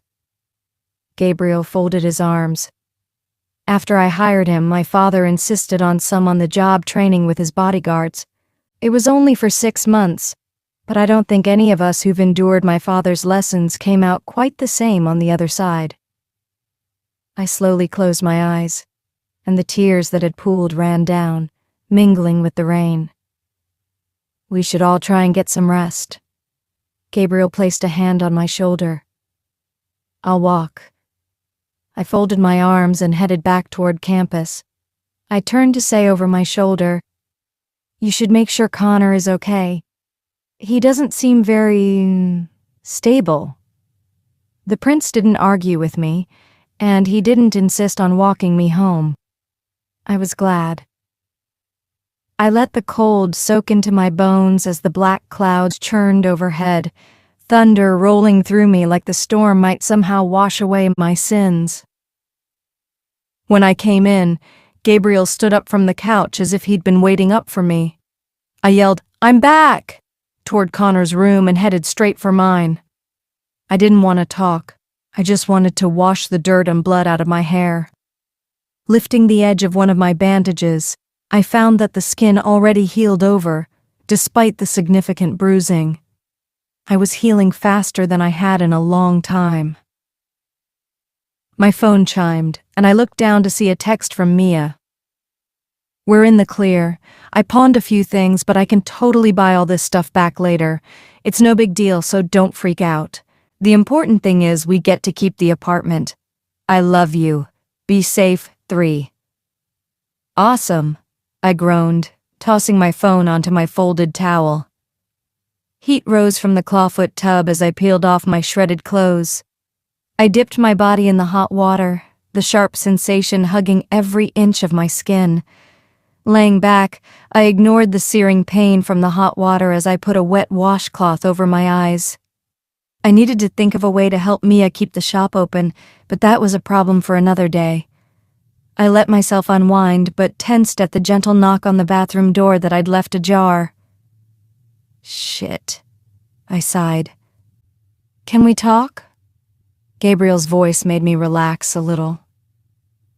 I took the rag off my eyes and moved bubbles around so that my body was covered. Come on in. I know you're upset, and I just wanted to tell you that it's okay to feel whatever you're feeling. I stared at him but didn't answer. I didn't mean... He took a deep breath. I apologize for disturbing you. I just wanted to ask if you were okay. Nothing about murdering people is okay. My eyebrows pinched together. Ivy, what happened was horrible, but it wasn't murder. Gabriel heaved a sigh and stepped inside the bathroom. We were defending ourselves and each other. What's going to happen now? I ran a hand over my wet hair. Are we just going to pretend we didn't just kill Jameson and ordered your cleaners to hide the bodies? Their next of kin will be notified as soon as the bodies are identified. Gabriel crossed his arms and nodded. The details of what happened will be classified as part of an ongoing investigation. And what about the guy that I killed? I rocked my head to look him in the eye.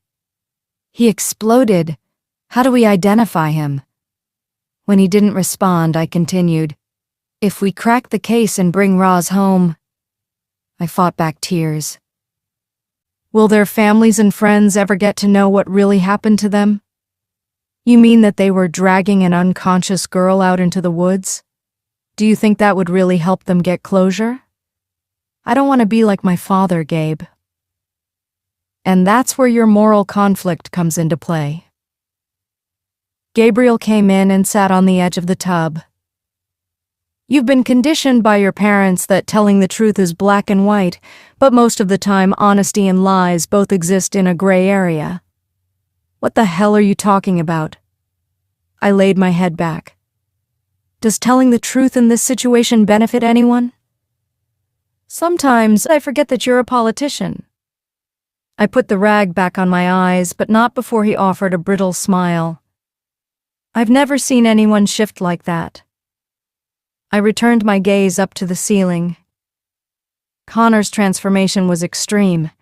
It was like he had one hybrid form, and then he turned into something else. I've never seen him shift like that either. Gabriel swallowed hard. Connor has always been a brutal fighter, but he's never shifted into... whatever that was. The worst part was that I don't think he was in control. What could have caused it? I looked at Gabe. The only thing that I can think of is... He glanced back at me.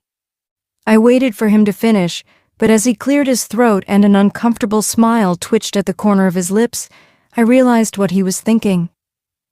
Oh no, I chuckled. No way. This isn't because Connor and I had sex. Is it really so hard to believe? Gabriel shrugged. The fates said that a she-wolf with power beyond what is normal would bring magic back to the world. Yeah, but... I scratched the back of my head. Our great-grandparents and their archaic interpretation of the prophecy assumed that it would be through bearing children. But what if the fates intended for the she-wolf to marry an heir to give him power? I'm sorry, but I think a magical vagina is a bit of a stretch. It's just a theory. He returned his gaze toward the bathroom door. And I hope you know, I think more of you than that. I let a few seconds pass before I asked, has Connor always had a temper like that? Gabriel let out a weighted sigh and told me that there were 3 brothers at Nocturnus Academy who would beat Connor within an inch of his life. They were from a noble family, so the faculty did nothing. Eventually, they pushed Connor too far, and he ended up putting them in the hospital. Is that why you helped him and gave him a job? I asked. I helped him because of who he is, not what he can do. Gabriel raised an eyebrow as he looked back at me. We didn't know each other well at that time, but he treated me like he did everyone else. It made me feel normal. The walls I'd put up between Gabe and I started to erode under those words. A normal life was the only thing I ever wanted for myself. I know you think I'm a spoiled bastard prince. He smiled. But being seen as nothing more than a crown isn't as romantic as it is in storybooks. Nothing is as romantic as it is in a book. I reached up and squeezed his hand again. After Milana's disappearance, Headmistress Rivera questioned the 3 of us in her office. Gabriel's orders were for us to say nothing. The story was that we went to the catacombs, but we didn't see or hear anything out of the ordinary. That was the narrative we stuck to. But it wasn't until I finally stood up and asked why she wasn't this aggressive about finding out what happened to Roz that she backed off. After she managed to pick her jaw up off the floor, she assured us that all of her students' safety has always been her first priority and that no one student was more important than another. Her concern was merely that 2 disappearances in such a short time could indicate something more troubling than a rash of runaways. By the time she finally dismissed us, I was fuming, but I kept my thoughts to myself. Connor insisted on blowing off some steam in the gym. Even though by some stroke of luck the gym was empty when we arrived, I realized quickly that this wasn't going to be a leisurely workout. Is this really the best use of our time? I threw another high kick into the side of the punching bag. We only have 5 days left. Your magic isn't the only thing you have to offer. Connor adjusted the position of my fists to guard my face, and I continued the repetitive motion with my leg. And since you haven't turned up anything with your candles and sage, I'm not sure what you think we should be spending our time on. You want to go back to the library? I told him I didn't. I just hate not having any more information than we did 2 days ago. I threw a hard kick, grunting at the impact. Gods, he scoffed. I hate this. What? I swept the flyaway hairs out of my face. The way you look at me now. He rubbed a thumb across his chin, a pensive look in his eyes. And the way you don't look at me whenever I try to get close to you. I'm sorry. I shrugged. I don't know what to say. Then say what you're thinking. He hung his head. You're right. I didn't like that side of you. I took a step toward him. It was like you were a completely different person. I told you that violence has become a part of me. He refused to meet my gaze. It wasn't always like this. Something came over me when I saw you in danger. But I need you to know that I'd never hurt you. What about Gabe? I folded my arms. You love each other like brothers, and if I hadn't stepped in, I'm not sure you wouldn't have killed him. I do love Gabriel. His shoulders sagged. I would never kill him. When I changed, it was like I was stuck in a dream. I've never felt this protective of anyone. He raked his hands through his hair. I just lost control. I never wanted that. I looked down at my shoes, unable to meet his gaze. I know, and I'm sorry, he stammered. Everything I do is either for my family or for Gabriel, and I would do anything if it meant finding Rosaline. Connor. I cupped his face in my hands. We'll find her. I know stories like this don't always have happy endings. He put his arms around me. But I will always protect you no matter who you end up with. I pulled him close, nuzzling into his chest. As we went back to our workout, it was like he expected me to turn into some kind of warrior. I wasn't sure how much good the training would do since we only had a few days left. Maybe it was his way of dispelling all the uncertainty of our situation, beginning something and planning to continue after all this was over. It was a welcome change of pace since my psychic abilities waned in the wake of my mental distress. The ache in my muscles did little to help me forget what happened to Jameson, but the physical pain dissolved after another night's rest. My accelerated healing became more robust since the fight with the vampires. Now, with 4 days left and no new leads, I turned to divination as a last-ditch effort.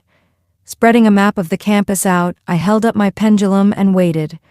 The delicate silver chain dangled, clasped between my index and middle finger, the amethyst quartz crystal swaying in a gentle circle.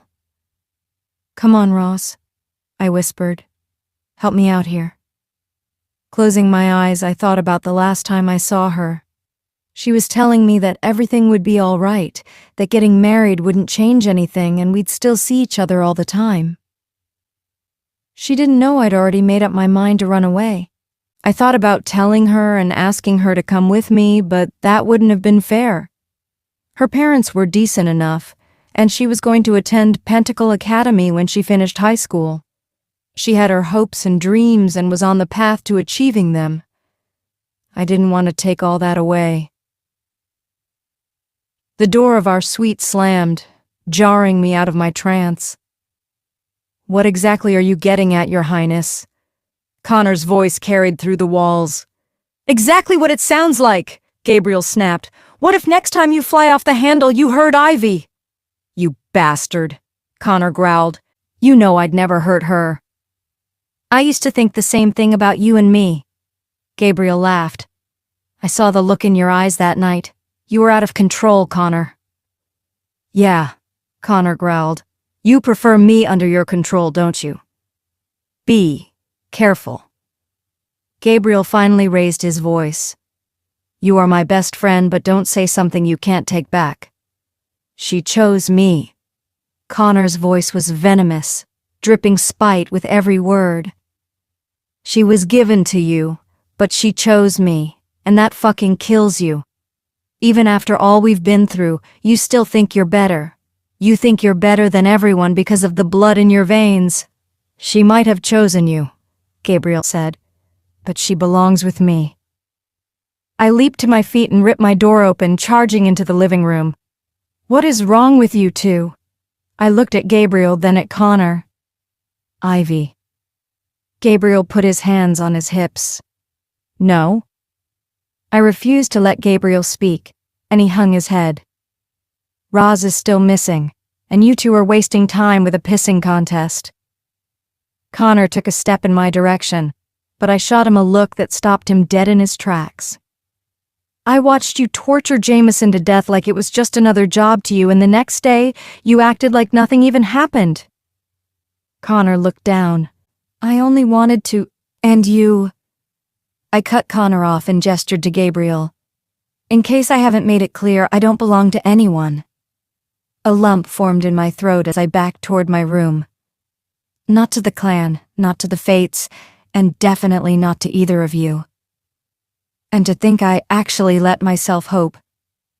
I turned on the ball of my foot and marched through my door. "I'll find Roz myself," I said without looking back. The walls of my room bulged and shifted around me as a deluge of emotions flooded my senses. I choked on a sob as I stumbled to the bathroom. Closing the door as I crumbled to the floor across from the toilet, one word repeated in my mind over and over. "Mia. Mia, I need Mia." I pulled my phone out of my back pocket. My vision blurred and I closed one eye to click on her contact. I tried to compose myself but failed. The phone rang twice as I tried to think of what to say. Finally, her melodious voice filled the void of darkness. I couldn't make a sound. Tears fell silently to the floor. "Ivy." I was finally able to take a breath, and that instantly cued Mia in on my mental state. She had seen me a few times break down in silent tears, and she gave me a moment to collect myself. I cleared my throat as I tried to steady my breathing. "I don't know what I was thinking." Mia's voice was almost a whisper as she told me to take a deep breath and reminded me that I wasn't alone. When I could form a cohesive sentence, I told her how hard I was falling for Connor before my doubts crept in. Then I told her about Gabriel and how I couldn't seem to escape the pull of my so-called destiny. The sympathy in her voice soothed my nerves, and even though I wasn't ready to take her good advice about telling either of the men in my life what I was feeling, just her listening was enough. When there was nothing left to say, I asked if she would stay on the phone with me for a while. I shambled back into my dark room and collapsed on the bed. As Mia hummed Rocket Man by Elton John, my thoughts drifted back to happier times. That song was on the radio in the car when we were driving to pick up the keys to our new shop. I remembered the windows rolled down, the two of us singing along at the top of our lungs. I hummed a note or two, reveling in the peaceful darkness behind my eyelids. Still humming, I was suddenly weightless, floating in the void. But I couldn't hear Mia anymore. Mia? I tried to open my eyes, but the darkness stayed. Am I sleeping? No, not sleeping. A laugh that chilled me to bone filled the darkness around me. Yvonne. Welcome back, little Ivy. Yvonne's voice sent goosebumps along my skin, but I couldn't see her in the darkness. Leave. I tried to find my normal resolve to dismiss her, but I was exhausted. I've been waiting for you. Yvonne approached me from a distance, black tar oozing from every orifice, dripping off her chin onto the tattered clothes she wore. She cackled in my face, and the smell of a hot, rotting corpse forced its way into my nostrils. Her jagged, sharp teeth had frayed the edges of her bloody tongue. You're wasting your time. I held my chin up but found it difficult to move the rest of my body. I'm not afraid of you. I bared my teeth, waking my wolf as she rustled, sensing danger.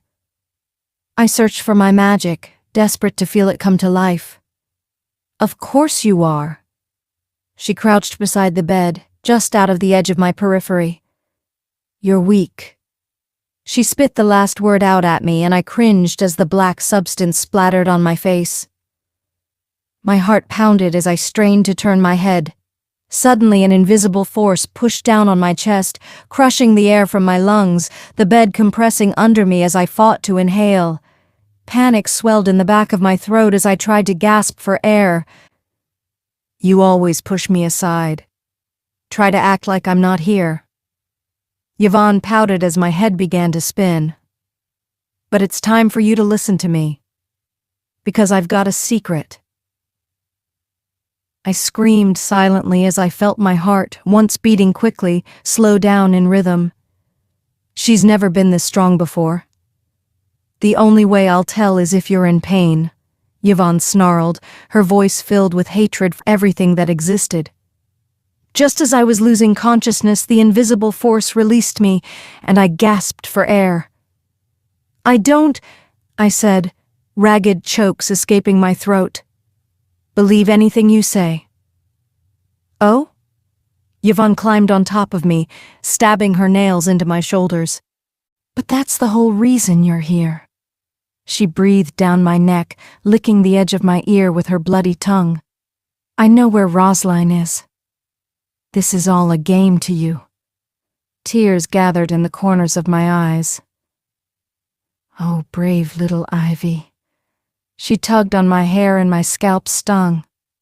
How do I prove it to you? Yvonne danced her scaly fingers up my arm, but I still couldn't move. Rosalind thought she was so tough. She barked out a laugh and stood up to pace beside the bed. She wanted to make her family proud. But she knew that she wasn't enough, and she never would be. Yvonne pulled out a dagger from underneath her shirt and twirled it in her hand, slicing her palm open. You can't change fate. She licked the blood clean, leaving a tar stain behind, and hummed contentedly. The more you try to fight it, the more damage you'll do. She thought she could beat the odds, all to protect you. Yvonne slowly slid the tip of the blade down my cheek. My eyes widened at the sting, but the oppressive dread didn't allow me to scream. Well, that was no fun. You didn't even cry. Yvonne turned her back to me and sat on the ground. I want pain to make her scream. Oh yes, I love it when she screams.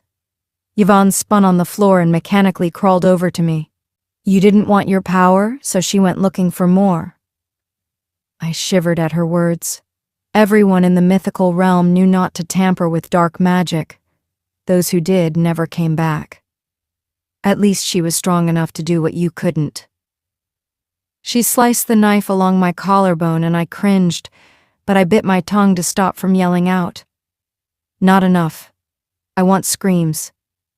She tapped the knife against her temple, where a bead of black blood formed. Your poor cousin, she got too bold and touched the darkness. She became darkness. It's eating her up bit by bit.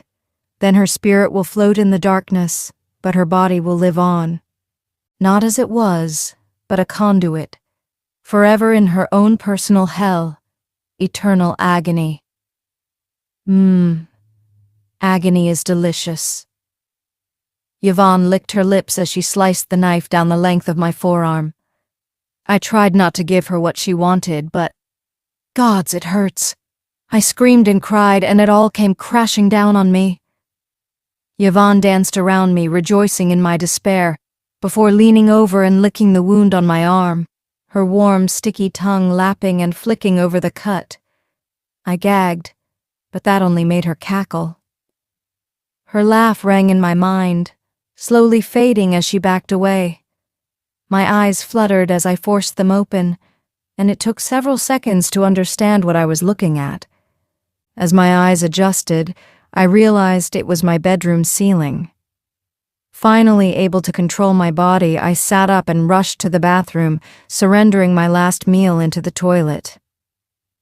I winced, looking down to see the long cut on my arm, still smeared with bits of black ooze and smudges from her tongue. A cold sweat rolled down the nape of my neck, and I leaned over the sink and splashed cold water on my face. Ross, I'm so sorry. Tears ran down my cheeks as I got antiseptic wipes out of my bathroom kit. I didn't need them, but the simple act of cleaning the cuts was comforting. I wiped my tears with the back of my hand, assuring myself that one day I'd get to go back to my normal life in Portland. Connor would have been much faster and more efficient, but I wasn't about to ask for his help.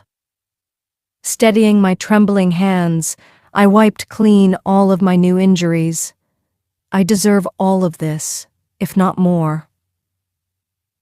I dabbed at my wounds with gauze to stop the bleeding and plastered several square bandages to cover them. I cleaned my face as best I could and made a few butterfly stitches from the tinier bandages. Looking at my marred reflection, I smoothed my hair down and walked back into my room. I stopped in my tracks to find him standing there. My heart swelled. Maybe there was hope after all. Victor? I stepped toward him and reached out a tentative hand. Am I dreaming, or are you actually here? He smiled at me, and I almost wept with relief. His unkempt blonde hair and kind eyes brought me a sense of comfort I'd forgotten. The shirt he wore had laces that crisscrossed at the neck, exposing part of his bare chest. On it was a mark I hadn't seen before. The raised pink flesh indicated some kind of brand, like the ones made on the flank of a cow. It was a crescent moon with an arrow across it. I've missed you so much. I rushed forward. I have so many questions, and I desperately need your help. Victor raised a hand to his throat and shook his head to say no. His image flickered like the flame on a candle before he came back again. His brow wrinkled, and I saw his chest rise and fall in a sigh. Then in a flash, he was gone. No, I gasped. Victor, please come back. After a few moments of nothing, I knew I had to do something. I grabbed the candles from my bedside drawer and set them up. With trembling hands, I flicked the lighter 3 times before I finally had a steady flame to light the candles. I sat cross-legged and imagined myself in the void. Fear gripped my chest. My wounds were still fresh from Yvonne. I took a steadying breath and forced her from my mind, determined not to let her win. Too much was at stake. The void appeared in my mind, and I descended through the empty space, falling like a leaf, my mind settling into weightlessness. Victor, I know you're close by. Please come back. I waited a moment for a response, but when there was none, I tried to think of a different tactic. What if someone is keeping him from contacting me? The knock at my door pulled me back to the physical plane. Ivy? Connor spoke through the door.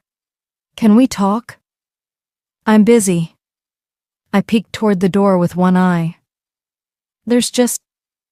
Connor paused, and I took a slow, steady breath. There is so much I need to explain. I didn't respond. "Are you listening?" he asked. "Connor, can we please just talk later?" I huffed. "I'm still cooling off." There was a long silence before he finally conceded. "Of course." He sighed, his footsteps receding down the hall. I looked down at the flame of one of my candles and took a deep breath. In through the nose, out through my mouth. I detached myself from all of my thoughts, looking at them from a distance, like glimpsing passengers on a passing train. A chill swept through me, and I felt the hair rise slightly off of my head. Electricity sparked on my hands, and my wolf paced in nervous circles inside me. I focused on the void, pouring all my thoughts and passions into it until my mind became empty. I opened my eyes, and a blue glow surrounded my body. I felt light, but somehow disconnected. I looked up, and a smile blossomed on my face. Victor. Oh, thank Gaia. I rushed to my feet. Gravity no longer weighed me down, and I smiled in relief, having shed the weight of it. "What did you want to tell me?" Victor tried to speak, but I could only make out a few words. It sounded like he was talking underwater. The few words I got were, "Ivy, danger, Roz, hurry." The last word I heard was clear as day, and fear gripped every muscle in my body. He waved me over to the window. I looked out through the panes to where he pointed west at the wall facing the cliffside. A tiny plume of smoke rose and dissolved somewhere near the beach, but it faded so quickly I wasn't sure it had been there at all. "Is that where Rosline is?" Victor opened his mouth to speak, but some ethereal wind swept him away. The weight of the physical plane returned, and suddenly I was back in my circle of candles. I thought about telling Connor and Gabriel what I saw, but decided against it. I unlatched the window with a pair of scissors from my desk, lifting the double-paned panel until it clicked open. Feeling along the bottom of the screen, I bent the clasps out of the track. I gasped as the screen popped loose, barely catching it by the corner before it clattered down the side of the building. I looked around the campus below. From my window, I had a direct line of sight of the west wall, and only one building stood between me and my destination. I shoved the scissors into my right back pocket and my phone into the left. Dangling one leg through the window, I found a foothold just below the sill and grabbed the top panes as I maneuvered the rest of my body out. In one fluid motion, I swung and perched on the 4-inch brick ledge on the outside of our building. Summoning my wolf's strength, I stepped off the edge, turning just in time to catch the corner of the next windowsill down. 3 floors total, and I found myself on firm ground again. I crouched down below the bushes and took in my surroundings. When I was sure no one would see, I casually walked out of the bushes, around the building, and across the path. As I rounded the corner, my stomach did a flip. 3 vampires in sunglasses and bathing suits lounged on a blanket in the moonlight at the exact section of the wall where Victor pointed, right where I need to go over. The 3 vampires looked up at me, their eyes following as I headed to the backside of the art gallery. Hidden from their line of sight by a cluster of trees, I made for the high wall of the perimeter. Focusing on my abilities, I glanced around one more time before scaling the perimeter wall as fast as I could. I vaulted over the top in less than a minute, adrenaline still pumping as I looked down at the ocean. From here, the wisp of smoke was more visible, streaming up from somewhere down the beach. I crouched, peeking over the edge. A wide, flat outcropping barely above the surface of the water jutted out from the rocks. In the center of it was a basin-shaped hole the size of a house. The trail of smoke rose from somewhere below the rim. There has to be a way down. I walked along the crumbling edge of the cliff, almost missing the pathway hidden amongst the tall, dry grass that revealed a smooth path surrounded by jagged rocks. The entrance is only visible at low tide, which at this beach is in the middle of the night. I bit my lip as my fears were confirmed. This is the perfect lair for a vampire. I deftly made my way down the cliffside. I tried to listen for any sounds, but the deafening noise of waves crashing blocked anything else out. Well, at least they won't hear me coming. I could make out an entrance to a cave as I peered down into the churning water. As the current shifted and the wave rolled out, the outlet to the ocean became visible. I waited until a wave was about to crash against the side and jumped in, battling the current and the freezing water as I swam toward the opening. Pulling myself up into the mouth of the cave, I shivered uncontrollably, my hands almost too numb to retrieve the scissors from my back pocket. My clothes clung to my skin, and it felt as if there was no heat left in my body. But I was so close. Shit. I reached for my phone. Shaking the water out of its ports, I didn't have a chance to check it. All I could do was pray that it still worked or that I wouldn't need it. I plastered my body to the side of the cave's entrance and paused to listen for a sound. Hearing nothing but the waves, I continued in. I ran my hand along the damp walls, finding them slick with algae. The floor dropped suddenly, and I adjusted my balance so as not to slide downhill. This cave couldn't have been natural with its abrupt turns. Parts of the ceiling had crumbled onto the ground and had collected up at the lowest point of the walkway. The path vaulted up again, and my thighs worked overtime to make it up. At the top of the incline, I almost tripped over a rope coiled near the edge. I continued in pitch-black darkness for what seemed like 10 minutes, but I had no idea how long it actually was. Rounding a corner, I saw the yellow glow of artificial light ahead. I resisted the urge to run toward it. Is this really it? My heart thrummed in my ears. Did I finally find her?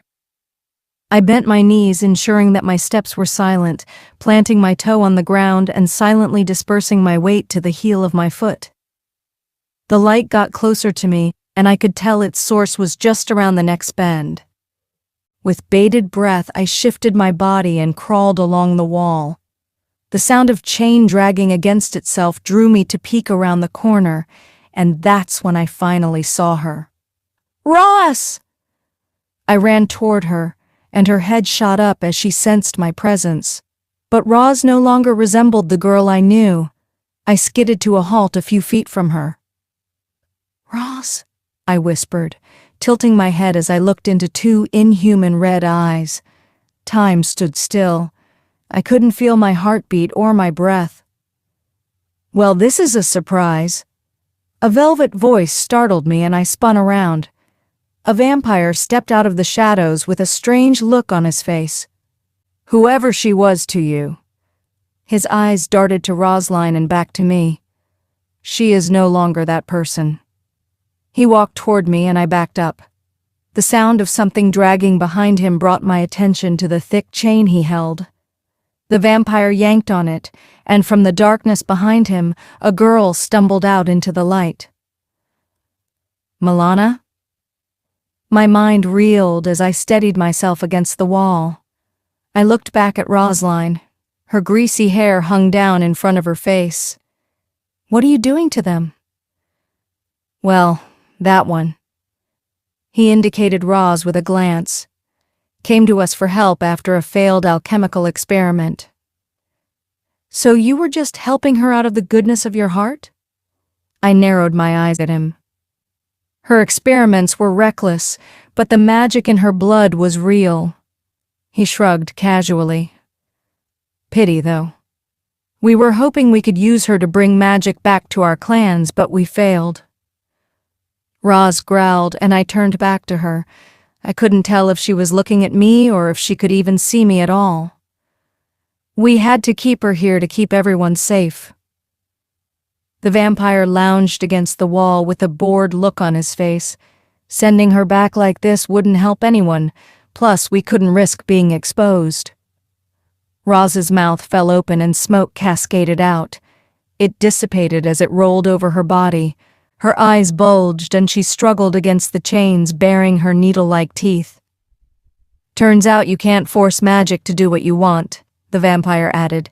She's stuck like this, degenerating by the day. There are stories of this happening before, and no one has ever been brought back. She's a monster now. Roz? Are you there? I fell to my knees in despair. Rosline tilted her head and gnawed on her finger. Blood poured down her hand, and her tongue rolled out of the side of her mouth. Roz, please. Tears brimmed on my lashes, rolling down my cheeks in streams. Look at me. Yvonne was right about everything. There's no use trying to get through to her. He stepped forward. We brought the strongest alchemists we knew, and nothing they tried made the slightest difference. Why is she here? I nodded to Milana, who had slumped against the wall, unconscious. What does she have to do with any of this? I had personal business with Miss Voss. My instincts told me he wasn't telling the whole truth. I slowed my breathing and emptied my mind, focusing on the void. A vision came over me. The vampire accepted stacks of money from a man I'd never seen before. You're lying! I bared my teeth at him, and my wolf fangs protruded out of my gums. You pushed her further and made her go too far. He eyed me. I had finally managed to throw him off guard. Well, that's true. He took out a flask from his jacket pocket and took a swig from it. How else were we going to see what made her so special? It's over now. I stood up and faced him. I'm going to get them help. There is no help for her. He chuckled, pointing at Roz. This one you can take. She's too whiny and our business is done. He threw something that jangled into Milana's lap before walking back into the darkness. As soon as he had disappeared, I rushed over to Rosalind and kneeled in front of her. Roz. I placed a hand on the cold ground closer to her. It's me, Ivy. Roz's jaws snapped at me, and when she opened her mouth, I saw something that looked like a red, glowing ember at the back of her throat. Black, spidering veins spread from her lips, working their way across her face. I sat down hard and bit back a sob. Roz! Ivy? Connor's voice echoed. His running footsteps grew louder as he neared us. When he entered the lantern's light, he jumped at the sight of Roz. What happened? My breath shuddered. I don't know, but we have to help her. We need to bring her back. Connor stepped toward Rosalind and she snarled at him. Careful. I stood up and wiped away my tears. I don't know what'll happen if we touch her. We'll have to work fast. He looked at me and I nodded. Facing Roz, I took a deep breath. I'm so sorry. I fought back more tears. I didn't want the life they chose for me, but I never would have left if I knew it had hurt you. We locked eyes and he mouthed at me, 3, 2, 1. Connor lunged at Roz, pinning her arms to the wall. I knelt in front of her and put my hands on her face. Please, I sobbed, help her. I prayed to whomever would answer. I screamed as the tender flesh on my palms sizzled. It was like holding hot coals, becoming more intense the longer I cupped her face. I gritted my teeth but didn't let go. I tried to remember my mother's words. Open yourself to your power. Let it run through you, soft and flexible like a stream flowing into a river. I imagined myself as a stream of magic flooding into Roz, cooling the fire inside of her. But the darkness felt like an indestructible dam holding back an entire river. My hand blazed, and Roz let out an ear-piercing screech. She writhed in pain as Connor tried to hold her in place, sweat dripping down his brow. Hold on, just a little longer. I reversed the flow of my energy to match hers. If I couldn't drown it with my magic, then I'd pull this poison out of her. I closed my eyes again, forming a connection to Roz's mind. If this goes wrong, I panted, I need you to kill me. What? Connor's head snapped around to look at me. The cave around us disappeared, and I looked around Rosaline's old bedroom, fire engulfing every stick of furniture. Roz sat in the corner, curled into a ball, sobbing, her flesh scorched and blistered. My heart broke as I approached. "Roz?" I stepped closer and the flames grew higher. She stared blankly at me as she continued crying. Her mouth moved, but whatever she said was unintelligible. "Please, Roz." I blocked out the pain as the flames licked at my skin and hair. "You can't give up now. Take back control, it's not too late." "I'm so weak." She finally locked eyes with me. "I can't stand up." "Yes, you can." I held out my hand. "I'll help you." For a moment she just sat there, stunned, her body echoing and screaming in rage and agony as the fire around us grew higher. "Ivy." Her arm trembled as she reached for my hand. "I wish you were real." Our hands touched, and I felt like I was being burned from the inside out. "We can do this." I smiled through the pain. Together. The flames around us flickered briefly. She held my hand tighter and stood up, doubling over. We closed our eyes to focus. Let the power flow.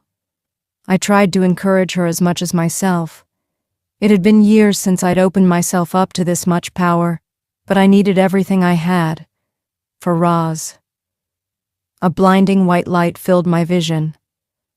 This power is a part of who I am. No more fighting fate.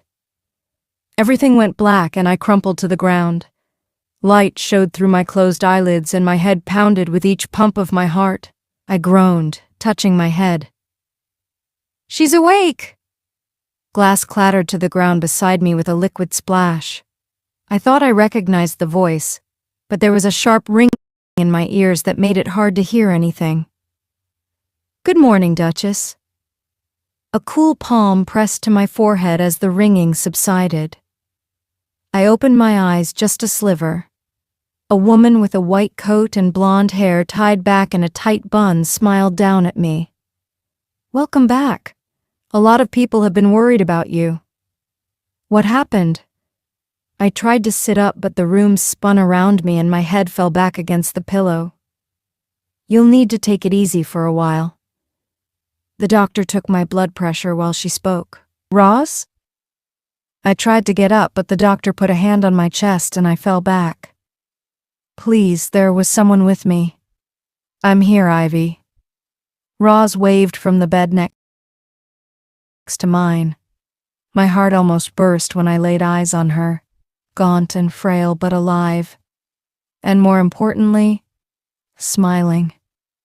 It wasn't the hollow shell I'd found in the cave. It was my Roz, dressed in a hospital gown, her once red hair now silver. Maybe she is the she-wolf from the prophecy. "I'm so glad you're okay." She hobbled from her bed to mine as the doctor excused herself. "Ivy, I'm so sorry for everything. I was just trying—" "You were trying to make it safe for me to come home," I finished for her. "You don't have to be sorry. I'm the one who was selfish for leaving in the first place. I hated you for leaving without saying goodbye." Rosaline brushed the hair from my face. "But I understand why you did it. You were never meant to live in a cage." "Well, I'm done running from my fate." When the vertigo passed, I sat up.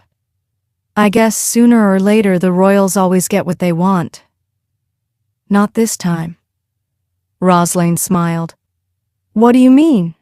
I blinked and tried to fathom what she meant by that. Prince Gabriel voided the marriage contracts. Roz took my hand in hers. "He left this morning. You're free, and so am I."